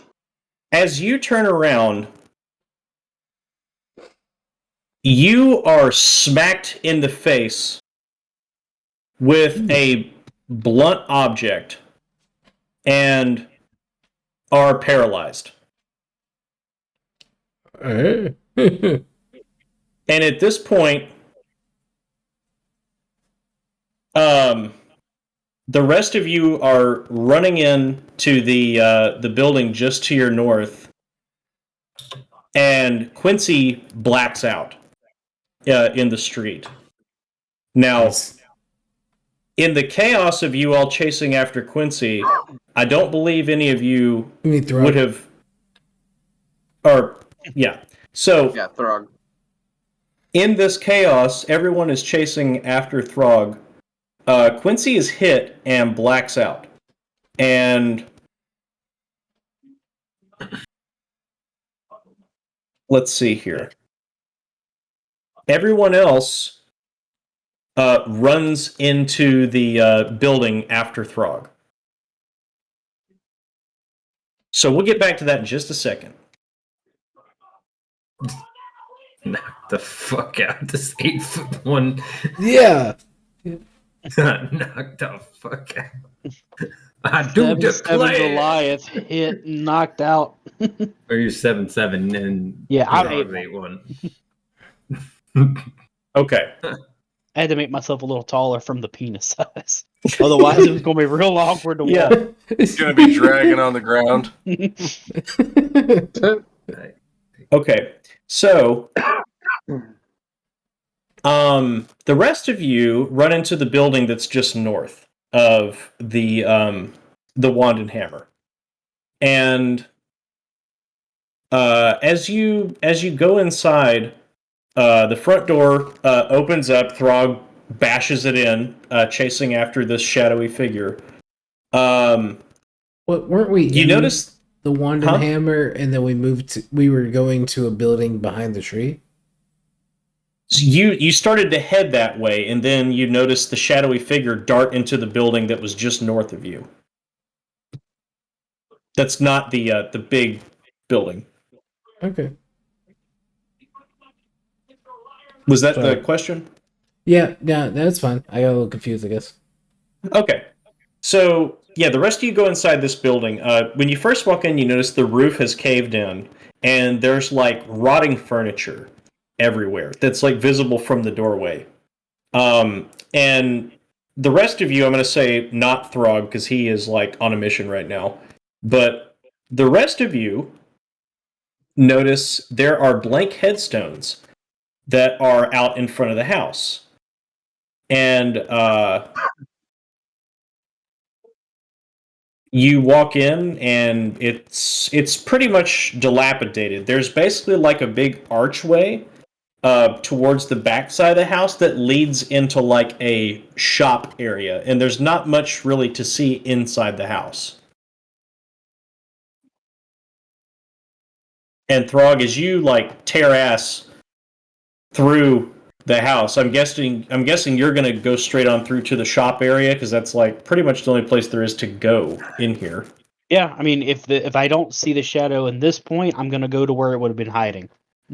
Yeah, there's nothing inside the first room when you walk in at all.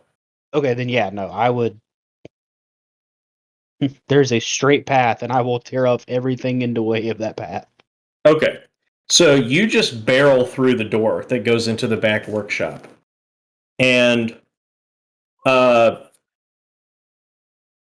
you look around and like so now you're kind of back outside. This is a fenced in like outdoor shop. And there's like a little shed sort of in the back with like a bunch of carving tools and like headstones. And as you all walk in the back towards the workshop, you see a headstone that says this. I just sent it in the text channel.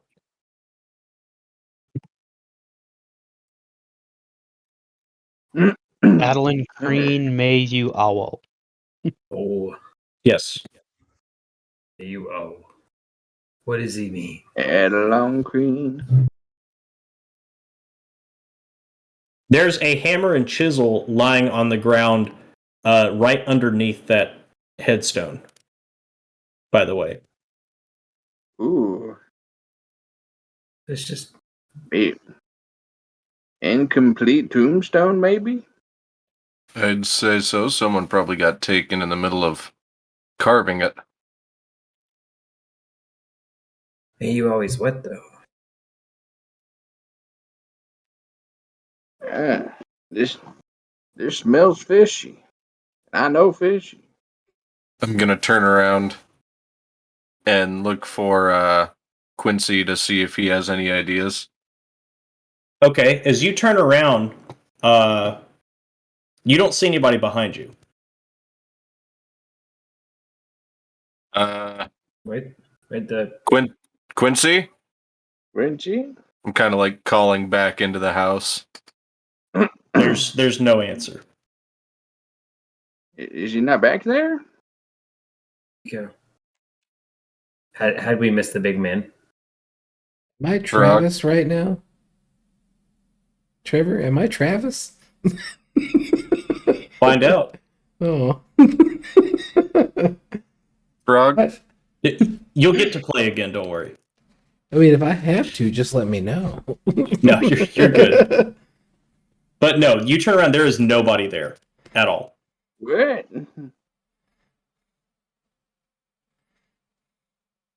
Hey, Throg, how often does your brother just go missing?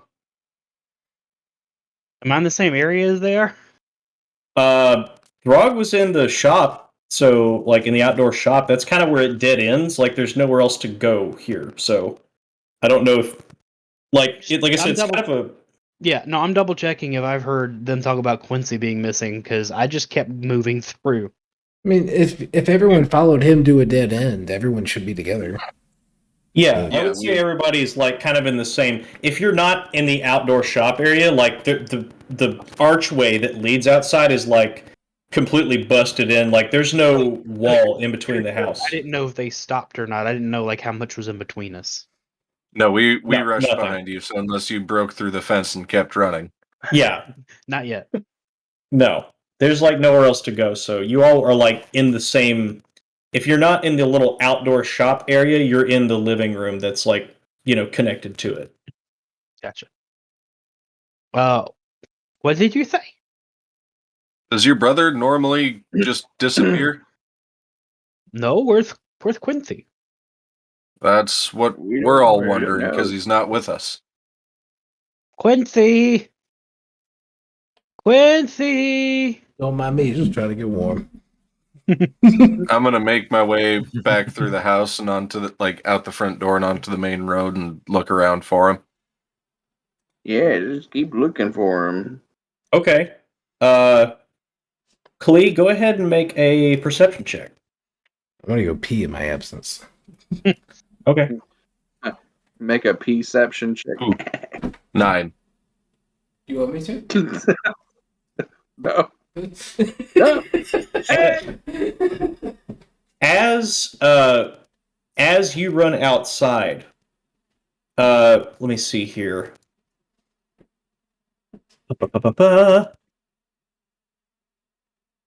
You see, so the house that is directly in front of you as you walk out, so it's like to the just the right of it on the map. You feel like you can make out Quincy's voice calling for you specifically. Clee! Clee! Frog!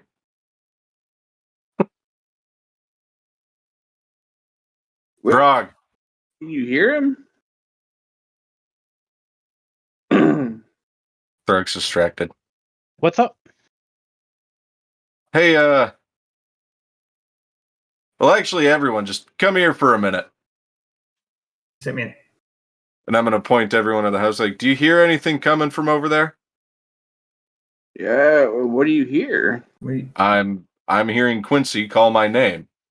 That's impossible. Oh. Quincy would definitely not be calling your name. Yeah, Clee, he is desperately calling your name, and nobody else hears anything at all. That's why I was calling you out here, Throg. And no, Quincy would not be calling your name. Quincy doesn't call anybody's name. I had a feeling like that. Oh, this So is bad. Quincy doesn't. we call either just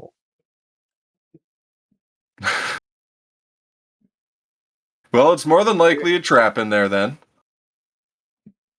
I'm fine. Let's go Frog? find out. You're the big Gotta bad go look for of him. our group. I'll let you choose the approach. Do you want to smash through the wall or use the probably non-existent front door? Conserve our strength. Let's just go through the front door. Lead the way, Throg. Everyone keep an eye on each other while we walk. Okay. Yes. So, so are y'all gonna like cut through the yard that would go straight across and then like go around to, because the front door is like facing the center of town. Mm-hmm. Yeah, it's going to be faster and easier to Shortest cut through path. that. Okay. Yeah. Yeah. Okay. So you all run around to the front door, and the door is just kind of sitting there like loose on the hinges, and you can still hear Quincy calling for you inside Clee. Nobody else can hear anything. Quincy. I walk in. Okay. Can you still hear him? God damn it. I'd go in right behind Throg. Okay. As you walk in, there's really nothing of note in here. It's just dilapidated furniture. The roof's kind of caving in a little bit. Some of the doors are busted down. It's a very small house. And as you walk in, the calling for you abruptly stops. You're going to freeze in place and start looking around. Okay. You do, like I said, there's like nothing of note in here. It's like There's basically the main living room, and like around the corner, there's like what used to be a bedroom. It's just totally like caved in now. Like there's nothing there. I'm gonna turn around and is God damn it, Austin and Vass still outside. Yeah. Yeah. Like I can still see them. There's no magic trickery. You can still see them. Okay, I'm just Hmm. really quick. And it was like he just stopped. I don't hear him anymore as soon as we stepped inside. I'm gonna pull out my axe Okay. and I'm gonna start hacking at Sure. the floor. Okay, you do. Is there any change to the weather? Nope, still just overcast and cold. Good job, Throg. Smash. Yeah, like there's nothing underneath these floors. It is ground level, so you're just like hitting dirt basically as you're chopping at the ground. Well, As I walk, the other building had like a under thingy, so I was just checking this one. no, that's a good idea. Well, perhaps maybe we should go to the big house. I don't know anywhere else to go. Before the Quincy's not yelling, here. yeah. Before the yelling stopped, did I hear any direction where it would have been from inside this house? No, it was just towards this general direction. Okay. Well, if he's not in here, I guess we'll keep moving towards that big house. Okay. It's the last mean, place we saw that shadow. I'm gonna anyway. go back Yeah. to the wand and hammer. Okay. We'll go back to the one in Hammer Throg. That's where Quincy was at the beginning. Maybe he's still there. Well, you might be onto something. All right, I'm with you. Good point. Okay. So, Throg, as you make your way back towards the wanded hammer, you do notice there's like a little tag off of a piece of clothing that says Quincy. That's like laying on the path. Quincy Clothing Company. Yeah, the clothing company. Basically, the tag from his shirt is laying there on the ground, like right in front of the wanded hammer, like on the road. I'll go down to pick it up. Okay, you do. Quincy was here. I can't read. What's this say? Oh, Man, I wish I could read. Yeah. that says Quincy on it, Throg. That's got to be from his clothes. Is there anything else around? Does it look like signs of a struggle? Does it look like there's footprints where he walked? No. But at this point, Clee, have you left the building you were just in? Yes. As you leave, you now hear Quincy's voice calling for you specifically, coming from the big house that's behind the tree, like the manor. I'm gonna get everyone's attention again. It's like that. I hear him again, and this time it is coming from the big house. Here's your issue though. You were wrong the first time, and I went over here and found his name on a piece of paper, so I was right. So should we really be doing this? Well, we have at least one other person wanting to investigate the big house. One person hearing him, even though it doesn't make sense for him to be calling for me, and his name tag. So confused. We've had two people see shadows, or something like that, moving quickly. One of them was going towards the big house. Quincy's not here, and I think there might be a chance that they took him to the big house. Well, I'm if there's But- no other evidence, I guess we gotta go to the big house. What do you think? Trevor, if this Well- is about my mic, I promise I'll fix it. No, it's But Throg, you're right, you found evidence, so where do you think we should go? I think we should go to the big house. Good choice. Thanks. Big house. Yeah, let's go to the big house. Okay. So you've all regrouped just in front of the tree outside that little house you were just in. And as you approach the mayor's house, which is what this house is, it's like a grand 2-story brick house. It has also fallen prey to time and the elements, just like the rest of the village. But it's in better shape than the smaller houses are. There's heavy wooden double doors that are flanked by pretty dark windows, and the chimneys, there's 2 chimneys, one on each side of the building up top. The masonry is sort of crumbling a little bit. In front of the house, there's of course the wide leafless tree that you saw before, and as you head towards the door and begin to open it slowly, that is where I would like to stop for the evening. Before we open the Gotcha. door, I was going to ask, are there any holes in the roof that we can see? No, Okay. there are not. Let's say I was Well, going to that fly was, up to the roof and peek in the holes. That was a nice hefty Lightning session we had. strikes you. You, as soon as you take off from the ground, you see a club nearing your face and you black out. Yeah, right. And that first. But yeah, so you have basically begun to open the creaky door of the manor, and yeah, as you do, that is where we're going to stop. Like the Throg quite literally walked into the house and just I kind of had a suspicion this was Not going to be more here. than a one shot. There was a lot of that I was not expecting.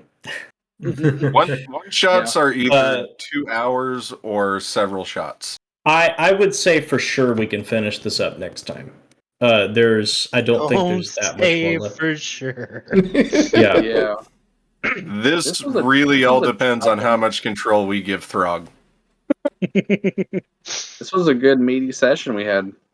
Oh, don't say that. Big, meaty Hey. claws. Oh, it was very veiny session. This was a nice, throbbing, fishy session. Oh. No. I mean, Mike, This was a nice session. How about that? stay I thought warm meaty tonight, was man. You normal look words, but miserable. You brought out veiny. I've had the thing is the space heaters are doing their job, but sometimes they hit a little too well, and I'm like, okay, I'm gonna turn it off, and then 10 minutes later, I'm like, I might die, and then I turn it back on, Like, and I'm like, okay, heaters, you have to hit the perfect medium. yeah, Yeah. the thing is, I don't have enough space, work with it. The last time I dealt with a space heater was that jet space heater when we were, I think it was Bragg, and it was legitimately looked like a jet engine. Does it work? Yeah, Um, I remember If you lighting put my one in your cigarette room- on it. yeah. If you put one in your room, if you have space for it, put it on the opposite side of the room as your window, and then just crack your window like halfway, and it should pull that heat across to go outside. See, the thing that I deal with in my room is I have a weighted blanket, and so I get under that, I'm good. The only problem is getting out from underneath it. Yeah, and I'm like, yeah, and I'm like, oh, I love it. And as soon as I lift up like that fucking weighted blanket, I'm like, oh no. It's dangerous. He just told me not to, and I know better than to fight it.